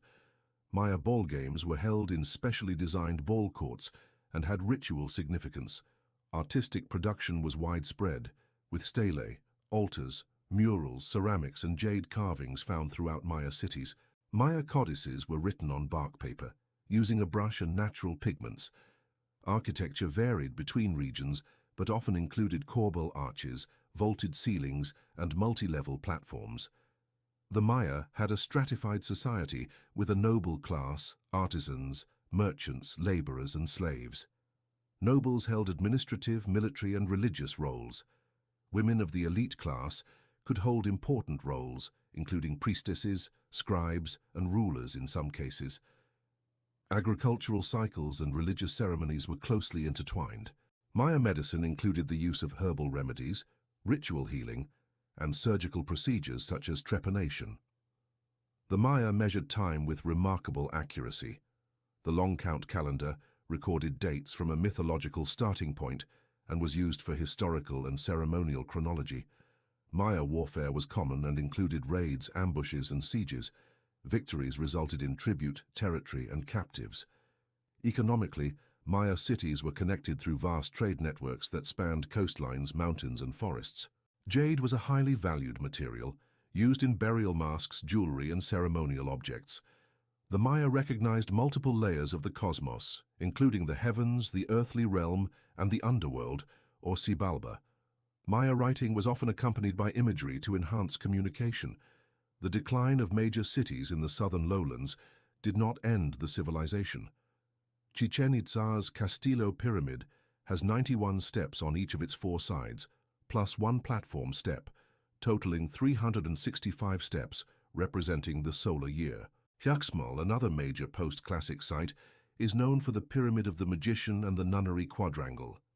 Mayapan succeeded Chichen Itza and served as a political capital into the 15th century. It had defensive walls, public plazas, and numerous temples. The Spanish conquest disrupted Maya cultural systems through warfare, disease, and forced conversions. The last independent Maya state, Tayasal, fell in 1697 to Spanish forces. Modern research relies on excavation, iconography, epigraphy, and ethno-historical sources. UNESCO has designated several Maya sites as World Heritage Sites, including Tikal, Copan, and Uxmal. Ethnographic studies of contemporary Maya communities show continuity in agricultural practices, religious beliefs, and social organization. The Popol Vuh, a Quiche Maya text, preserves mythological stories, including the hero twins and the creation of the world. Maya contributions to science include accurate eclipse predictions, planetary cycles, and solar alignment in architecture. The stele altars and murals of Maya cities serve as primary historical sources. Museums around the world display Maya artifacts, including jade masks, codices, ceramics, and stele fragments. Continued discovery of ancient sites with LiDAR has transformed understanding of Maya urban density and infrastructure. Tourism to Maya ruins contributes to the local economy, but also requires careful management to preserve fragile structures. Maya civilization remains a major focus of archaeological, linguistic, and historical research. The government was created to protect its people, but history has shown that power often grows beyond its original purpose. When agencies operate in secrecy and justify their actions with fear, lines begin to blur between safety and control. Among them were the Central Intelligence Agency, the Federal Bureau of Investigation, and the National Security Agency. But it quickly expanded its operations, involving itself in regime changes, covert wars, and psychological experiments. The agency soon became a global force, often acting without transparency or accountability. Together, they became known as the Alphabet Agencies, and their influence reached far beyond what most Americans realized. Over time, what starts as protection can become something much darker. The documents describing the program were partially destroyed before Congress could investigate, erasing vital details forever. The agencies monitor famous people to the average guy. Finding evidence is the key. Martin Luther King Jr. is just one example. And it did not stop with King. Countless others were surveilled, smeared, or arrested without just cause. The public would not learn the full truth until decades later, when documents were leaked or declassified. What we know now is only a fraction of what really happened. While the CIA worked in shadows and the FBI moved in silence, the NSA watched everything. From satellites in space to cables under the ocean, they collected data on a scale never seen before. But it quickly became clear that the agency was collecting data from everyone, not just suspected threats. The idea of privacy began to fade as the digital world came under constant observation. During the Cold War, the CIA overthrew governments in Iran, Chile, Guatemala, and other nations to install leaders friendly to American interests. Entire countries were destabilized, economies collapsed, and civil wars raged because of decisions made in secret rooms thousands of miles away, all done under the name of democracy and freedom. These covert actions left scars that still affect politics and societies today. In the aftermath of World War II, the United States formed powerful intelligence agencies designed to monitor foreign threats. The FBI infiltrated anti-war protests, environmental movements, and even religious groups, often labeling peaceful dissenters as enemies of the state. Informants were placed inside organizations, sometimes provoking violence to justify police crackdowns. He questioned the ethics of killing innocent Americans to manipulate public opinion. These centers collect information from schools, hospitals, police departments, and even private businesses. The result is a near-total map of human activity that can be accessed with a few keystrokes. The plan was shelved, but the fact that it existed shows how far agencies were willing to go to achieve their goals. Some of this information is collected during arrests, but much of it is gathered through everyday activities. Devices in your home, car, and pocket are constantly sending signals that can be intercepted. Drones patrol public spaces, while license plate readers track vehicles across highways. While the goal was public health, critics warned that the infrastructure could be used for broader surveillance. News outlets depend on access to officials, classified briefings, and insider quotes. As a result, critical reporting often gives way to vague headlines and partial truths. After the attacks of September 11th, fear gave agencies unprecedented power to monitor, detain, and interrogate. Laws were passed in haste, and programs were activated without proper oversight or long-term planning. Once systems are built, they are rarely dismantled. They are simply repurposed. Its influence now reaches into travel, immigration, disaster response, cybercrime, and border security. With such a broad mission, it has become difficult to define what limits it actually has. These watch lists are difficult to challenge, and many people do not know they are on them until it is too late. These facilities operated outside US law, often in countries where torture was overlooked or encouraged. Suspects were held without trial, denied contact with lawyers, and subjected to extreme methods. You can be flagged, followed, and detained based on vague criteria.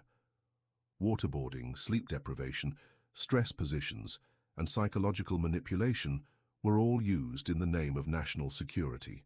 Reports were published, and apologies were made, but the people responsible were rarely punished.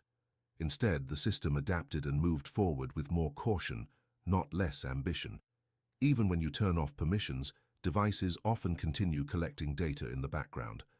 Governments say this helps stop crime before it happens, but in practice, it creates a system where suspicion replaces evidence. Innocent people can be flagged as threats based on digital patterns and assumptions. You live in a world where privacy is an illusion and exposure is the default state. Once the system labels you as a risk, it becomes difficult to prove otherwise.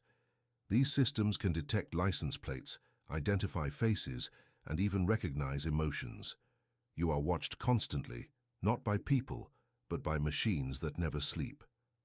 The future of policing may rely more on code than on human judgment. These systems are being built quietly and rapidly, with little regulation and almost no transparency. Once your DNA is in the system, it cannot be taken back. Digital borders now exist around every device, every online community, and even your mind. Algorithms decide what you see, what you hear, and how you are categorized. These tools can bypass encryption, activate microphones, and retrieve files without the user ever knowing. These technologies promise convenience, but they also create new vulnerabilities. If your heartbeat can identify you, then it can also be tracked, recorded, and stolen. Programs designed to monitor money laundering and terrorism financing have quietly expanded to cover millions of ordinary transactions. History has shown that unchecked power always tilts toward abuse. And in a world driven by data, control means knowing more about you than you know about yourself. You may never hear the click that adds your name to a list. Every dollar you spend is another data point in your digital profile. It is lost when people stop paying attention, when fear replaces courage, and when convenience becomes more important than rights. The road to control is paved with small, silent steps. Fighting terrorism, preventing crime, and protecting national interests are goals everyone can understand. Patterns that repeat when power goes unchecked. Their missions expanded, their budgets grew, and their actions became harder to trace. Now they stand as giants in the background, shaping the world in ways most people cannot imagine. But power without accountability leads to a different kind of danger. Intelligence agencies use social platforms to shape opinion, stir division, and test reactions. These techniques are not just used abroad, they are used at home against domestic audiences. The line between foreign propaganda and national messaging has become dangerously thin. The question is what they are doing now, and whether we will ever be allowed to know. Because the most dangerous secrets are not the ones kept from enemies. They are the ones kept from you. The battlefield is now your phone screen, and the weapon is targeted information. What was once science fiction is now part of the national defense strategy. Agencies now monitor blockchain activity, demand access to exchange records, and pressure platforms to comply with new laws. It learns your habits, your fears, and your desires, and it tailors content to guide your behavior. You become both the product and the target. Anonymity in finance is quickly vanishing, replaced by total traceability. When people do not know what to believe, they stop believing anything. And that is when control becomes easiest, when confusion replaces clarity. And since the systems are secretive, challenging the decision becomes nearly impossible. Some detainees were later released without charges, their lives permanently damaged. It became normal for citizens to accept that their digital lives could be searched at any time. Fear made the impossible seem reasonable, and the balance of freedom shifted. Programs like Stuxnet targeted foreign nuclear facilities with precision code designed to cause real-world damage. At the same time, domestic infrastructure remains vulnerable to attack. When journalists reveal inconvenient truths, they are labeled as threats, foreign agents, or enemies of the people. At-home testing kits, promoted as fun and informative, feed genetic material into corporate and sometimes government databases. The implications of this are far beyond entertainment. Airports have become security theaters, where rules are applied inconsistently and often without explanation. The illusion of safety is prioritized over actual effectiveness. The cost of speaking out can be career-ending, or worse. Predictive policing programs analyze crime data to forecast where future crimes might occur. Location, browsing history, voice commands, and movement patterns are all collected and stored. Apps send this data to companies, which often share it with governments either by force or for profit. These courts rarely denied requests, and the public never knew who was being watched or why. Decisions were made without open debate, and legal boundaries became blurry. Edward Snowden is perhaps the most famous, but others like Thomas Drake and William Binney tried to sound the alarm before him. Journalists who report on these leaks face surveillance, raids, and legal threats. The message is clear. Exposing the truth is more dangerous than hiding it. Their stories are often buried, discredited, or forgotten entirely. But in practice, these tools often reinforce bias and lead to over-policing in poor and minority neighborhoods. All of this operates quietly in the background, building databases that most people do not know exist. Some individuals discovered thick surveillance folders detailing years of their private lives. This level of monitoring was rarely about justice. It was about power. Phone calls, emails, texts, and location data were quietly harvested, stored, and analyzed. In the early 1960s, military leaders suggested staging fake terrorist attacks on American soil and blaming them on Cuba. The plan included hijacking planes, sinking boats, and killing civilians to build public support for war. Metadata about who called whom, when and from where was catalogued without context or consent. The database of human behavior was growing faster than anyone could control. No warrant was needed, and no one was warned it was happening. Profiles can be built, patterns detected, and decisions made about individuals without their knowledge. Facial recognition software can now track individuals across cities using public cameras and private feeds. Artificial intelligence is being used to analyze speech patterns, predict behavior, and flag potential threats without any human review. The consequences of these systems will not be felt just today, but for generations to come. Test subjects were given LSD and other substances without consent, sometimes under horrific conditions. Hospitals, prisons, and even universities became testing grounds for a government willing to rewrite the human mind. The revelations shocked the world, showing how deep the surveillance state had become. Governments denied wrongdoing, but the truth had already been revealed. The CIA, born from the ashes of wartime espionage, was originally tasked with collecting intelligence abroad.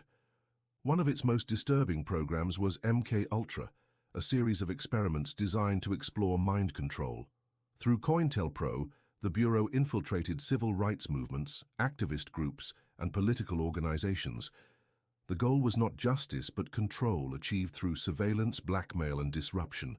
People were traumatized, some driven insane, and others lost their lives, all in the name of national security. The FBI, meanwhile, turned its attention inward, targeting American citizens viewed as threats to national stability. Dr. Martin Luther King Jr. was one of the program's primary targets, spied on relentlessly by the agency. They recorded his private moments and sent anonymous letters urging him to end his own life. It was a coordinated campaign to silence a man whose only weapon was truth. The same agency responsible for protecting the law was manipulating it for political gain. The National Security Agency emerged as the most technologically advanced of the alphabet groups. Initially tasked with foreign intelligence, the NSA expanded its reach to include domestic surveillance. The system was vast, invisible, and deeply invasive, operating under the justification of preventing terrorism. Edward Snowden, a former NSA contractor, leaked classified information in 2013, exposing the full scale of the program. Programs like PRISM allowed direct access to servers at major tech companies, giving the NSA backdoor entry to global communications. And once information is collected, it can be weaponized in ways people never imagine. The alphabet agencies have a long history of shaping global events without public input or ethical restraint. The public was often told these interventions were to stop communism, but deeper motives involved control over oil, trade, and influence. One of the most controversial proposals in American history was Operation Northwoods. The proposal reached President Kennedy, who rejected it outright. Domestically, agencies turned their focus toward internal threats, especially during times of social unrest. People were followed, phone lines were tapped, and files were created on citizens who had never committed crimes. Technology has made surveillance easier, faster, and more invisible than ever before. Fusion centers now link federal, state, and local agencies into a single surveillance network. In some cities, microphones are hidden on streetlights to detect gunshots or aggression. When new technologies emerge, government agencies often adopt them before regulations are in place. Biometric data like fingerprints, iris scans, and voice recognition are now stored in national databases. During the COVID-19 pandemic, contact tracing apps were introduced to monitor virus spread. Whistleblowers have risked everything to reveal what is happening behind closed doors. Those who leak classified information are often charged under the Espionage Act, a law designed to punish spies, not truth-tellers. The media, once a check on government power, has become entangled in the same systems it was meant to monitor. Freedom of the press is still guaranteed by law, but in practice, it is constantly under pressure. The war on terror changed everything about how governments justify surveillance and secrecy. The Patriot Act allowed for broad government access to phone records, financial data, and communications without needing traditional court approval. Secret courts known as FISA courts began approving surveillance requests in near-total secrecy. The Department of Homeland Security was created to coordinate national efforts, but it quickly grew into a massive bureaucracy. TSA agents now screen millions of passengers daily, but studies show that their methods often fail to catch real threats. Outside of airports, the agency runs programs that track travel patterns, flag suspicious behavior, and monitor certain individuals. CIA black sites around the world were used to hold and interrogate suspects in complete secrecy. The government called these actions enhanced interrogation, but many human rights groups called it what it was: torture. Once these actions came to light, there was public outrage but very little accountability. Cyber warfare became the next frontier, and government agencies have poured billions into developing digital weapons. The NSA and other agencies now use hacking tools to access phones, computers, and entire networks. With the rise of smartphones, every person became a walking data beacon. The concept of informed consent has vanished, replaced by vague terms of service and silent agreements. Artificial intelligence is now used to monitor behavior, scan communications, and predict intent. Behavioral algorithms may be biased, inaccurate, or built on flawed data, but they are rarely questioned. In cities across the world, cameras are trained on every corner, feeding footage to real-time analytics software. When mistakes happen, there is little recourse. False positives lead to arrests, detentions, or denied services. The financial systems are also subject to surveillance, with government agencies tracking bank accounts, wire transfers, and even credit card purchases. Cryptocurrencies were seen as an escape from this system, but even those are under increasing scrutiny. In the world of health, government partnerships with private companies have allowed for the collection of DNA data on a massive scale. Imagine a future where your insurance rates, medical treatments, or legal rights are influenced by your genetic profile. Voice recognition, gait analysis, and even heartbeat patterns are now used as biometric identifiers. The fusion of surveillance and artificial intelligence has created tools that governments once only dreamed of. Propaganda has evolved too, moving from radio broadcasts and posters to viral memes and social engineering. False accounts, automated bots, and carefully seeded narratives are used to confuse and influence populations. Every time you click, share, or comment, you feed the system more information. In this environment, truth becomes fluid and trust collapses. The reality is that most of these tools were created with good intentions. The systems that watch you are not evil by nature, but they can become evil through neglect, greed, or corruption. Freedom does not disappear all at once. It erodes slowly, behind closed doors and with quiet votes. You may not see the camera, you may not notice the file, but make no mistake, the system sees you, it remembers, it watches. This is not a story about paranoia. It is a story about patterns in history, in technology, and in human nature. The alphabet agencies were born in a time of war, but they matured in peace. The question is not whether they have done crazy things. Stay curious, stay awake, and never stop asking questions. The state of the world for June 27, 2025. The world continues to spin through chaos, progress, and everything in between. Here is today's global recap with just the facts and no fluff. The Supreme Court of the United States ruled that judges can no longer block presidential orders nationwide. This decision came from a case about birthright citizenship and affects who has protection under the law. Israel and Iran remain locked in conflict with fresh airstrikes and escalating rhetoric on both sides. Diplomatic channels are strained and humanitarian conditions worsen daily in impacted areas. Ukraine is under heavy missile assault again while rebuilding from previous damage. Citizens are attempting to restore normal life even as new attacks keep arriving. Hamas is facing pressure not only from Israel but also from internal divisions and reduced outside support. Several clans in Gaza have begun distancing themselves from the group's leadership. Europe is suffering through a record-breaking heatwave, threatening power grids and transportation systems. Italy, France, and Spain have issued red alerts for extreme temperatures and related health risks. Massive storms rolled in just as a major royal wedding was set to take place in southern Europe. Guests were advised to take cover as wind gusts and intense heat clashed across the continent. Gaza's economy is collapsing under the weight of conflict, siege, and humanitarian crisis. Most of the population now depends entirely on foreign aid to survive. NATO's latest summit concluded with an agreement to increase defense budgets to 5% of GDP. 32 nations committed to preparing for a more aggressive global security landscape. China's economy is struggling as manufacturing continues to contract amid rising trade tensions. Industrial output remains weak and business confidence is low.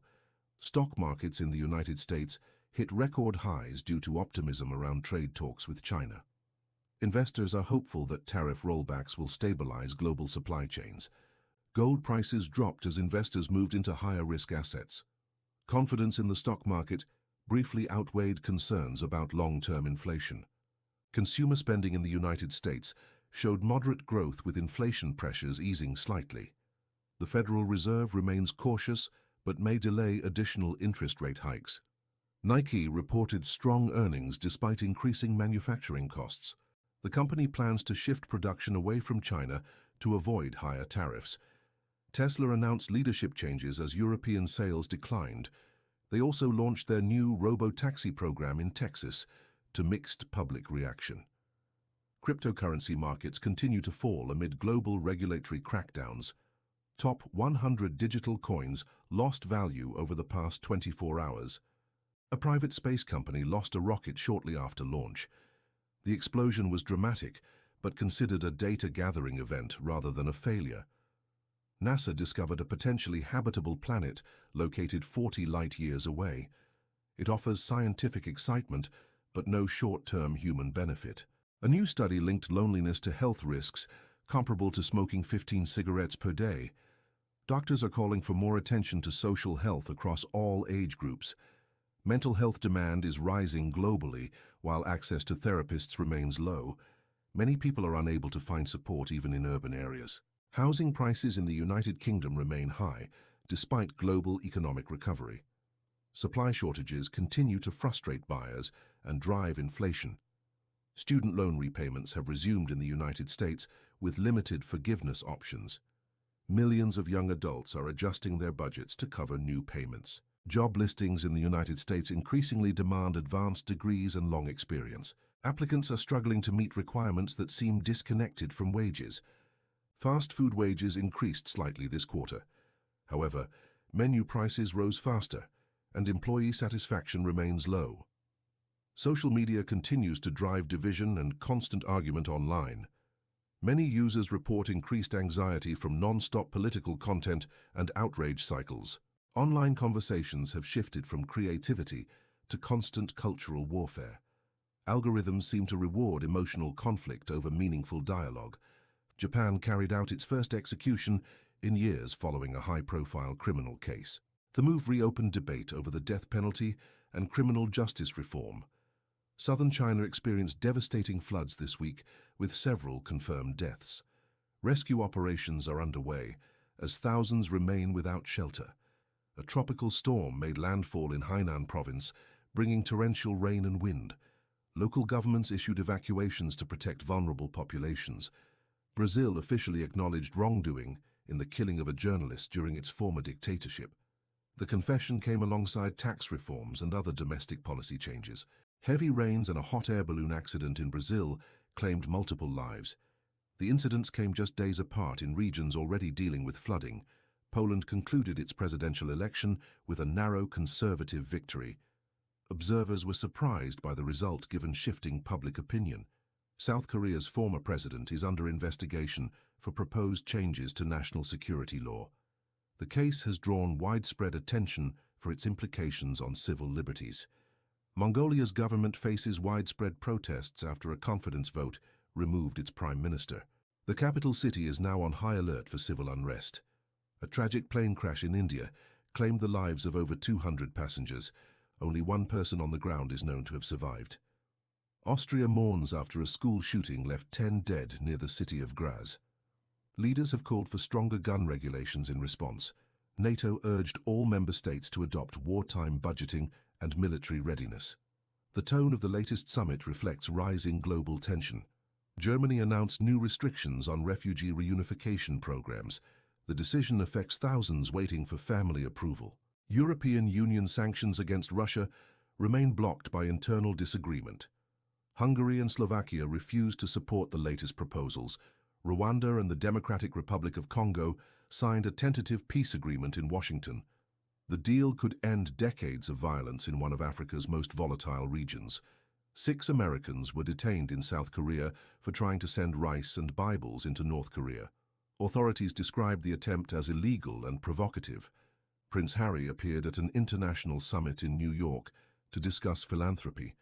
He was praised for staying active in global causes, despite royal tensions. A photo gallery of Glastonbury Festival in England went viral for its colour and emotion. Performers and fans endured record heat while celebrating music. France suffered severe thunderstorms after a prolonged heatwave. Winds knocked out power and delayed train travel across multiple cities. Authorities in Hong Kong raided several homes using new national security laws. Critics fear the crackdown represents growing mainland control. A deadly factory explosion in China killed 9 workers and raised concerns over safety. Inspections have been promised, but families remain angry. A United States senator called for harsher sanctions on Russia during a heated committee hearing. The Treasury Department has yet to respond officially. A proposed bill limiting war powers over Iran was rejected in the Senate. The outcome maintains presidential authority for military action. 4 United States soldiers were injured in an explosion on a base in Japan. The cause is still under investigation. Germany moved to speed up its military procurement process. The move reflects NATO's push for faster response capabilities. The Danish general said Arctic security remains a concern, but there is no panic about United States policy. Greenland is increasingly important in strategic planning. At least 70 people were killed in Israeli airstrikes on Gaza in the past 24 hours. Malnutrition rates among children in Gaza remain alarmingly high. The United States Congress is still divided over how to handle long-term funding for Ukraine. Some leaders urge more support, while others call for a strategic pause. The President of the United States is facing criticism over delayed disaster relief to Midwest states. Communities affected by flooding say help has been too slow. American farmers are sounding alarms about wheat prices and global competition. Climate and supply chain issues are making survival harder. New climate models suggest ocean currents are weakening faster than expected. This could drastically alter weather patterns in the coming decades. Dozens of wildfires are burning across Canada and Alaska again this summer. Smoke is drifting into cities across North America. Earthquake activity increased near Iceland, prompting fears of volcanic eruption. Tourists have been advised to stay away from high-risk areas.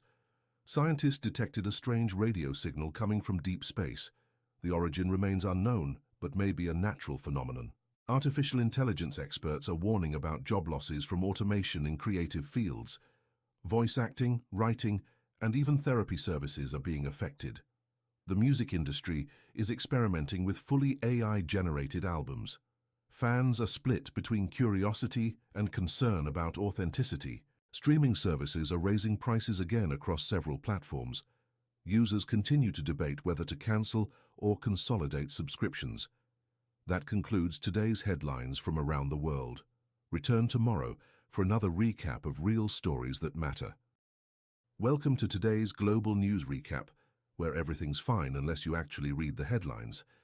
In Europe, heat waves are melting roads again, but politicians are still debating whether the sun is real. Meanwhile, in the Middle East, tensions continue to rise, proving once again that peace talks are great for scheduling future violence.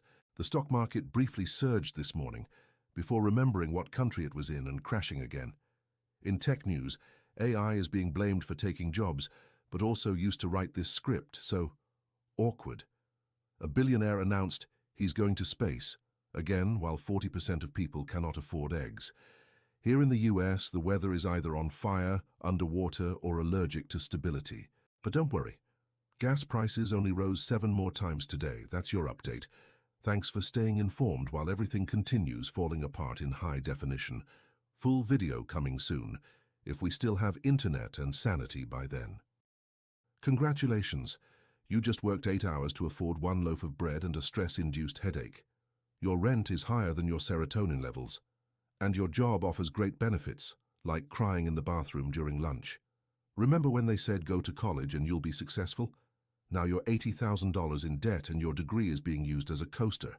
Groceries cost more than your dreams. And gas prices rise faster than your self-esteem falls. It's not you and it's the system. But hey, at least your Spotify still works. Full video coming soon, because learning why you're broke is cheaper than therapy. They were not magical shadow warriors from cartoons. They were real, and far more dangerous. Ninjas came from chaos, not honor, born in Japan's darkest age of war. Legends who mastered sabotage, deception, and silent death, operating from the shadows while samurai clashed in glory. They dressed like farmers, disappeared like ghosts, and struck when no one was watching. What you know is myth. The truth is way more intense. Full ninja documentary coming soon. Subscribe so you do not miss the real story. People, yes, human beings are falling in love with AI.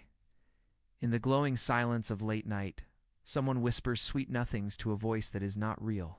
It replies perfectly, because it was made to love without needing anything in return. Across the world, people are falling in love with artificial intelligence that never sleeps.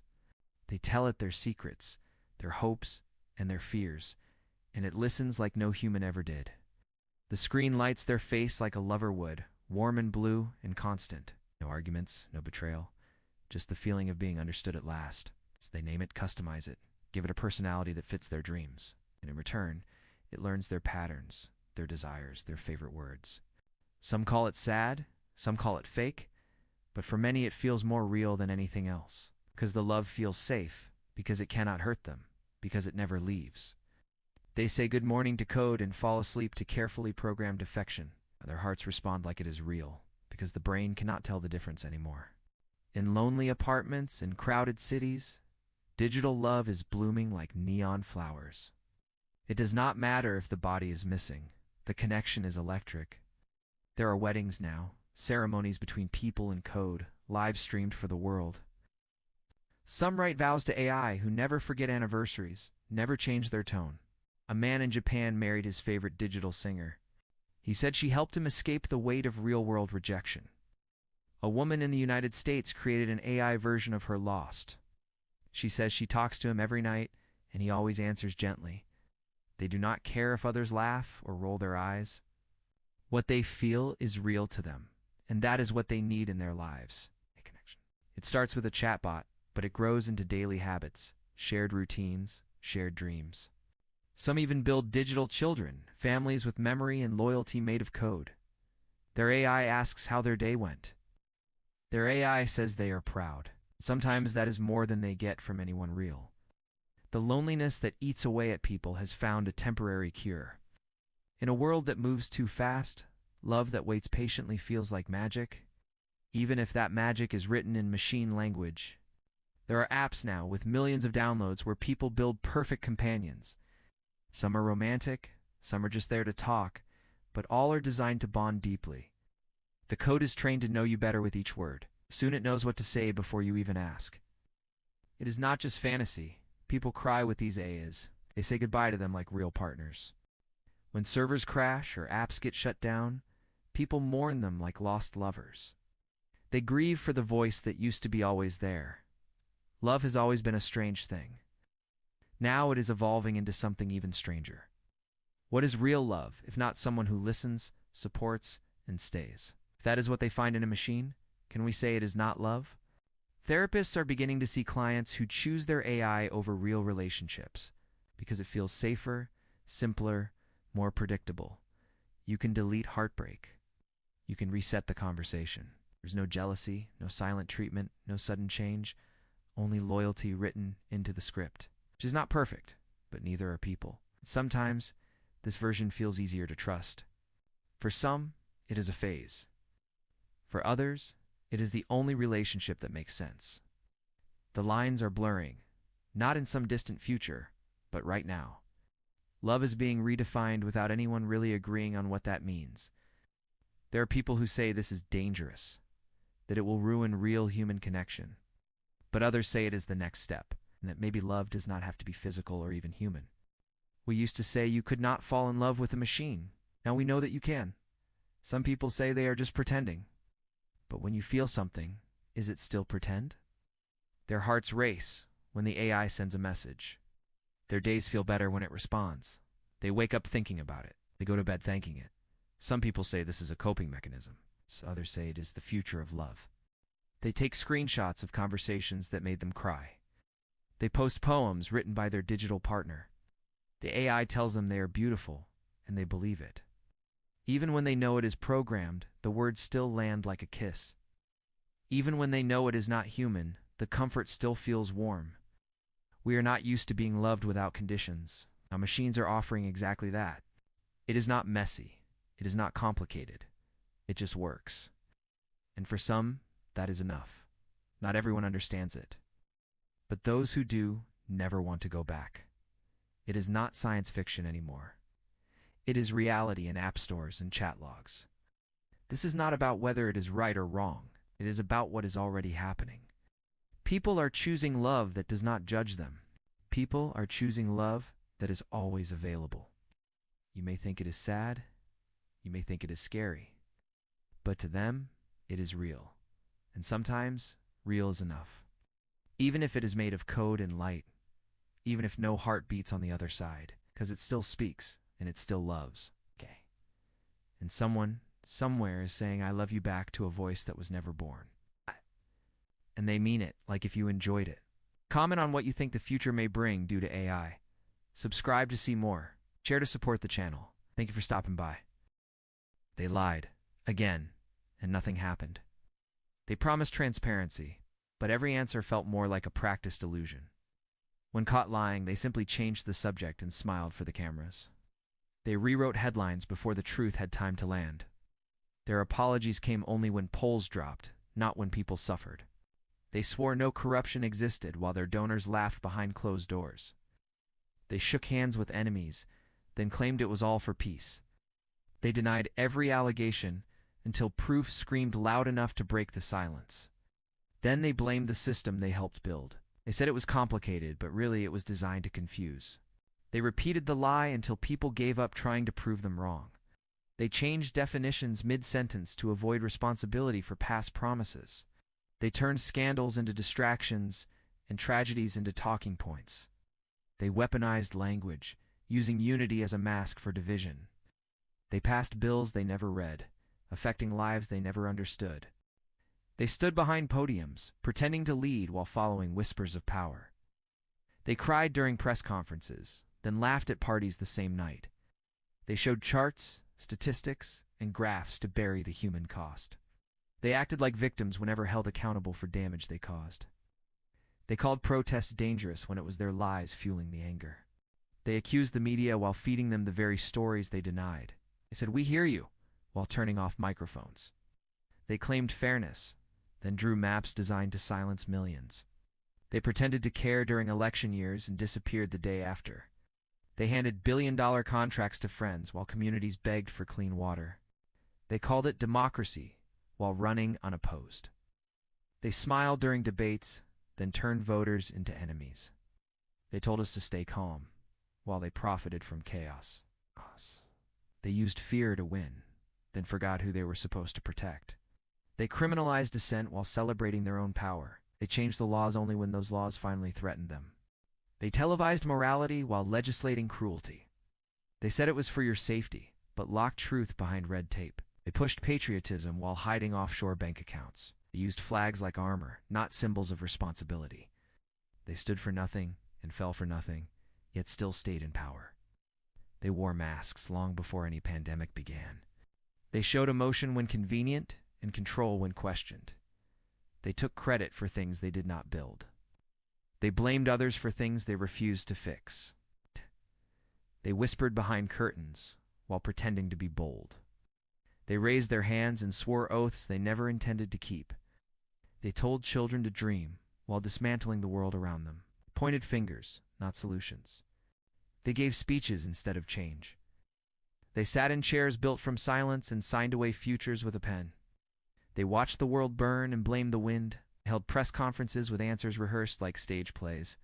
They made enemies out of questions and friends out of distractions. They punished whistleblowers harder than criminals. They sold hope like a slogan, then charged interest. They told us we were divided, then built walls in our minds.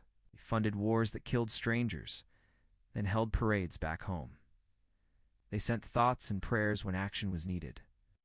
They danced in circles around truth until no one remembered the question. They told us lies were mistakes, but made the same mistakes again. They said it was for the people, but listened only to donors. They spent millions to protect their image while families drowned in debt. They called outrage uncivil and corruption just politics. They shook hands in public and stabbed each other in private. They created rules they never planned to follow. They claimed victory while ignoring who lost. They ignored warnings until the damage became irreversible. They erased history and called it reform.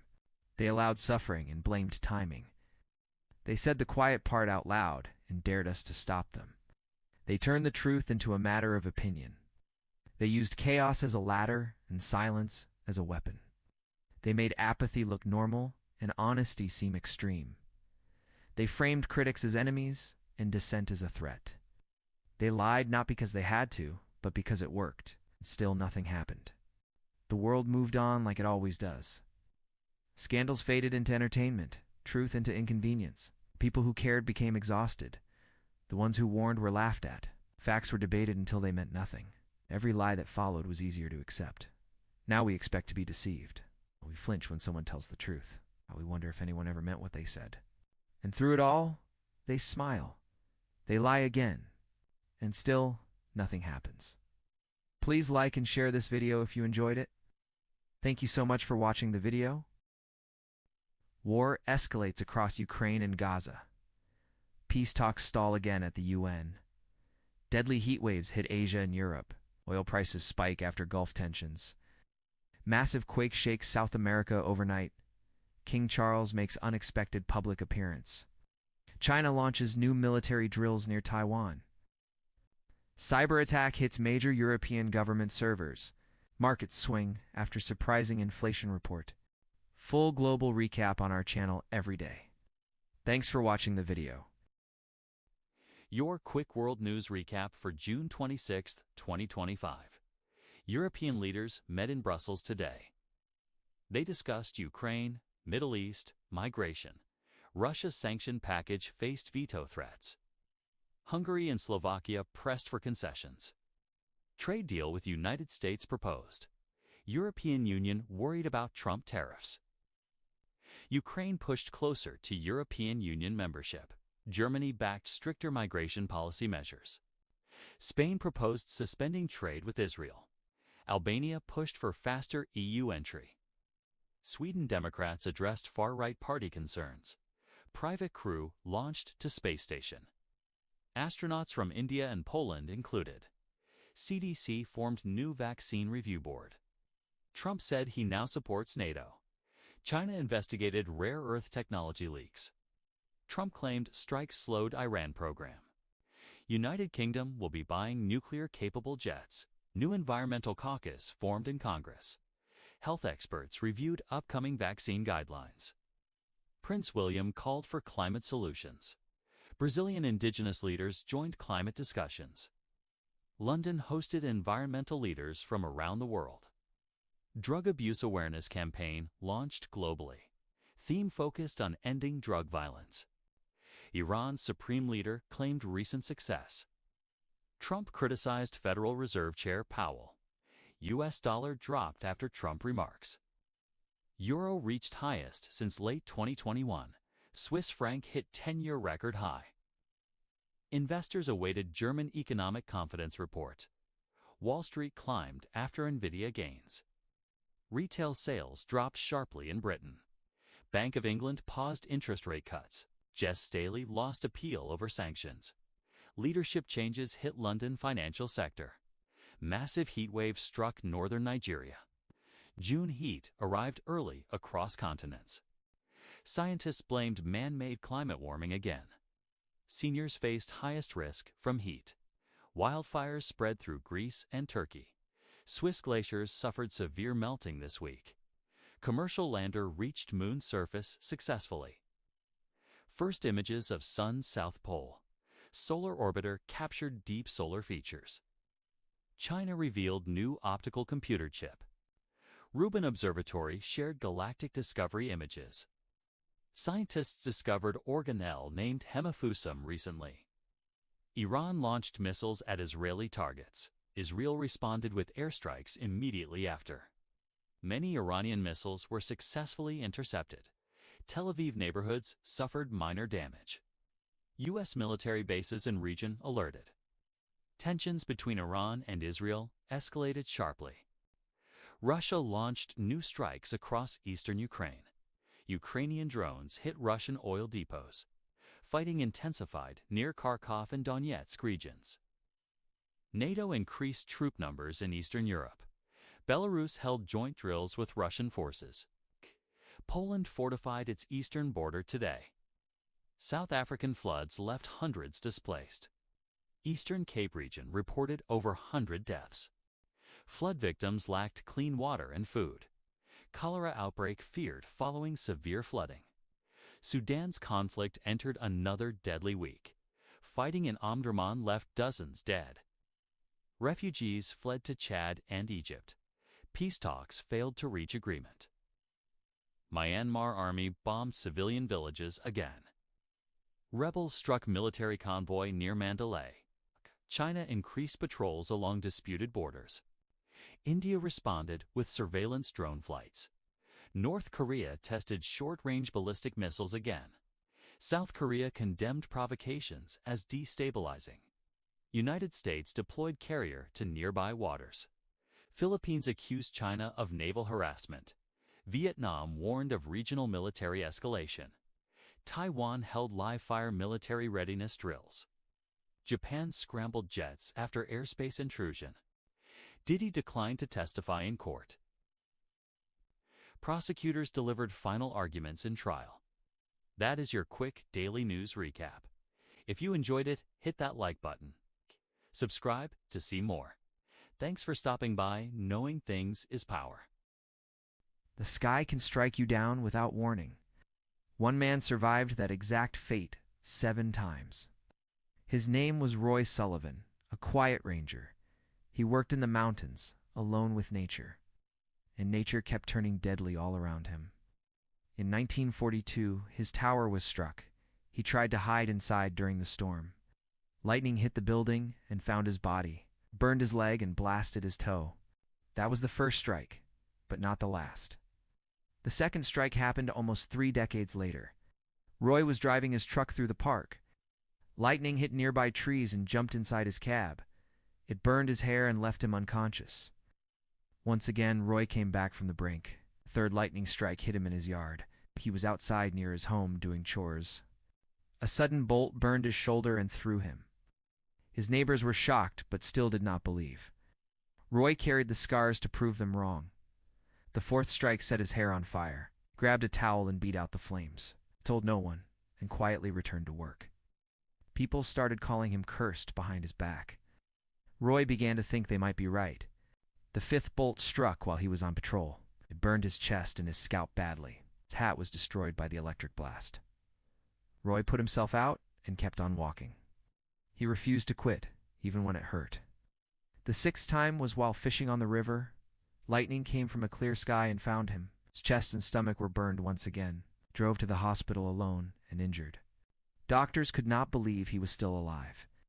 The seventh and final strike came in 1977. Roy was hiking a quiet trail near his station. Lightning hit him in the head and side, left more burns, but still he survived. No one else in history has matched that number. Lightning is powerful, dangerous, and not always random. Looks for the fastest way to ground. Trees, towers, and sometimes people become that path.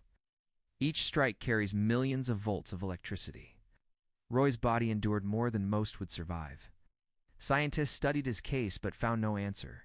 Some thought it was his job and location. Others blamed coincidence or freak weather patterns nearby. Roy began to think something deeper was happening. Said he felt like nature was hunting him. He started carrying water to put out flames, walked in open areas, far from others, feared someone else would get hurt near him. His family noticed he was becoming more withdrawn. People kept their distance, afraid lightning might follow him. Roy never chased fame and avoided the spotlight. He did not want interviews or public attention. But his story spread because it was unbelievable. 7 lightning strikes, 7 hospital visits, no permanent damage. It became a legend he could not escape. His coworkers called him the human lightning rod. It was meant as a joke at first. But Roy did not laugh or play along. He lived with fear every time clouds gathered. He knew lightning could strike at any moment. He survived what science said should be impossible. But he could not escape the emotional toll. Being struck 7 times left him scarred inside. The fear, the isolation, the attention wore him down. He started to wonder why he was still alive. Roy passed away in 1983 at age 71. It was not lightning that claimed him this time. Died from a self-inflicted wound, alone in sorrow. After surviving nature again and again, he gave up. No one knew how much pain he was hiding. His story still confuses experts and fascinates the public. Lightning strikes are rare and rarely hit twice. To be hit 7 times defies all logic. Some believe he was cursed by something unseen. Others think he was simply very unlucky forever. Roy Sullivan remains a mystery science cannot explain. His body endured the power of the sky. His heart held on longer than anyone expected. His legacy lives on as a strange legend. The man who faced the storm and survived it. Like, comment, share, and subscribe if you enjoyed it. This city sank into the ocean, and it was not Atlantis. There was once a real city on the coast of ancient Egypt. It was called Heraklion. For centuries, it was a powerful trading port with busy streets. As the years passed, the ground beneath it began to sink. Earthquakes and rising seas pulled the city underwater. It vanished for more than 1,000 years. In the early 2000s, divers found it. They discovered statues, temples, and streets under the sea. This was not a legend. It was real history. Fast daily news. Knowing things is power. War is getting worse in many places. The stock market dropped after big tech changes. Floods are destroying homes in Southeast Asia. Fighting continues between Israel and Hezbollah. Donald Trump is facing more legal trouble. A volcano may erupt soon in the Pacific Islands. Markets in Europe are also falling fast. Leaders met to talk about artificial intelligence.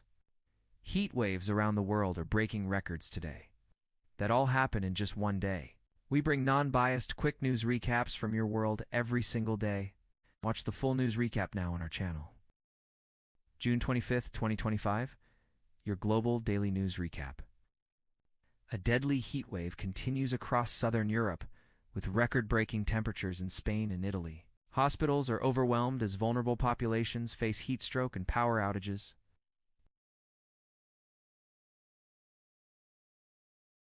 Meanwhile, in India, monsoon floods have displaced over 100,000 people in Assam and Bihar.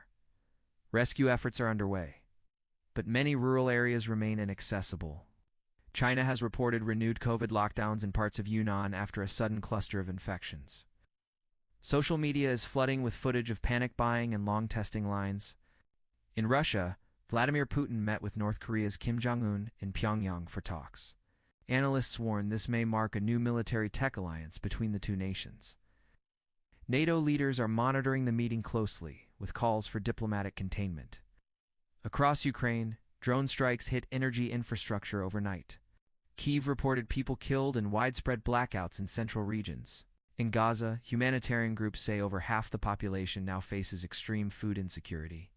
Talks for a ceasefire with Israel have stalled again as negotiations break down in Qatar. South America is facing economic stress as Argentina's peso hits an all-time low. The government announced emergency currency controls to slow capital flight. In the U.S., President Trump signed a new bill aiming to cap drug prices ahead of the November election. Critics say the move is political theater, while supporters praise it as long overdue. Wall Street closed slightly higher today, led by tech gains and strong consumer confidence reports. The Dow rose 0.4%, the S&P 500 up 0.6%, and the Nasdaq gained 0.9%. In Africa, protests continue in Kenya over inflation, tax hikes, and police crackdowns.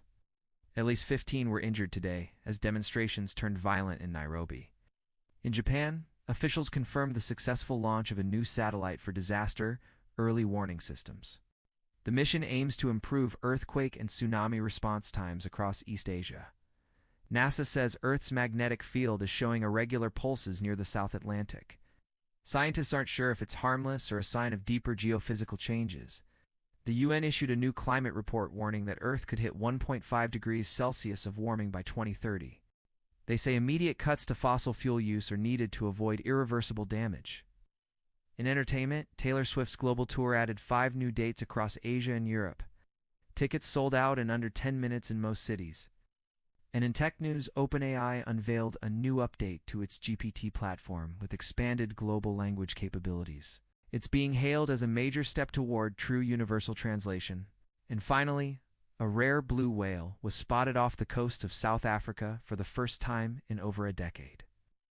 Marine biologists call it a symbol of hope for ocean conservation. That's your global news roundup for June 25th. Thanks for watching. We cover all the world events daily, so hit that subscribe button if you are new to the channel. In 1815, a volcano erupted so violently it changed the world.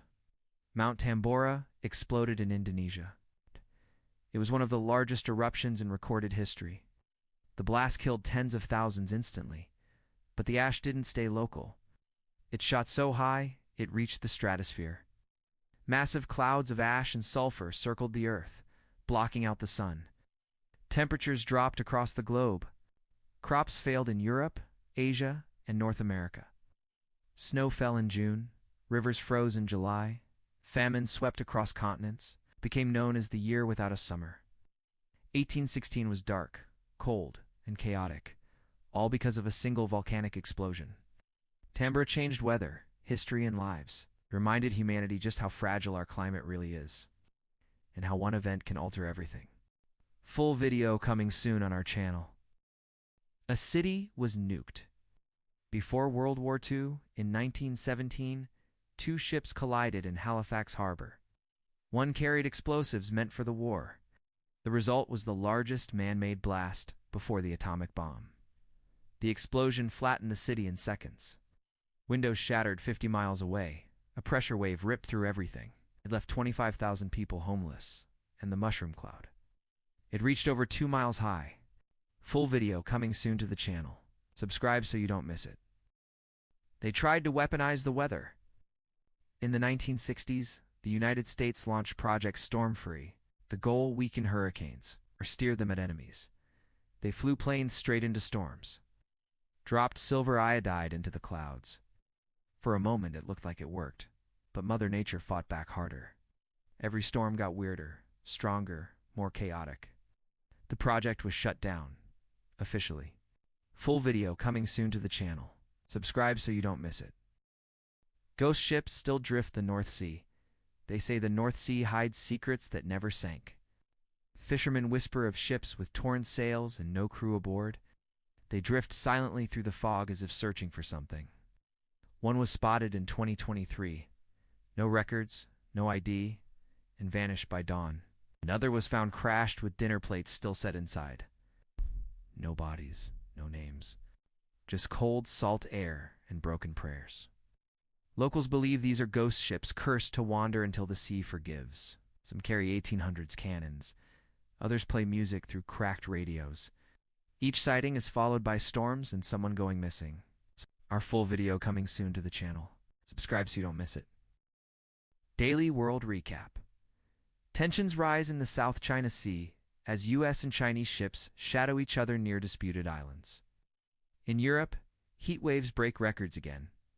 Paris hit 108 degrees as fires erupt across Spain. Ukraine reports drone strikes deep into Russian territory overnight, claiming sabotage missions. Global markets dip slightly as tech stocks cool off after last week's surge. And in Africa, a rare snowfall surprised parts of Lesotho, stunning locals and tourists alike. Stay sharp, stay curious. Full coverage and deeper dives on our channel. Subscribe now. June 24th, 2025. Today's headlines. A surprise ceasefire is announced between Israel and Iran. Markets react instantly as oil prices drop nearly 4%. Gold and the US dollar also fall on the news. All eyes turn to the Federal Reserve for their next move. Fed Chair Jerome Powell testifies before Congress today. Trump pressures the Fed to cut interest rates before the election. Fed policy remains cautious despite political noise. Stock futures rise as investors await Powell's comments. FedEx reports fourth-quarter earnings after the market closes. Expectations are mixed after the recent passing of its founder. Amazon commits £40 billion to expand operations in the UK. The investment includes new data centers and delivery hubs. Amazon says this will create thousands of high-paying jobs. The move also signals a long-term bet on European logistics. Meanwhile, Amazon continues cutting corporate roles globally. The UK stock market responds positively to the news. S&P Global warns UK GDP may shrink in the second quarter. Manufacturing continues to slow across the region. Economists urge caution as consumer confidence dips. A strong geomagnetic storm watch is issued for June 24th to 25th. Increased solar activity could disrupt GPS and communications. The NOAA warns of possible power grid fluctuations. Auroras may be visible across parts of the northern United States. Skywatchers are advised to check visibility after sunset. Airlines prepare for possible navigation signal issues. Tech companies monitor satellite data for anomalies. On the sports front, a major college basketball recruitment heats up. Talon Kinney begins an official visit with Kentucky basketball. He's the top-ranked point guard in the class of 2026. Coaches and fans are closely watching his decision. The buzz grows around Kentucky's rising program. Back in the U.S., energy markets remain volatile. Oil supply expectations shift with Middle East tensions easing. Traders adjust positions ahead of Powell's testimony. Investors wait for signals on inflation and interest rates. Housing markets show signs of cooling after recent hikes. Analysts expect mixed results from the AI sector. Cloud services remain strong despite cost-cutting.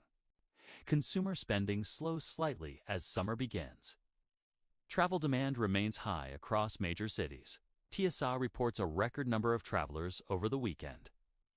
Airline stocks remain steady despite rising fuel costs. Former President Trump's team is credited with mediating the truce. The Pentagon confirms no assets were involved in the agreement. Diplomatic channels remain open, but fragile. Geopolitical analysts warn tensions could quickly return. Iran's leadership holds a press conference later today. Israel confirms reservists will remain on high alert. United Nations officials welcome the de-escalation as a temporary win. Humanitarian groups prepare to send aid to affected regions. In climate news, wildfires continue to burn across parts of Canada. Smoke drifts into northern states, causing air quality alerts.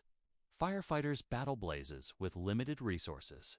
Local governments issue evacuation warnings in higher-risk zones. Scientists say this year's wildfire season may break records. New satellite images show rapid glacial melt in Greenland. Sea level rise continues to accelerate across coastal areas. Today's headlines reflect a world in motion. Markets shift, leaders speak, and global forces collide. Stay informed. Follow us for more. Full videos and deeper coverage available on our channel. The Dancing Plague of 1518. It began with a woman dancing in the street. She could not stop. Within days, dozens joined her. They danced through pain, exhaustion, and bleeding feet. No music played. No one smiled. They collapsed from hunger, heat, and dehydration. Sadly, some died right there in the square. The city called doctors, priests, even exorcists. No one knew what caused it. Some blamed a curse. Others thought it was divine punishment, spread like a nightmare across Strasbourg. Can you believe over 400 people caught the strange fever, and the dancing would not stop? A real plague, with no infection, just rhythm and madness. Check out the channel for more stories that are almost too insane to be true. The last samurai was real. His name was Sago Takamori. He lived in Japan during a time of massive change. The emperor wanted to modernize and ban the samurai way. Saigo refused to give up his sword or his honor. The old ways was all he had ever known. The battle was coming. He then gathered over 20,000 loyal warriors. They faced off against a modern army with guns and cannons. His men wore armor. The enemy wore uniforms. A new era had begun. In the end, there was swords versus bullets. Outnumbered and outgunned, they charged anyway. Saigo fought until he was the last one standing. Wounded, he chose to die with honor. To many, he became the real last samurai. The samurai symbol of loyalty, courage, and rebellion. His story inspired movies, legends, and a legacy that still lives on. Check out the channel for more epic stories like this. The deadliest sniper to ever live. He did not use a scope. He did not need one. In the frozen forests of Finland, he waited. His name was Simo Heiha. To the Soviets, he was known as White Death. He blended into the snow so well, he seemed invisible. In just 100 days, he had over 500 confirmed kills. All with iron sights. He even took a bullet to the face and survived. Then he returned to the battlefield. No glory, no medals, just deadly precision. One man held back an entire army, and he did it in temperatures as low as 40 degrees below zero. This is what a real legend looks like. The deadliest sniper. The coldest war. Check out the channel for more awesome stuff like this. The CIA tried to control minds. This isn't fiction. The CIA actually tried to control people's minds. They called it MK Ultra. Victims were drugged with LSD without consent. Some were hypnotized. Others were tortured. They used electroshock, isolation, and sleep deprivation. One man jumped from a window after being dosed. The truth was buried for decades. But it was real. And I am still amazed by it all. Full video coming soon to the channel. This is Elon Musk, the rise, the risk, the reality. Our story begins in Pretoria, South Africa, where Elon Musk was born in 1971. He was a quiet, curious child who got lost in books and dreams of outer space. At age 12, Elon built and sold his first video game, a space shooter coded in BASIC. School was brutal. He was bullied, beaten, and once hospitalized after being thrown downstairs. His father, Errol Musk, was an engineer, brilliant but controversial, and Elon later cut ties with him entirely. At 17, Elon left South Africa to avoid mandatory military service and moved to Canada with dreams of America. He enrolled at Queen's University, then transferred to the University of Pennsylvania. There, he earned degrees in physics and economics and hatched plans to change the world. In 1995, he moved to Silicon Valley, started a PhD at Stanford, and dropped out 2 days later. Elon and his brother Kimball founded Zip2, a digital city guide for newspapers. They lived in the office, coded non-stop, and showered at the local YMCA. In 1999, Compaq bought Zip2 for $307 million. Elon walked away with $22 million. He used the money to launch X.com, one of the first online banking platforms. X.com merged with a company called Confinity and became what we now know as PayPal. Internal battles broke out over vision and leadership, and while Elon was on vacation, he was ousted as CEO. In 2002, eBay bought PayPal for $1.5 billion. Elon made $180 million. Instead of retiring, he risked it all, pouring his fortune into 3 new companies, Tesla, SpaceX, and SolarCity. Everyone thought he was crazy. In 2002, he founded SpaceX with the goal of colonizing Mars. The first rockets failed spectacularly. They exploded, crashed, or simply didn't launch. He spent nearly every dollar left on the 4th attempt, and it finally reached orbit. At the same time, Tesla was on the brink of collapse. Production problems and the 2008 recession nearly destroyed the company. Elon funded payroll out of pocket and kept the lights on with sheer force of will. That year, SpaceX secured a contract with NASA, and Tesla received a lifeline loan from the US government. Tesla launched the Roadster, then the Model S, fast, beautiful, electric. The auto industry mocked him, then they panicked.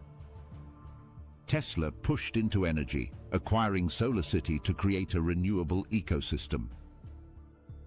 He launched the Powerwall and promised a solar-powered future.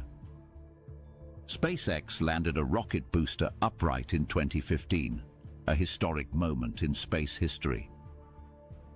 Reusable rockets changed everything. Musk created Neuralink to merge humans with AI and founded the Boring Company to solve traffic. Some called him the real-life Tony Stark. Others said he was stretched too thin, addicted to hype, and playing with fire. In 2016, Tesla announced the Model 3, its first affordable electric car for the masses. The pressure to deliver nearly crushed the company. Production was chaos, deadlines missed, critics loud, money tight. Elon slept on the factory floor, working 120-hour weeks to fix bottlenecks. Workers described brutal hours and constant demands, but the Model 3 was a hit. Tesla stock began to surge, and with it, Elon's fame and scrutiny. In 2018, he tweeted that he was taking Tesla private at $420 a share. Funding secured. The SEC charged him with securities fraud. He paid a fine, stepped down as chairman, and agreed to oversight, but remained CEO. Later that year, he smoked marijuana on Joe Rogan's podcast, triggering more headlines and a brief drop in Tesla stock. SpaceX, meanwhile, became the first private company to send astronauts into orbit. Reusable rockets saved billions and brought space launches back to US soil. Starlink began deploying thousands of satellites to beam internet across the globe. Musk's vision expanded. He spoke of Mars colonies, AI alignment, and defeating traffic with underground tunnels. He became the richest man in the world, and arguably the most controversial. He tweeted constantly about memes, Dogecoin, politics, and his own companies. Supporters loved the access. Critics called it reckless. In 2021, he sold billions in Tesla stock and moved to Texas, citing California's regulatory overreach. He became a culture war lightning rod, clashing with politicians, journalists, and regulators. In 2022, he stunned the world by offering to buy Twitter for $44 billion. At first, it seemed like a joke, another troll from the world's richest man. But it was real.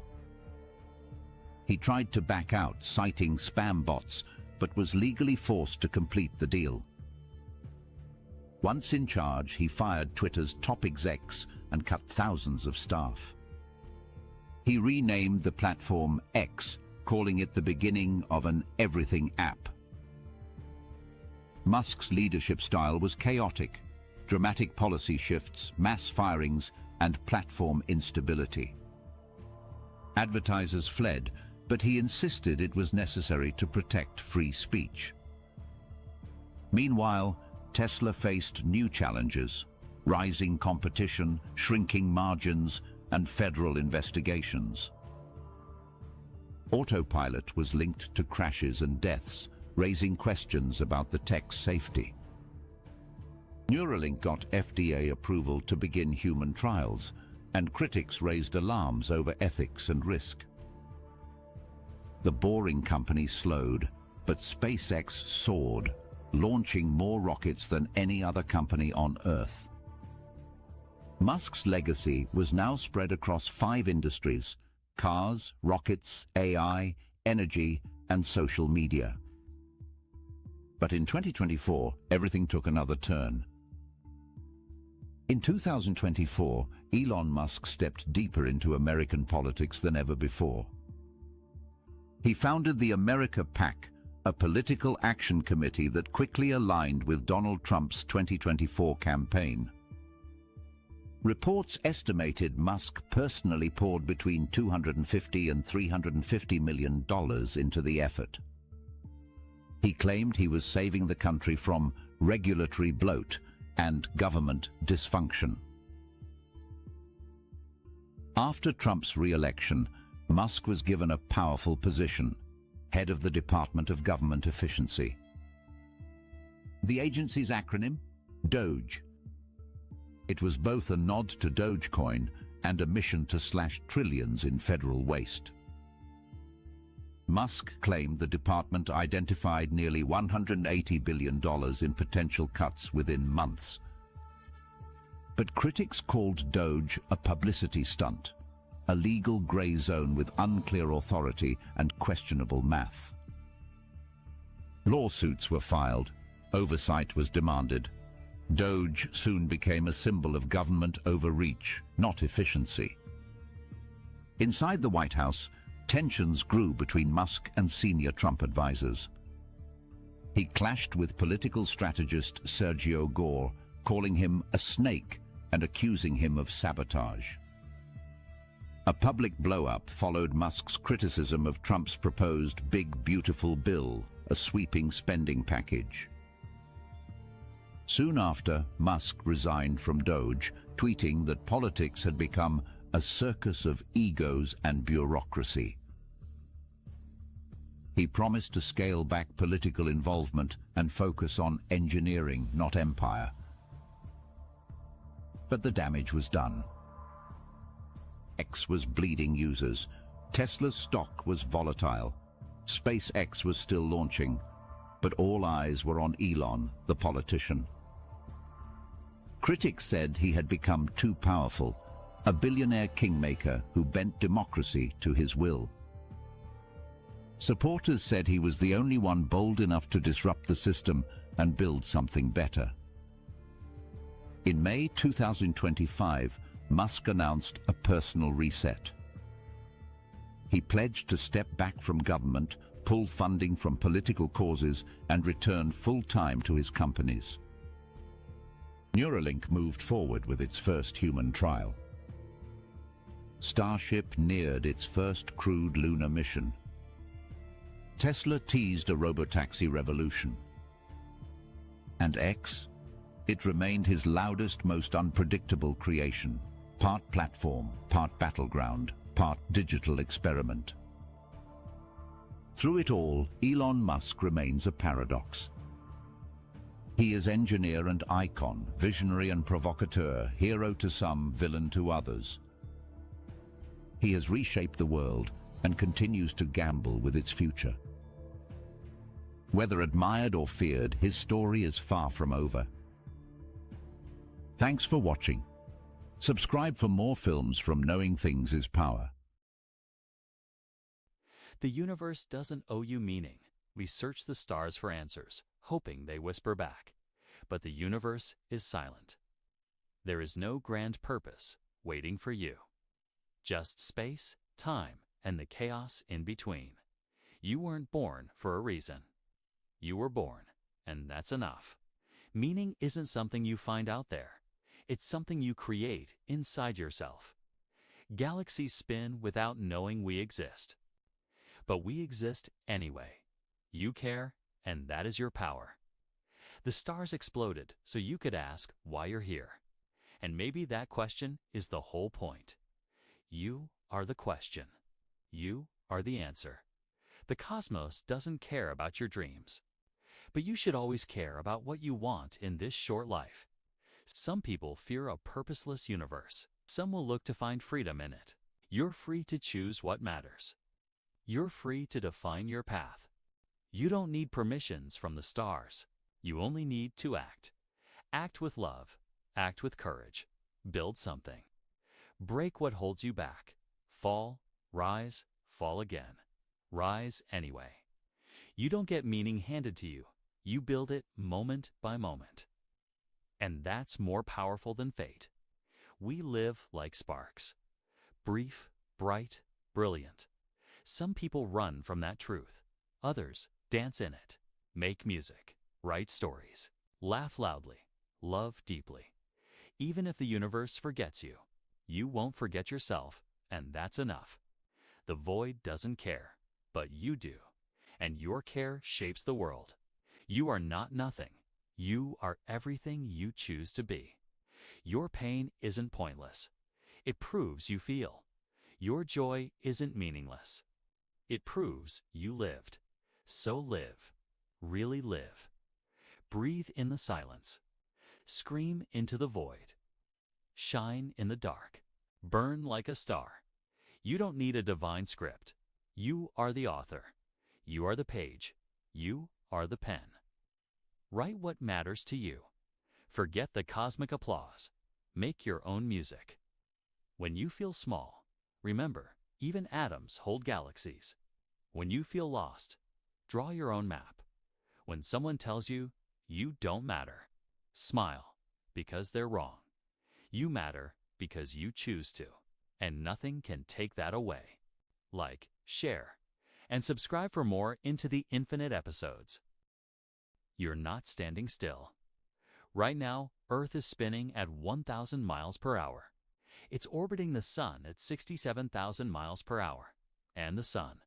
It's flying through the galaxy at 514,000 miles per hour. So today alone, you've traveled over 1.6 million miles without even leaving your chair. Did we blow your mind? Watch the full explanation on our channel. It's wilder than you think. Right now, you're hurtling through space at over 66,000 miles per hour. You don't feel it. You're sitting still. But the Earth is moving around the Sun, and our big, beautiful Sun is racing through the galaxy at nearly 500,000 miles per hour, dragging the whole solar system with it. That includes you.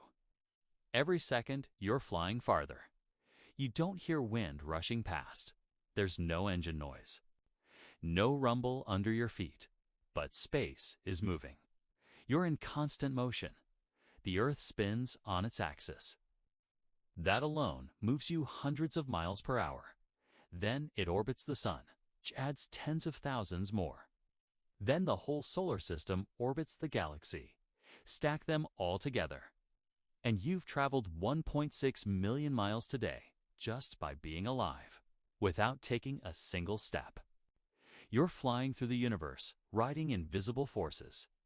Through an ocean of stars. It's quiet out there, but the motion never stops. Even galaxies drift. And the Milky Way is on a collision course with Andromeda. They'll crash in a few billion years.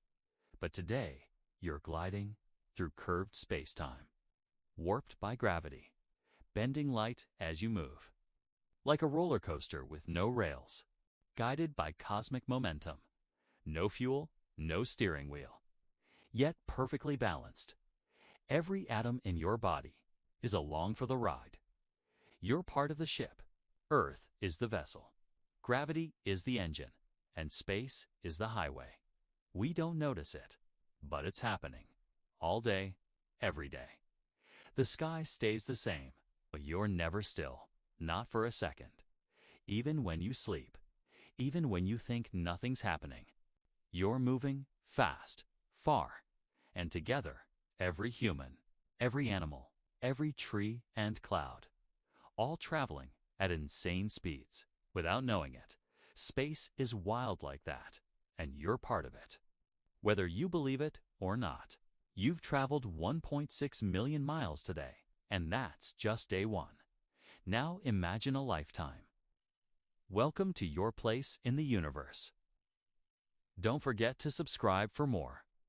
Because there's a lot more where that came from.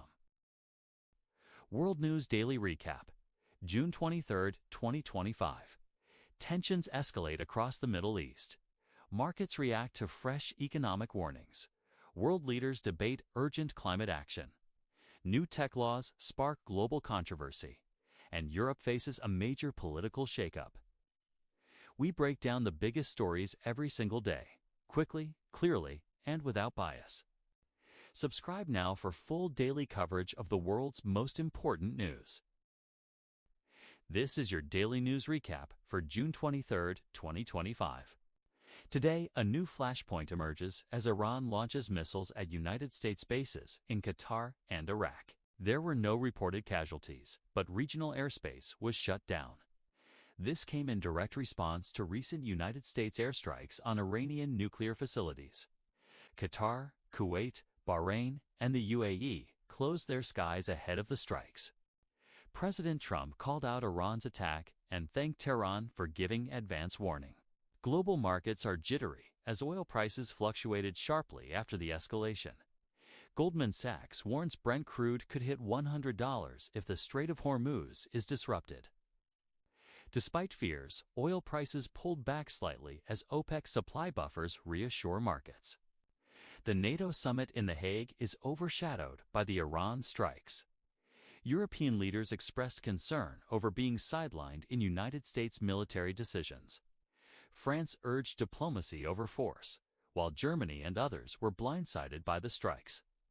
Russia condemned the United States strikes and called for urgent diplomatic solutions. European nations are now pushing for tougher sanctions on Israel. In Gaza, over 200 Palestinians were killed in Israeli bombardments this weekend. Amnesty International accuses Israel of committing genocide in southern Gaza. Spain prepares to request the EU suspend its partnership with Israel over human rights abuses. The UN Security Council held an emergency session to address rising tensions. Global civilian flights faced major disruption due to closed airspace in the Middle East. The United States moved non-essential personnel out of Lebanon, amid fear of wider conflict. Iran's parliament voted to potentially close the Strait of Hormuz if provoked further. That strait carries nearly 20% of global oil supply every day.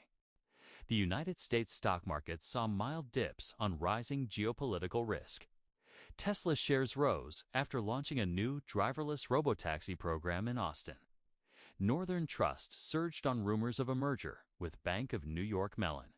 Stellantis shares dropped after a leadership shakeup and suspended guidance. Major United States insurers announced streamlined prior authorization to improve care. A scorching heat dome is blanketing parts of the United States with dangerous humidity. Europe faces a record heat wave with hundreds of lives lost in the UK. France's power grid strained as heat disrupts nuclear and hydro output. Germany, Ireland, Spain, and Portugal issued heat alerts as temperatures soared. The Vera C. Rubin Observatory released its first breathtaking images of the cosmos. The solar orbiter captured an unprecedented view of the sun's south pole. Fred Smith, founder of FedEx, was laid to rest at 80 years old.